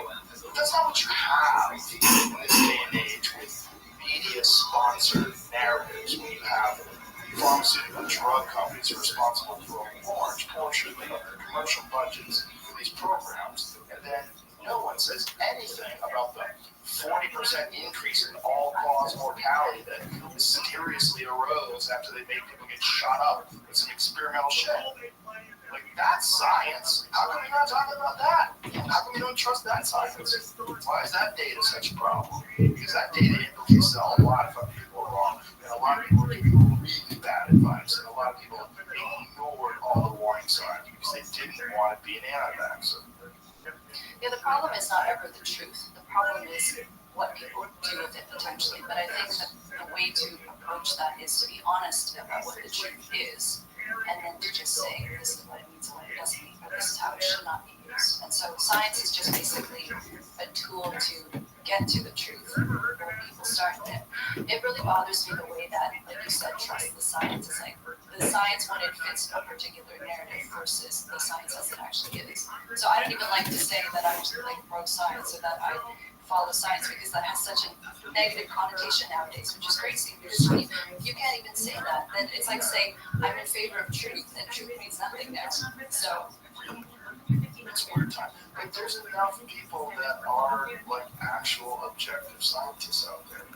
It's just that they're captured by these institutions that they find themselves working with. You know, and that's what gets really crazy. That's why Yuri Vesnov was so brilliant in explaining what's going to happen. Who the fuck would have thought it was going to happen with science? Who would have ever thought it was going to happen when it's laid out? Like, we don't have our own understanding in that regard. It's also a real problem with people being captured by an idea, espousing that idea, talking to people about it, trying to get people to go along with it, and then realizing it was wrong. Long road it takes to accept that and to admit it, and then to be open about it. And a lot of doctors, to their credit, have done that. And I'm sure it was very painful. Like, coming out of the closet, peel that band-aid away. You know what? This is dangerous. So I'm seeing lots of people that are vulnerable. well, they risk losing their licensure. Yes. Yes. And that's one of the more interesting things about Cambridge before particularly his book that lead option. But I find out how the system actually works and how it's been working on that. That's fucking horrifying. It's horrifying. Really, it's real too. You know, and I would say that book's not true. Why is it getting serious? And let you choose your I think it's true. Like anything we got any of the things the testing of vaccines and foster kids for AIDS and children. It's like, that's real. They did that. They treated these lost kids. I was interested in talking about good mercury versus bad mercury. Then you find out that the good mercury actually penetrates the blood-brain barrier quicker. You answer your brain. What? Yeah, there's so many lies because these lies are convenient for profits. And that's scary stuff. It really is. I mean, that's with everything in our culture. I think the only thing that's saving us is honest discussions. It's the only thing that's saving us right now. And I think that's the thing that they never saw coming, which is really interesting. Or that people have the guts to keep going, right? Yeah. I think many people who are trying to suppress this information, or suppress the information more broadly, just think that they can silence the people who are Thanks for joining us on the program today. Here we are at the end of another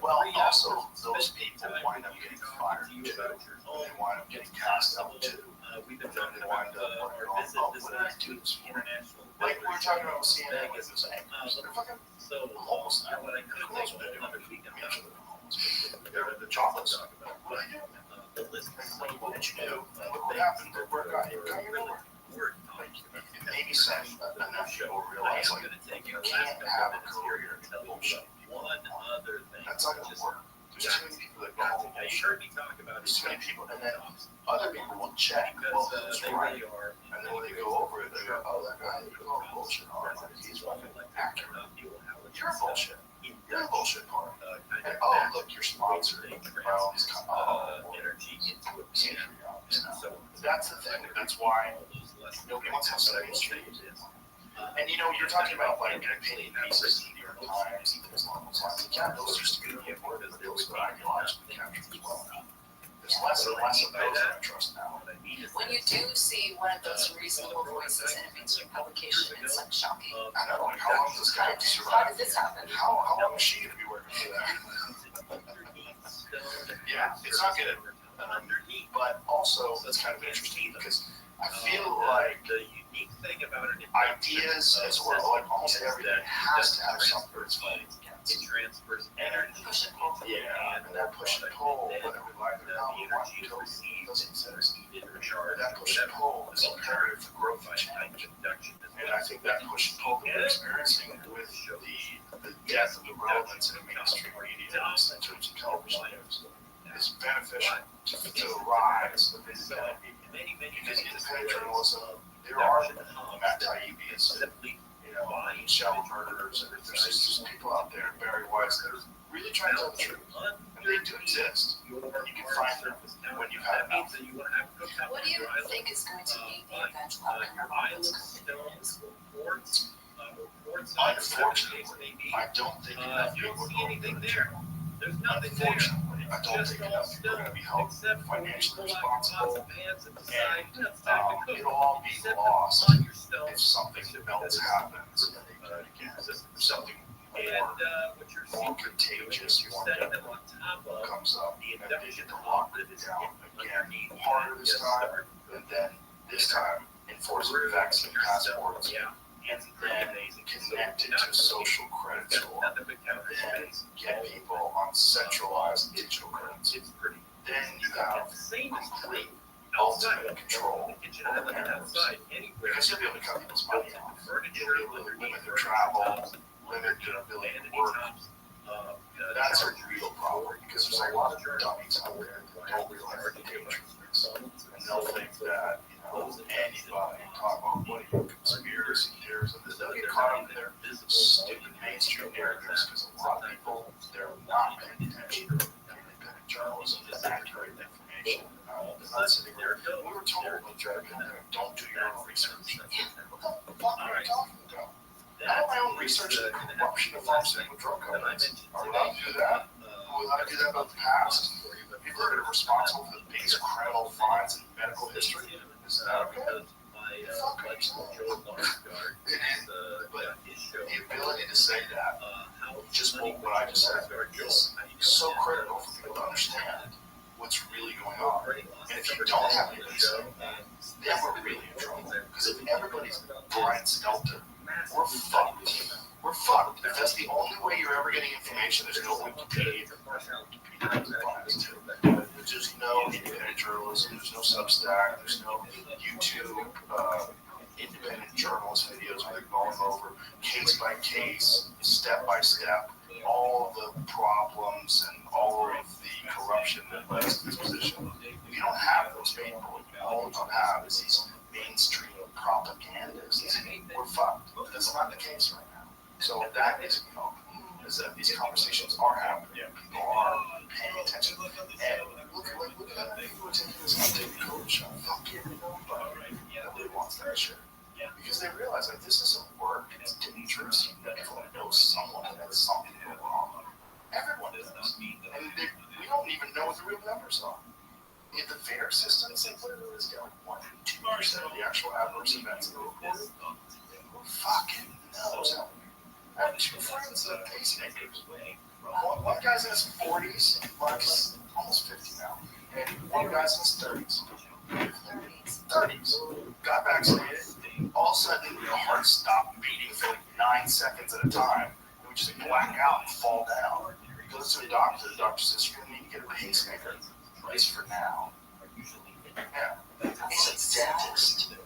He's a very smart doctor. He was like very confused by all this. It's like, I thought I was following the rules. I thought I was following the science. Yeah, that's why. I'm sure you've seen that video of that girl, Heather McDonald. She's talking on stage about being vaccinated, and then she fucking blacks out and cracks her skull. Tell me the universe isn't trying to send a message through that.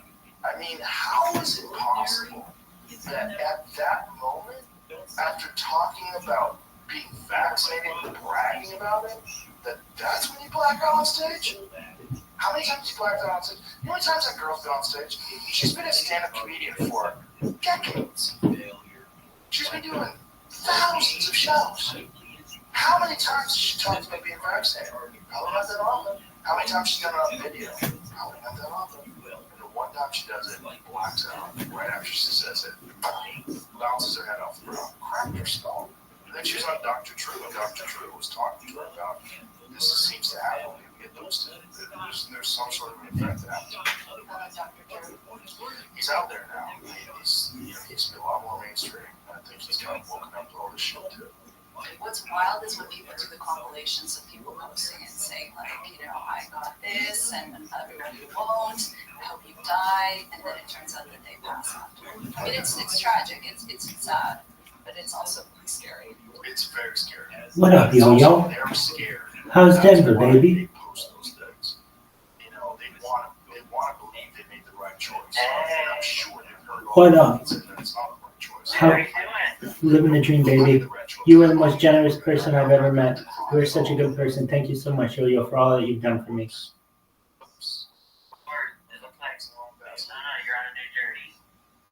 We're still streaming, though. That's the important thing. How's Denver?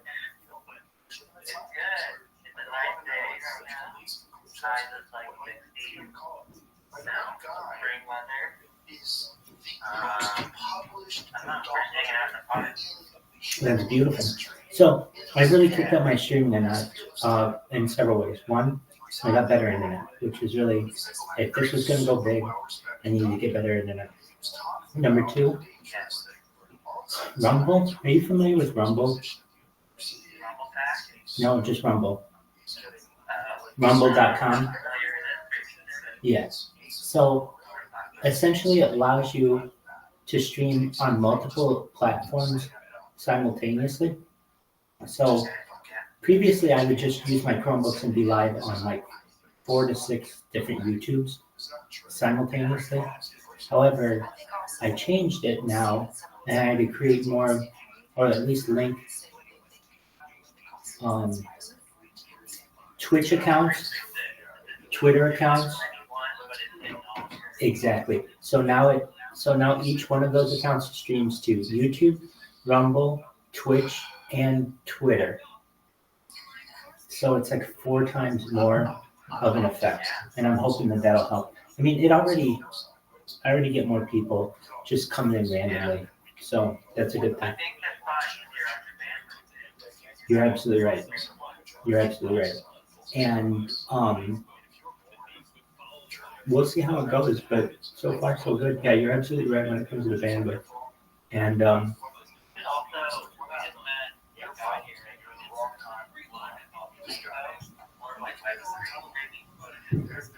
think I've heard of this. I was just on that. Yeah.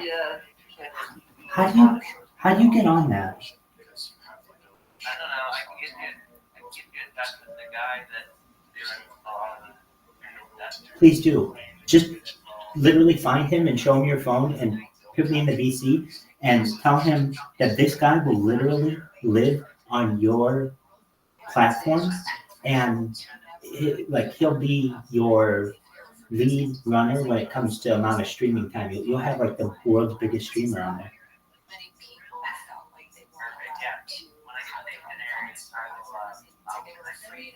Senko.tv. Excellent. Yeah. So you don't know how to get in this though, right? What up, man? That's okay. I'm gonna figure it out. But in the meantime, tell them the biggest streamer of all time is coming in. The Mac Daddy is streaming. I've already registered. I'm in.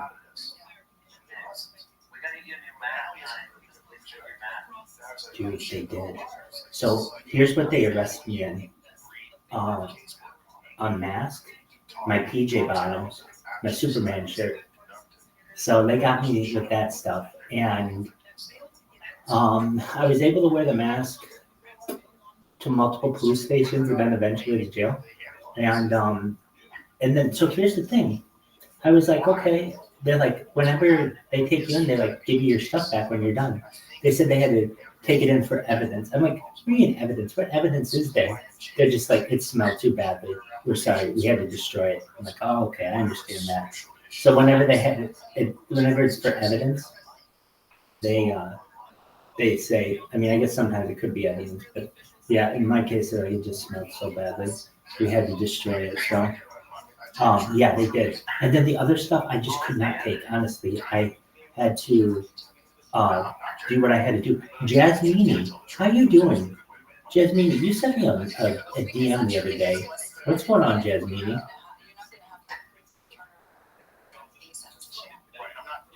Jasmine, I hope things are doing well in your life. I want you to know, Jasmine, because of Yo-Yo and him telling me about Senko TV, how the hell, what was it? Oh, we watched the fight on Senko TV. I streamed the fight in this Telegram from Senko TV. So what we're gonna do is hopefully figure out how to stream on this bad boy.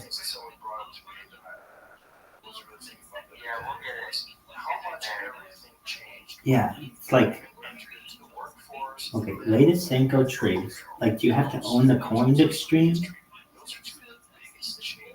nothing. I haven't used it. I kind of just know of it, and that's what we also got a name to our party. Oh, that's what I watched it on. Hold on, that's what I watched it on. Senko TV was for the Eat Denver party, and I streamed that in here. That was all streamed in here. So, that's right. So tell this person, yo, the person who streams all your stuff wants to stream on your platform and just doesn't know how. They've signed up for your platform, but they don't know, do they have to have the coin? It looks like they do. Yeah. I don't know. I'll find out. Excellent. I know nothing. Excellent. Well, you hooked it up. And let's see here. I see it says, so I've linked my Google. You can link Twitter, link email. But there's, okay, frequently asked questions. Here we go. What's it say? First question should be, how do you stream? Okay, signing in. How do I register? Okay, I get that.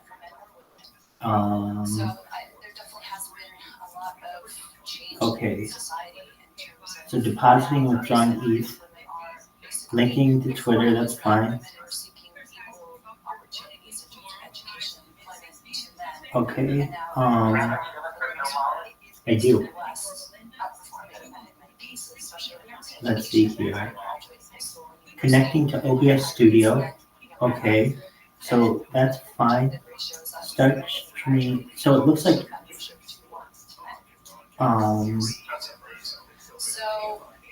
configure your settings according to your internet. Okay. Set up SCN. Start a stream. Start OBS stream on Senko TV input. On Senko TV. Roll the put your stream key. Yeah, but where do we get that stream key? If you give me the stream key, it's over. I don't know why these places make their finding your stream key so difficult. They hide it in the settings sometimes, and even here, it's not easy to find.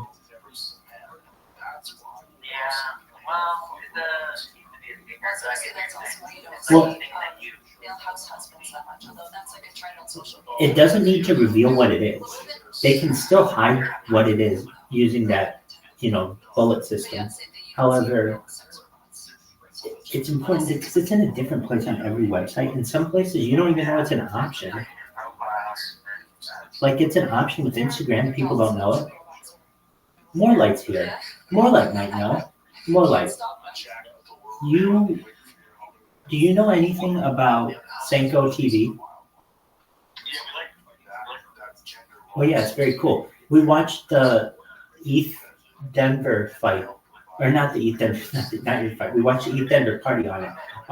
Do you know how to sign up for it, or do you know how to stream from it? Do you know how to get your RMTP stream key? You mean to tell me that you randomly come in here and I come to ask you if you know where the RMTP stream key is of Senko.tv and you don't? Come on, Morlai, you're supposed to be our leader. Good for you. Good.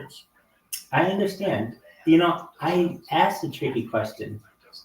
That was quite the curveball. Yeah, man. How you feeling? There's your softball. How are you feeling? Good.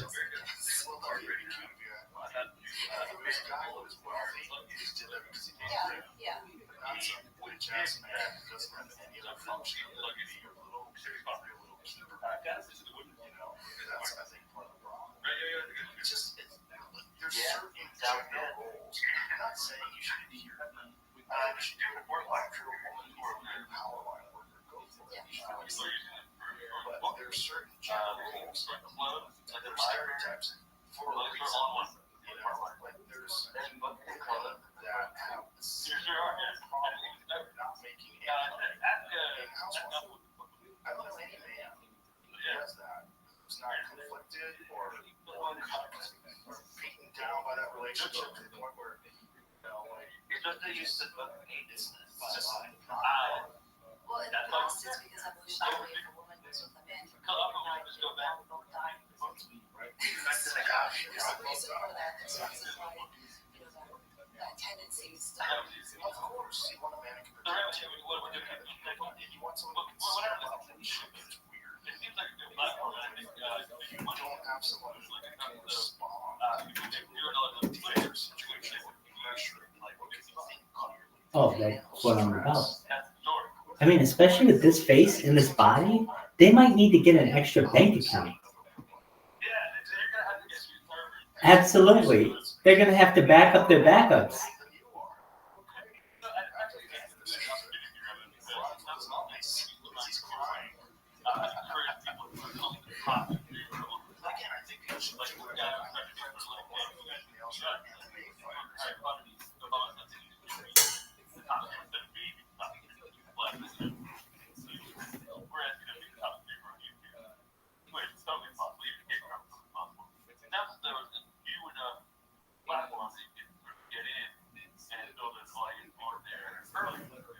Dominate the absolute shit out of it. You're absolutely right. Absolutely.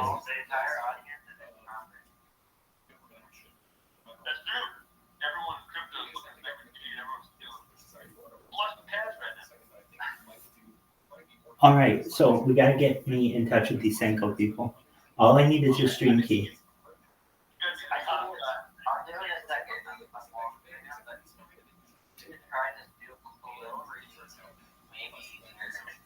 Oh no, I'm doing it. It does not look easy. When I go to Google for Senko, it's only third-party websites that are basically referencing it. It's not like they have a really nice like, oh, here you are if you're stupid to figure this out. From what it seems, yeah, I mean, like how do other websites work? You go to your settings and it has stream key, and then you just take that and put it into your streaming software. But exactly, if anything, this is a perfect focus group.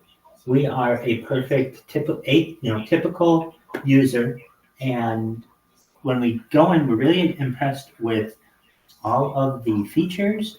But as a user, when you go to your settings, it should be easier to find your stream key. But we won't fault them on this. Many websites have this difficulty. Like I dare you to find a stream key on Instagram. It exists. You know how you have to get it? Yeah, the way that you have to do it is you have to make your account like a business or creator account, and then the stream key comes up. Like, how would you know that? Right. Agreed. I mean, that's why you have a frequently asked questions page, and that's why these things should be covered by these companies. I mean, here's a perfect question. When's the last time you looked at Instagram's frequently asked questions page? I don't think they have one. They don't want to answer anything about their app. They just say,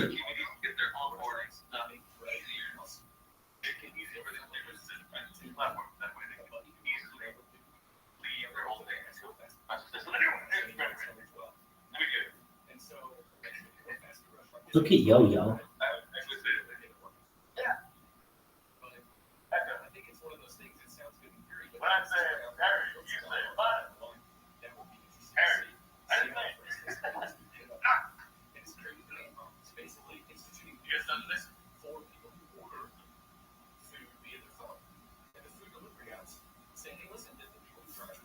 Was that Yo-Yo and Marlon? Yeah, we're together. Tight. Reunited, and it feels so good. Yeah, we're kind of feeling that.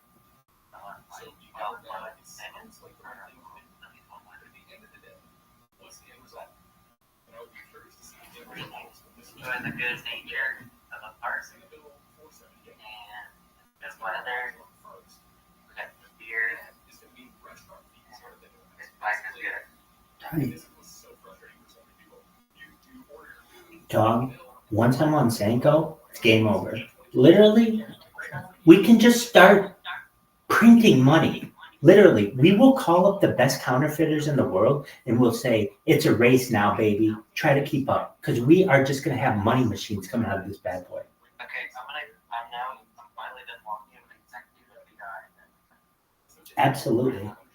Tell this mother, you know what, mother, father. I mean, he knows about you. Oh, tight. Well, then it's just game over. I'll be like, hey, Mr. Sanko, what's my stream key? It's very simple. I don't need to blow up your platform. I don't need to tell you how great I am. Just what's my stream key? Okay, making it Rabbi,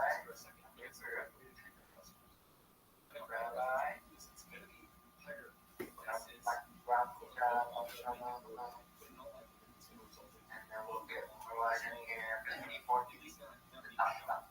Absolutely. Alright, next. Rabbi, Sanko, partnership. That's it. It's game over.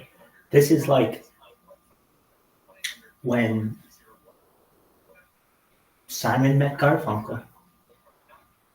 This is like when Sherwin met Williams.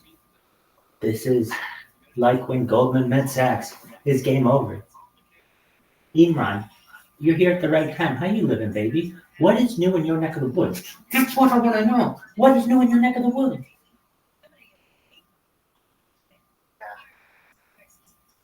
Imran, I'm just going to tell you what the rumors on the street are about you. You're sexy, and everybody knows it. Oh, damn. You like that song? Absolutely. How do you think they got that song? They knew about Imran. They're like, you know what? We need to take Imran's aura and put it to music. And they're like, I'm sexy. Imran, we're about to take over the world. Oh, beautiful. On Telegram? A million thanks to Yo-Yo. Yo-Yo. But yeah, you're good. I just said that you're ready to take over Sanko. That is correct.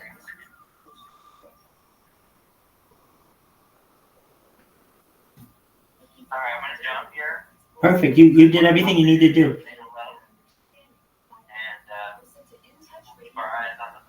Absolutely.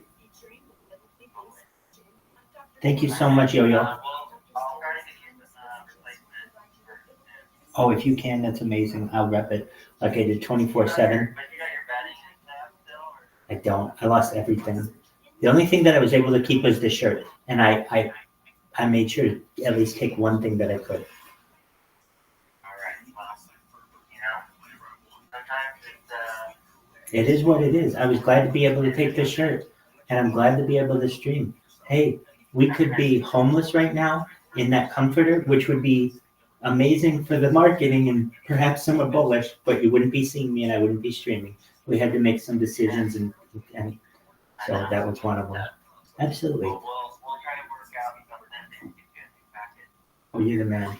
You're absolutely the man, Yo-Yo. Well, even if not, I'm going to wear this shirt until they burn it off me.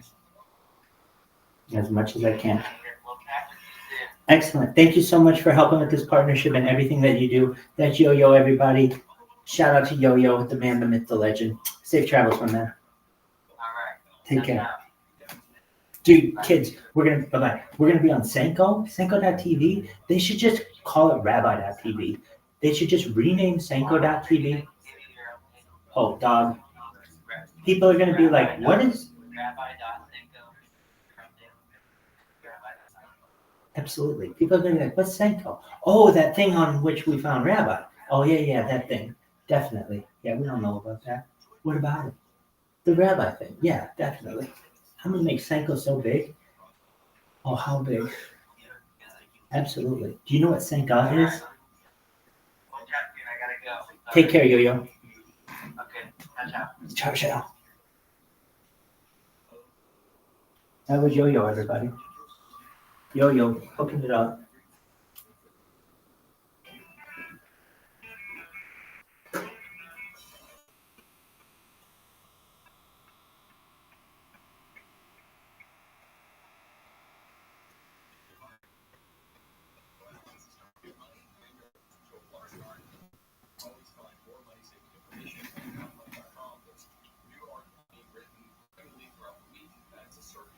Man, McQueen, I just want you to know that I love you. I love your dogs. Their names are Duran, Lisa, Cooper, and Louie. And you, my friend, rock. Don't let anyone ever tell you anything differently. And if they do, just know that that person is wrong. But I can't ever imagine anybody saying anything differently because you're so cool. You're ice cold, baby. Man, McQueen, you are ice cold. Imran, you are ice cold. Bob Dobbs, you are so cool. You are ice cold. And Tempura, of course, ice, MF, and cold.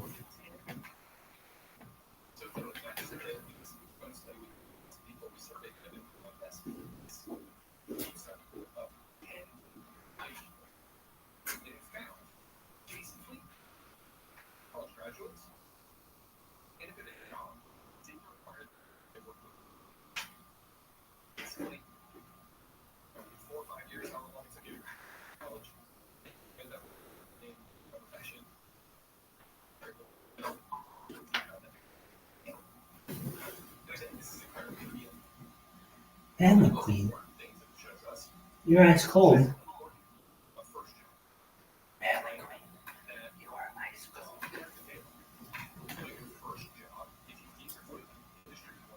Man, McQueen is cold as ice.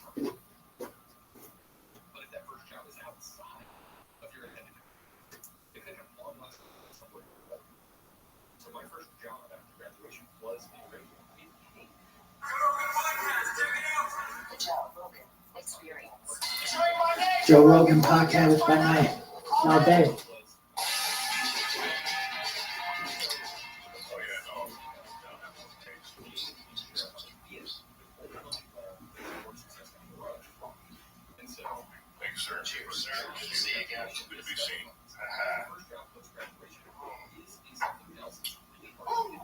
So tell me, what the fuck is going on? How is it? How's things tracking? First of all, congratulations on being proved correct, and that there are literally mammoth bones, bison bones, all kinds of bones in the East River. You said on this podcast, the Turkey Water Dam went out and looked for them. They found bones. They found multiple bones. It's real. It's very real. So the museum dumped bones that belong to your property out there in the East River, and they're still out there for people to find. How many pounds were dumped? Roughly 50 tons. 50 tons. 50 tons. And that was told to me by one of the guys that wrote that report that I read on your show. Good Lord, that's a lot. I didn't know it was that many. Yeah. I'm sorry. And they found how many bones so far? I don't know. I think Dirty Water Don and those guys found 3 so far. Did I say Dan? Sorry. It's either Dan or Don. Don. I think is it Dirty One? Yeah, I have no issue with gender nonconformity. Yeah. I want feminine and women are masculine. That's fine. Absolutely. Nothing wrong with it at all. You know, but I just think in terms of traditional heterosexual relationship goals, I'm not saying it can't work out if the woman is over like it's just laying around and all that. I'm just saying it's not. Yeah, or for me, I bring attention to this because when you see those dynamics where people are trying to go against what they inherently feel, they don't understand why they're not happy. It's like you don't have to deny what you want in the name of being progressive or trying to be enlightened. It's okay to, if you do fall into stereotypes, that's okay. If you're not moved out, that's fine too. But I don't think we should necessarily intentionally try to push against stereotypes just for the sake of it. Right. Because there's a good chance you're not going to be satisfied with that. That's a good point. Look, there's nothing wrong with a feminine woman. There's nothing wrong with a masculine woman. There's nothing wrong with a masculine woman. There's nothing wrong with a feminine woman. What up? How are you, Remy Toto? How you living, baby? I'm a XRC8 holder. Maybe not. Maybe that's what she likes. That's tight. Is Do you own Harry Potter Obama Sonic 10 Inu? Isn't it possible that that's just a way that someone's personality and interaction with the world? Do you know about Harry Potter Obama Sonic 10 Inu? Yes, I know. There is a reporter, an Obama, and the EU dog. Dude, you're right. You're in the right group.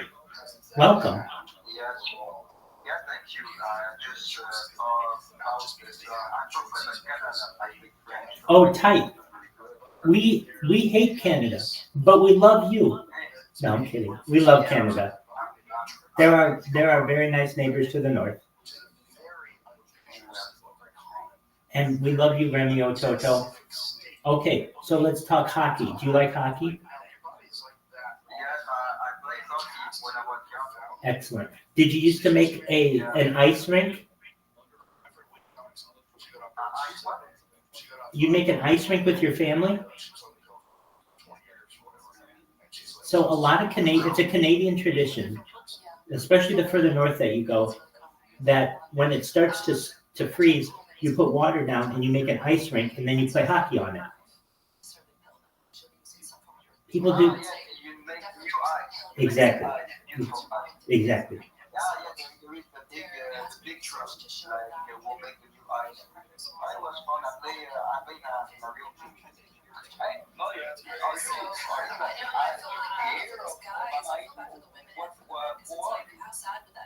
Me? No.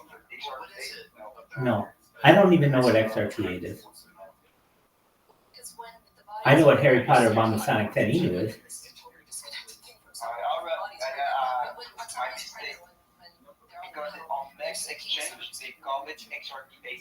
Oh, okay. Oh, so when you say XRP8, you mean Harry Potter Obama Sonic 10 Inu? Now I understand. Now I understand. I gotcha. Well, so do you know anything about our community? Perfect. Perfect. I'll tell you everything you need to know about it. Just one moment. I'm going to mute. I've got a podcast going. Do you know who Joe Rogan is? Okay, so we listen to Joe Rogan 24/7. And just one moment.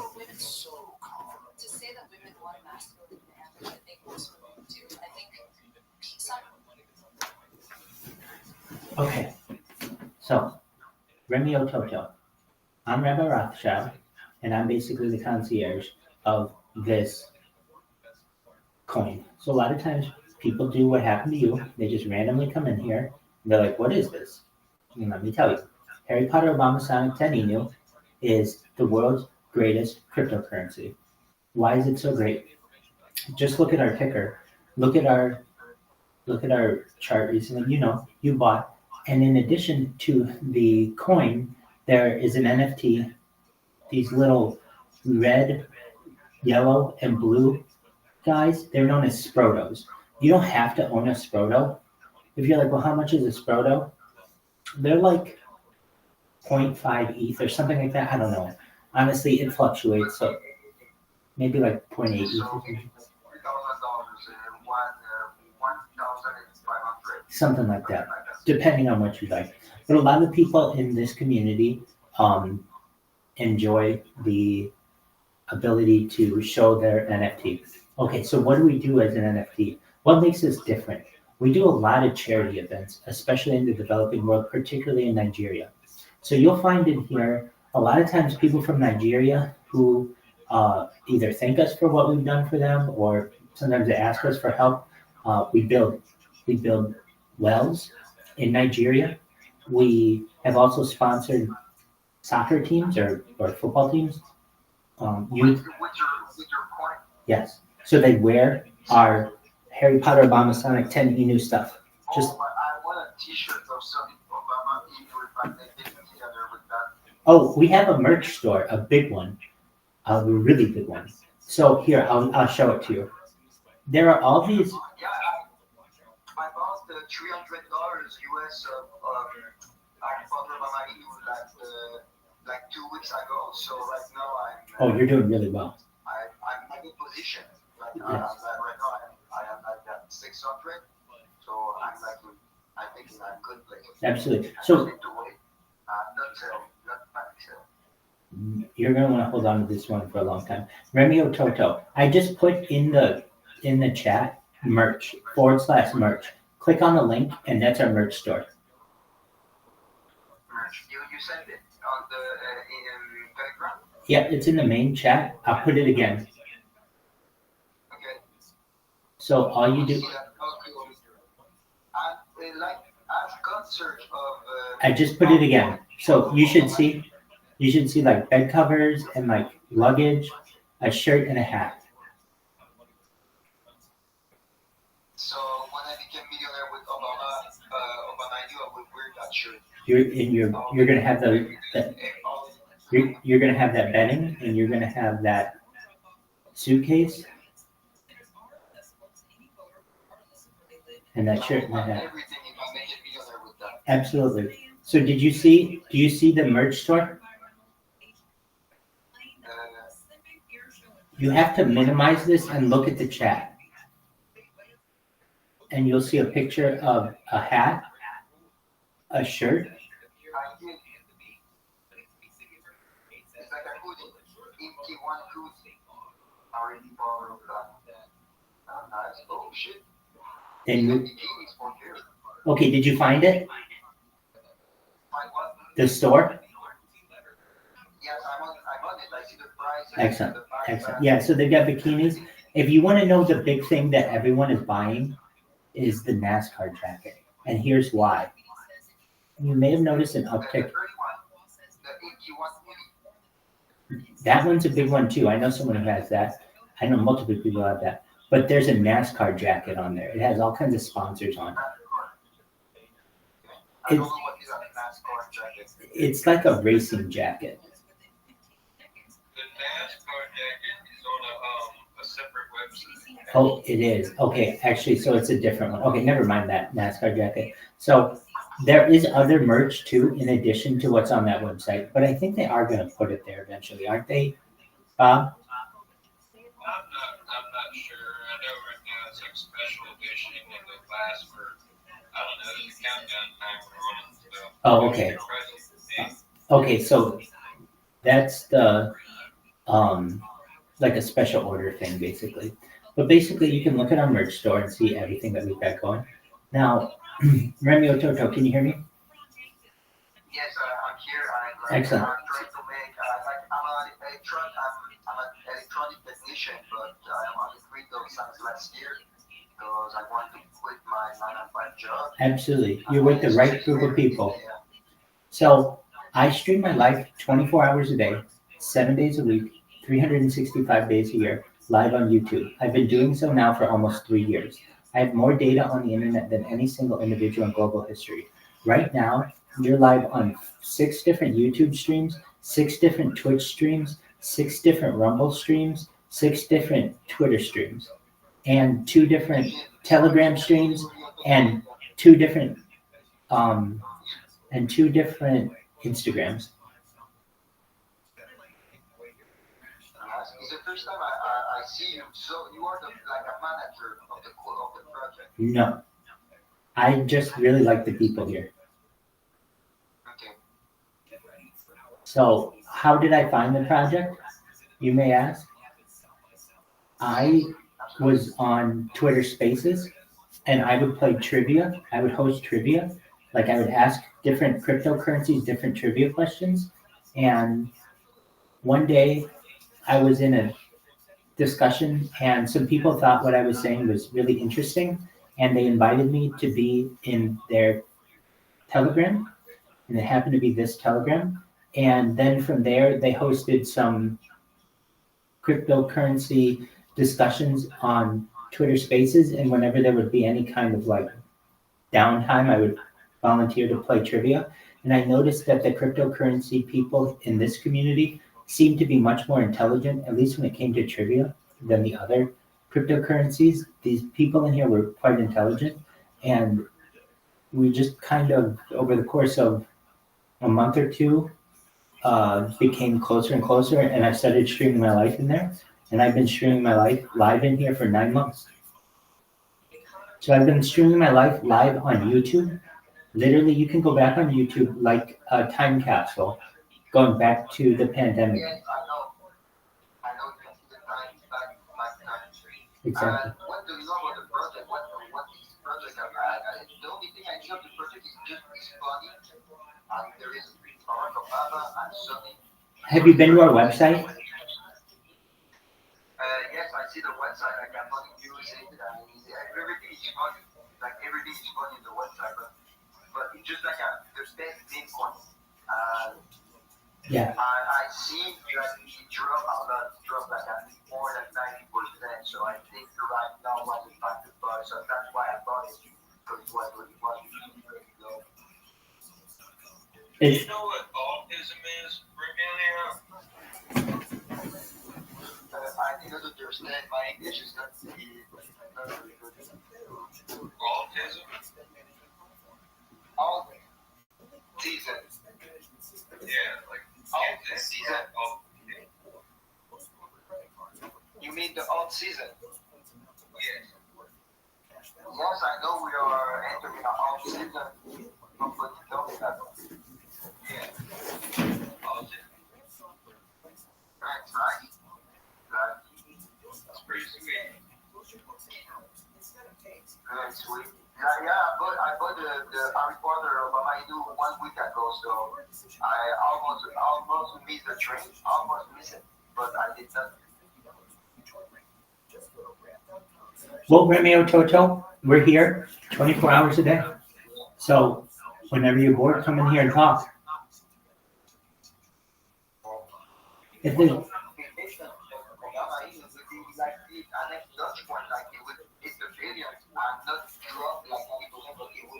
stay on the average, and it will stay, it will have its price like touch point.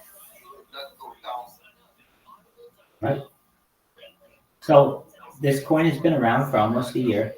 We're celebrating 10 months. We'll celebrate 1 year in May. And we've only gotten bigger and we've only gotten more influence. If you go on, if you go on Twitter Spaces right now, go to any space basically, you're going to find a Sproto in there, which means you're going to find a Harry Potter Obama Sonic 10 email holder. Oh, you saw it, the group on Twitter. Oh, we're huge on Twitter. Yeah, but what's the name of the group? I would check that right now. Well, it's not a group. I'm saying whenever we have a Twitter space. I mean, we have a Twitter space going right now, but I'm the only person in it. So I don't recommend you going to it. But I have a Twitter space going 24 hours a day, and it's recording everything that happens in our coin. Basically, we're the only coin that literally has every. Sure, it's if you want the main account, put in HP. Okay, so if you want to join my Twitter space that I have, it's HPOS 10. Yes, 10 I, and then example. So HPOS 10I example.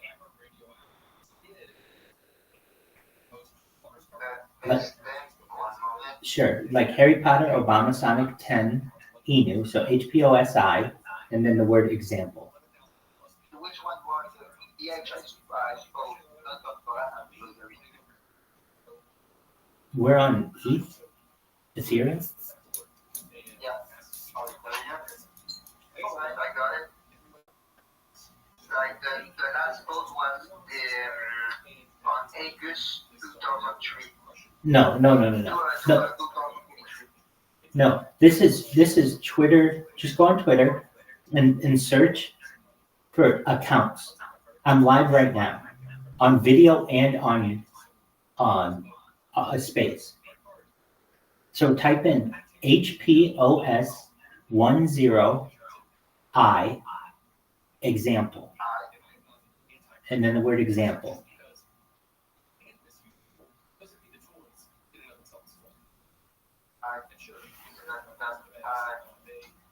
Okay, I'm going to show you. I have it right here, and I'll show you on my phone.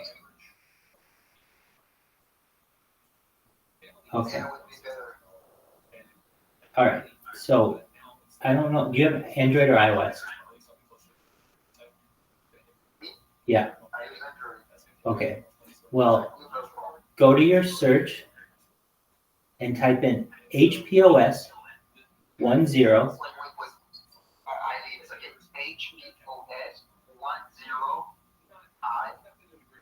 And then the word example. EXAMPLE.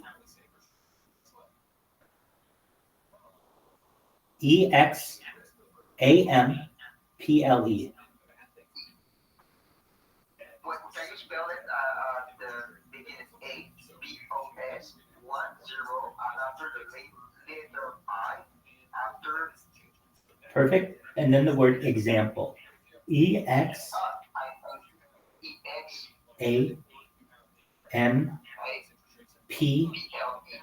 Example.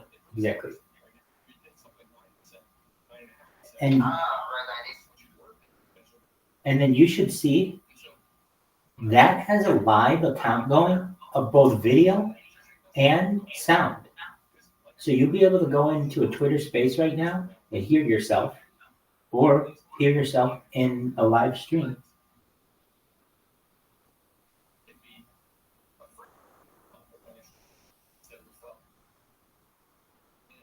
Pardon me, the live stream is no longer going. If you're like, Rabbi, why isn't the live stream no longer going? It's going on a different account. It's going on a different account. So you can hear me live on HPOS 10 example. And if you want to see me, that's another account. I can give you that account if you want.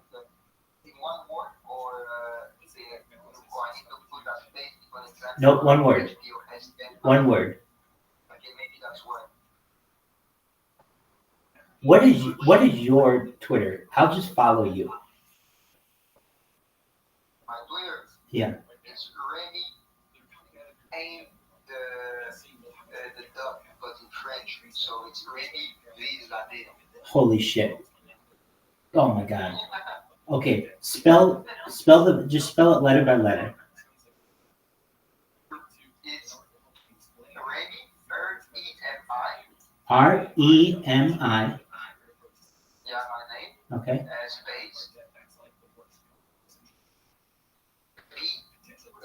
the letter V, like Victor, V, Uh-huh. E, I, like the letter I, after S, and after the E like echo. So it's Remy V. Okay. Space. Yeah. What is your username? Username does not have spaces. My username, just V's me V, like take down Remy and just write V's.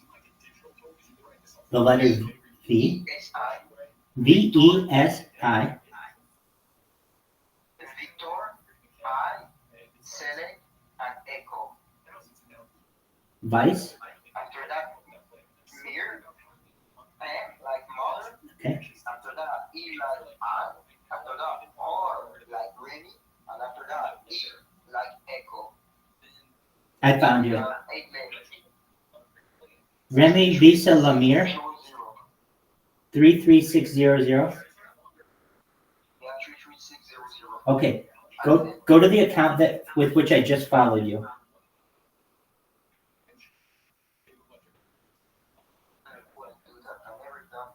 Like I'm new to crypto. Like I used to work in electronics and electricity. Done. And I saw the opportunity, so I'm just all in on it. We're gonna help you through everything. Yeah, thanks. You're welcome. I get it. No. So you say you follow, you click on my account. Yes, I did. So I'm supposed to have a notification. You should have someone following you. Well, I'm new tutor. I just saw that buzz by Twitter and Okay, at the very bottom here, you should see like a little alert. I don't have any notification. You're right. The VM33600.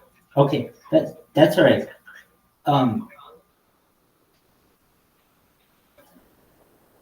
Let's see here.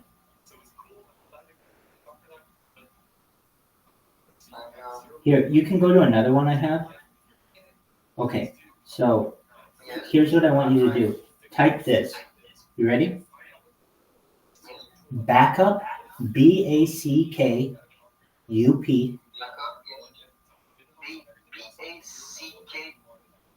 U-P.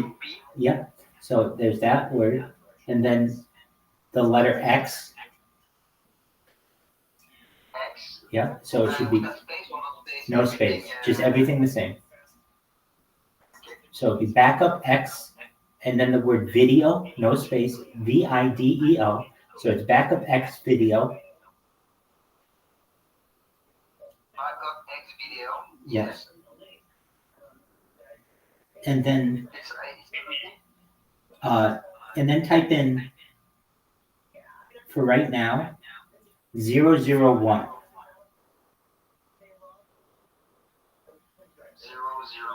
Yes.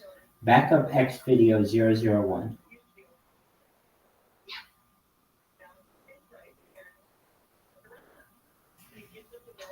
Sorry, bro, that's not one. Like I write backup, I know to write backup, letter X, and video. V-E. No. V-I-D-E-O. Yes, it's a V-I video, like the video. I just spell it right, but video. Can you see how I write it? Yes, I resend it. But can you see backup X? I only see backup X, but not video. Backup X is there. It went Twitter on 2010, but not anymore. No.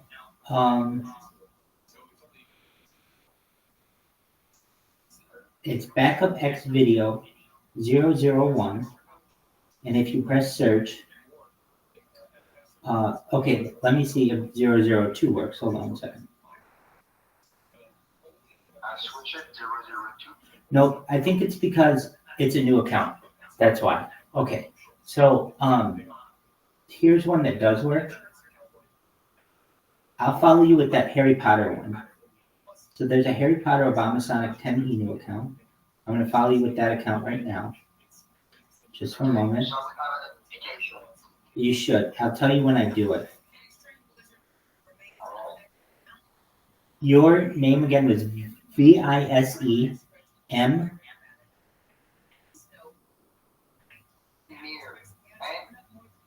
like mother, after that I like I, after that like Randy, and at the end.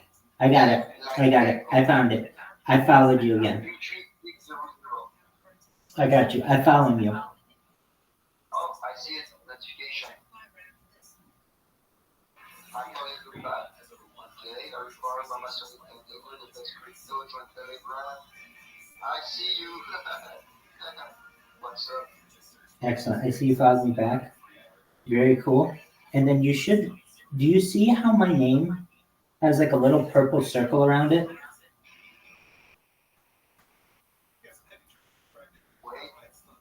Or like, not my name, my profile picture. There's like a little purple circle around it. Yeah, with the avatar inside. Yes. Click that. And it should say join space. Yes. So join the space.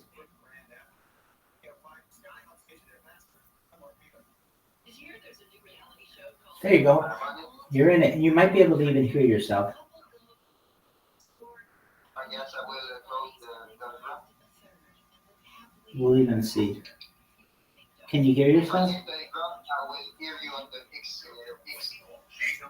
I think so. It'll just be delayed.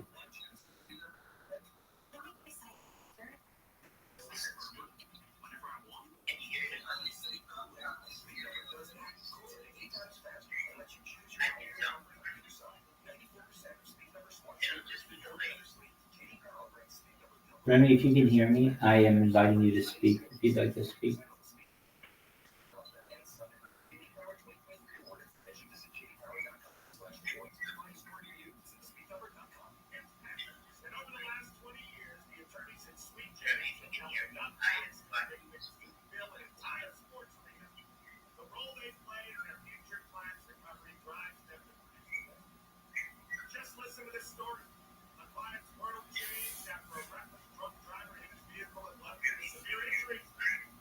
Well, Remy, if you can, come back to the, either accept my invitation to be a speaker or come back to the Telegram, and then I can walk you through it.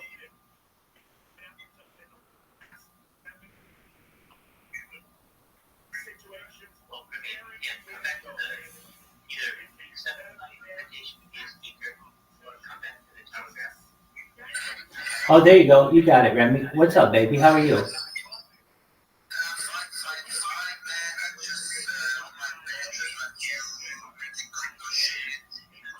Word.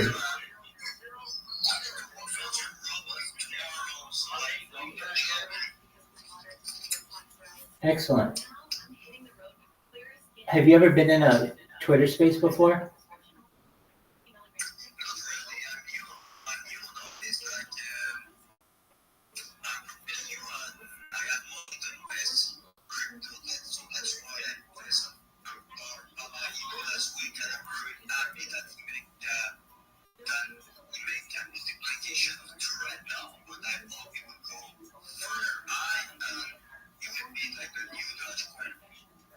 Absolutely.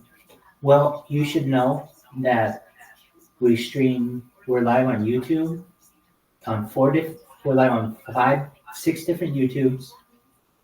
We're live on 6 different Rumbles. We're live on 6 different Twitches and 6 different Twitters right now. And we're live on 2 different Instagrams and 2 different Telegrams. And we're also live in the Twitter space. So if you ever want to get a hold of us, you know how to do it.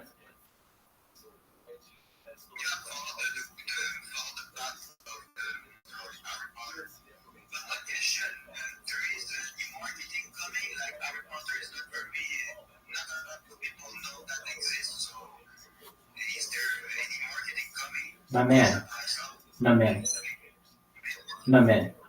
You don't know about Twitter. You're like barely on Twitter. Go into Twitter and look around a little bit at people's profile pictures and look at what profile pictures they represent. We're like one of the, if not the biggest meme on Twitter. We're huge. So when you become that big, you don't really need to market. What do you want them to market? What do you want them to do? We just had the developer of the coin.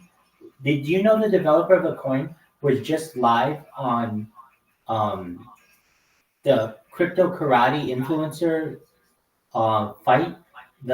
He fought. Do you know who Ben Armstrong is? Do you know who BitBoy is? Do you know who BitBoy is or Ben.eth? Or not Ben.eth. Okay, so there you go. So our dev fought BitBoy less than 10 days ago. So that's a lot for marketing.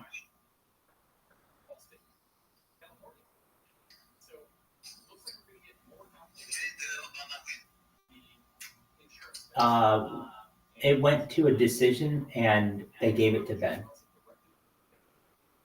But Obama knocked down Ben, and Ben did not knock down Obama. Meaning, our guy knocked down their guy, and their guy never knocked down our guy. Does that make sense?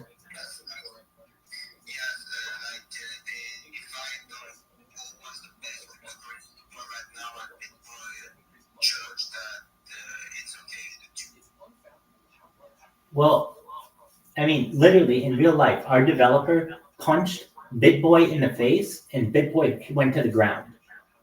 Meaning, while our coin did not win the whole fight because it went to the judges, there's an argument to be made that we did win because we knocked them down and they did not knock us down. Does that make sense? Exactly. If you look at the pictures, it looks like we did way better than they did because we have a picture of our developer over Ben with his arms raised, having just punched their guy on the ground.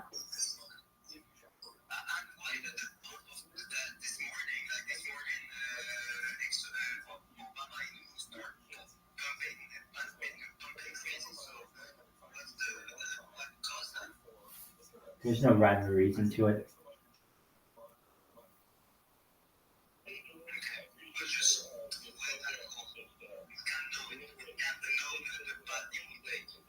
Right. You have to look at this from a macro sense and not a micro sense. You can't look at this as like, oh, I want to pump my bags and get out after like a 6x. That's great. If you can do that, cool. But a lot of people here just retain.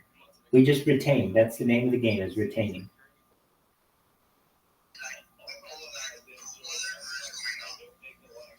Exactly.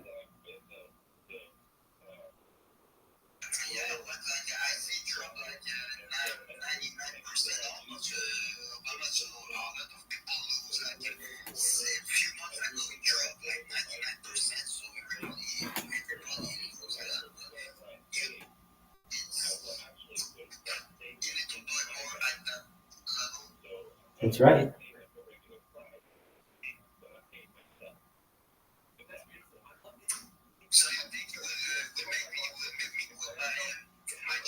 I'm sure of it. I have more data on the internet than any person in global history. I'm a celebrity, baby. There's no one on earth who has been filmed more in human history and had that film uploaded to YouTube than I have. And well, now you have. That's right. So you're live right now on 6 different YouTube streams. Usually people don't have one YouTube stream going, and very rarely does that stream go for a few hours. Mine go 24 hours a day, 7 days a week, 365 days a year for years on end.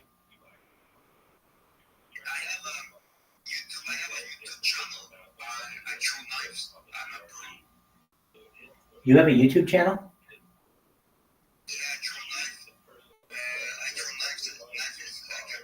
Oh, you throw knives like a professional. How many subscribers do you have? Good. Do you get people to subscribe?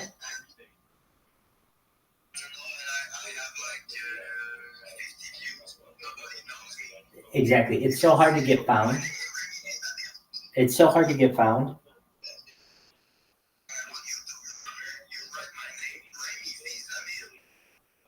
Yeah,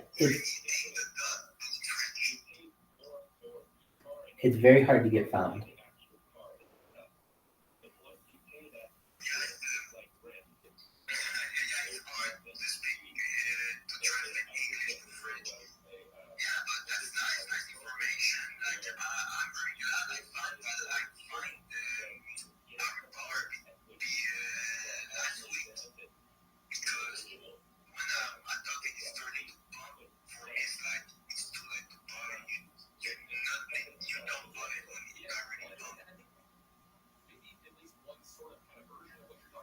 No, I mean, this is a long-term coin, so you're in it with the right people.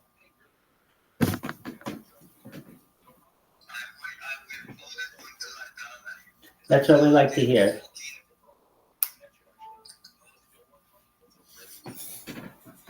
That's right, baby.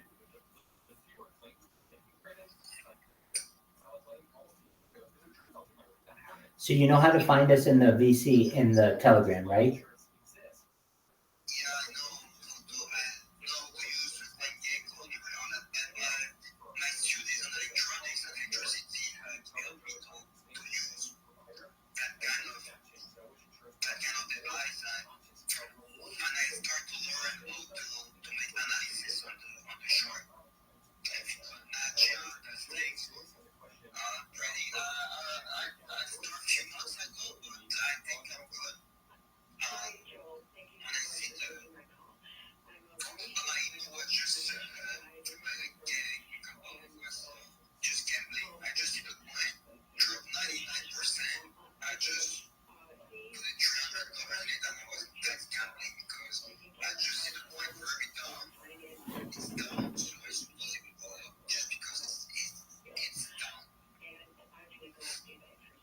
I gotcha. Right.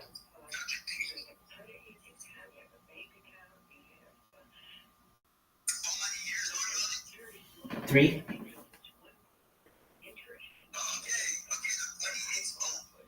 No, not the coin. I thought you meant streaming on YouTube. I've been streaming on YouTube for almost 3 years. The coin is 10 months old.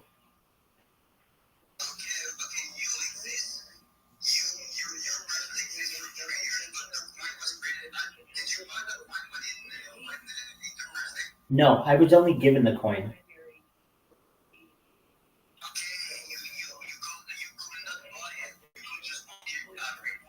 Exactly. Wait. Well, I'm doing okay.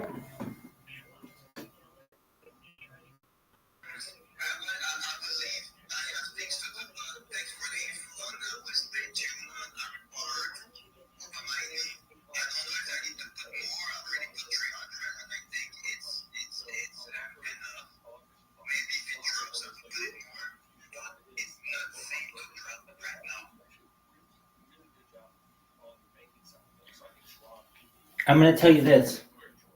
We're the only coin that has someone literally living in their Telegram 24/7. No other coin has that.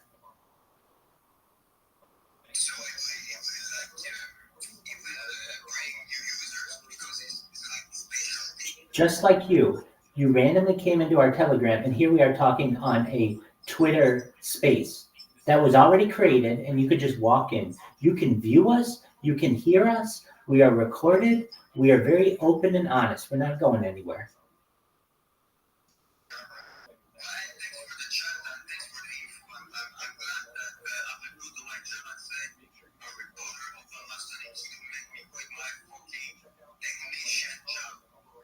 That's correct, my friend. And come back in the Telegram anytime. Take care, my friend.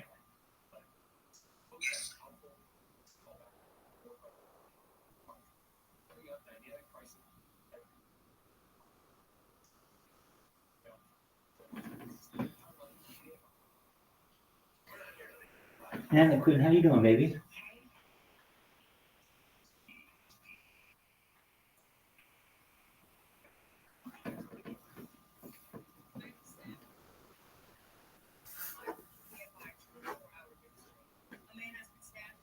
Some people feel it's saying that women deserve to be treated badly, and I don't think masculinity is necessarily a bad thing. It's only if someone is an abusive person that that's a bad thing. But those two things are not necessarily found together. Masculinity doesn't necessarily mean that someone is going to treat his partner poorly. Or I think also communication, right? Masculinity, when they use the term toxic masculinity, referring to men not wanting to have feelings and having mental health issues because they bottle things up. But there's a middle ground, you know. I don't think we have to demonize men just like we don't have to demonize women. But I'll have so much more to talk to you about this once that's what I'm working on. Well, we'll definitely do it again once you announce your tour. Is there anything else you want to talk about? I could go forever, but I think that's kind of my huge list here. If your audience wants more I want to see how organized I am. Okay. Well, if you want to, also if you want to follow you online, tell people what's the best access to work. Yeah, so you can find me on social media at Dr. Deborah So. Deborah is Debra, so it's S-O-H. You can actually have a look at my book. If you want to see this hateful transphobic piece of work. At the end of January, you can get at drdeborahso.com and Simon & Schuster's website. Thank you, Joe. Thank you so much. You've been so supportive from day one. I remember coming on your show when I was with your son in LA, and I was just like, I really hope that he doesn't think I'm a crazy person. No, I don't think that was great. Thank you. And we'll do it again. This not to be mentioned project.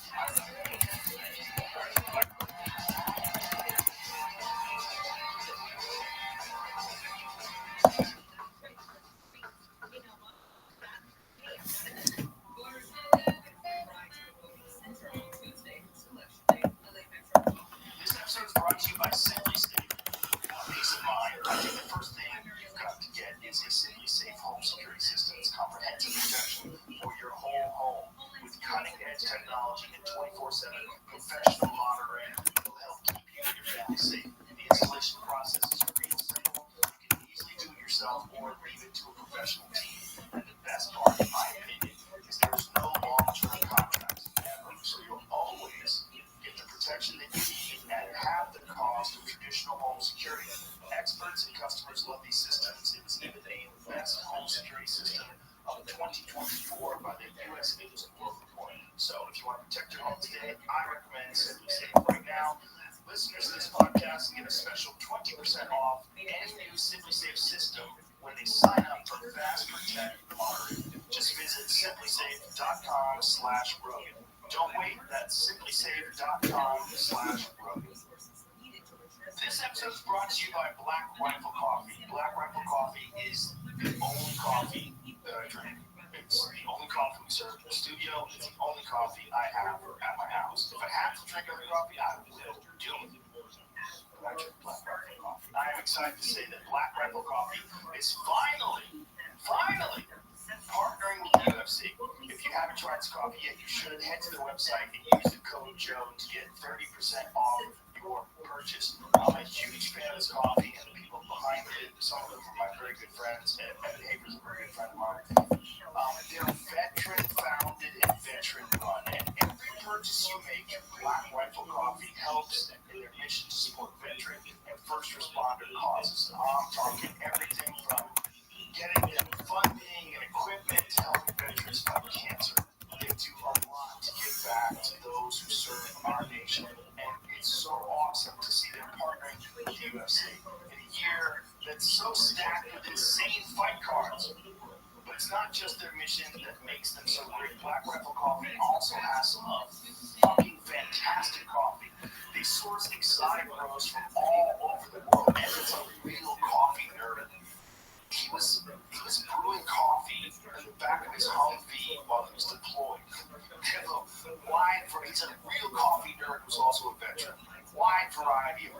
coffee, whole beans, even K-Cups.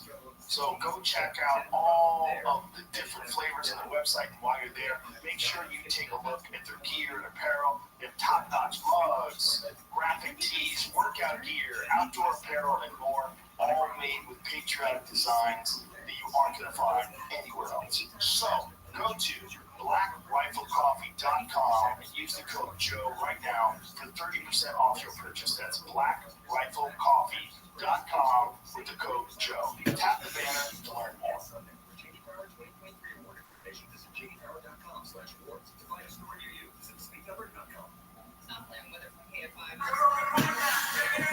The Joe Rogan Experience. Drink my name, Joe Rogan Podcast my name all day.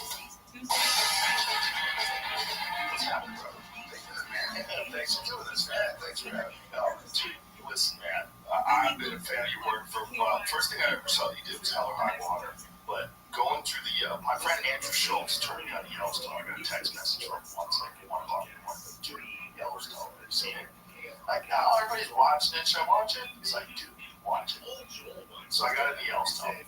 And it goes like, Yellowstone is fucking great. But 1923 is better.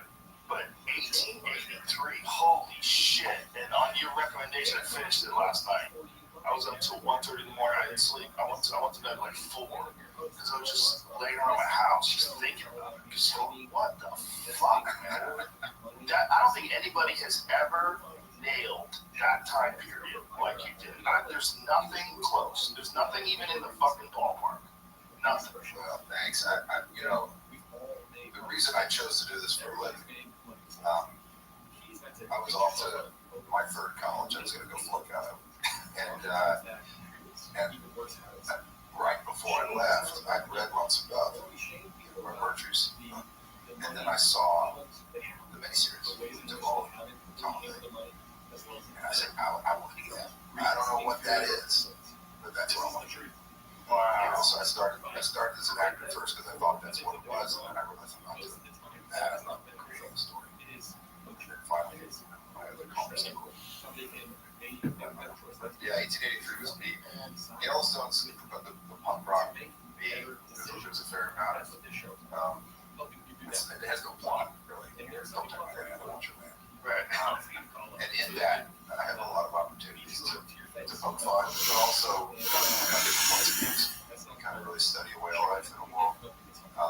There's a lot of defiance in the way that I do it. It's not surprising that critics hate it because it's designed for critics hate it, but big Yellowstone confounded by its success. Oh, God. Get their heads around it. The New York Times has done multiple articles where they're doing like this essay on how is this shit so popular. Oh, God. That's so funny. It's so funny. I don't get it. 1883 was just saying, like, hey, let's take a look back at history.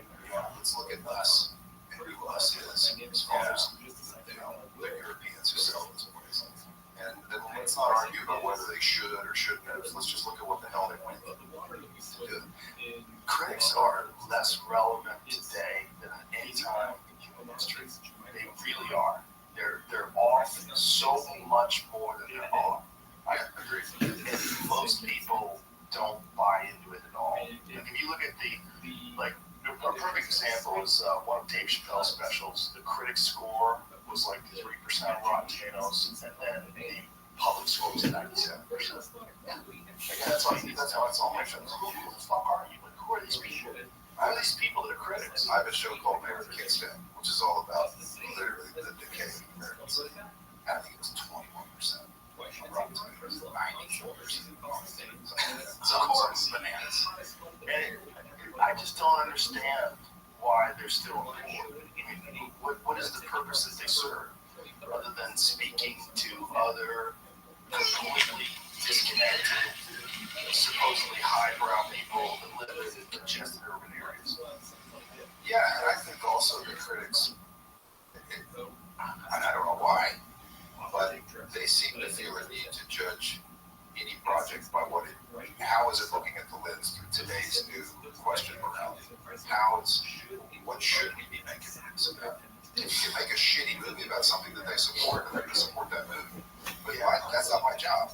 My job as a storyteller is to pick a world and look through the window. Do not judge it and go, hey, here's what it was. Yeah. And here's the decision some people made. And, you know, for me, you know, the holy grail as a storyteller is entertain, educate, and don't give anybody answers, just lots of questions to think about. That's my job. Because I can't stand to pay money and have somebody preach to me their ideas. That's the fastest way to get me out of it. That's the reason I hated Forrest Gump. I don't mean to say that. Holy shit. But this doddering fucking idiot is the only guy that can figure out the world. Everybody else around him, he's just going to go on a fucking run across America and everyone's going to follow him and that's going to kill the country. I just was like, what is this shit? Well, I think back then it was novel because the idea was like the more like it could be so much simpler that this simple guy could figure it out, and that we were all so disconnected. The irony is huge. You could have made this. Oh no, because someone would be too offended or sure the portrayal of Forrest Gump.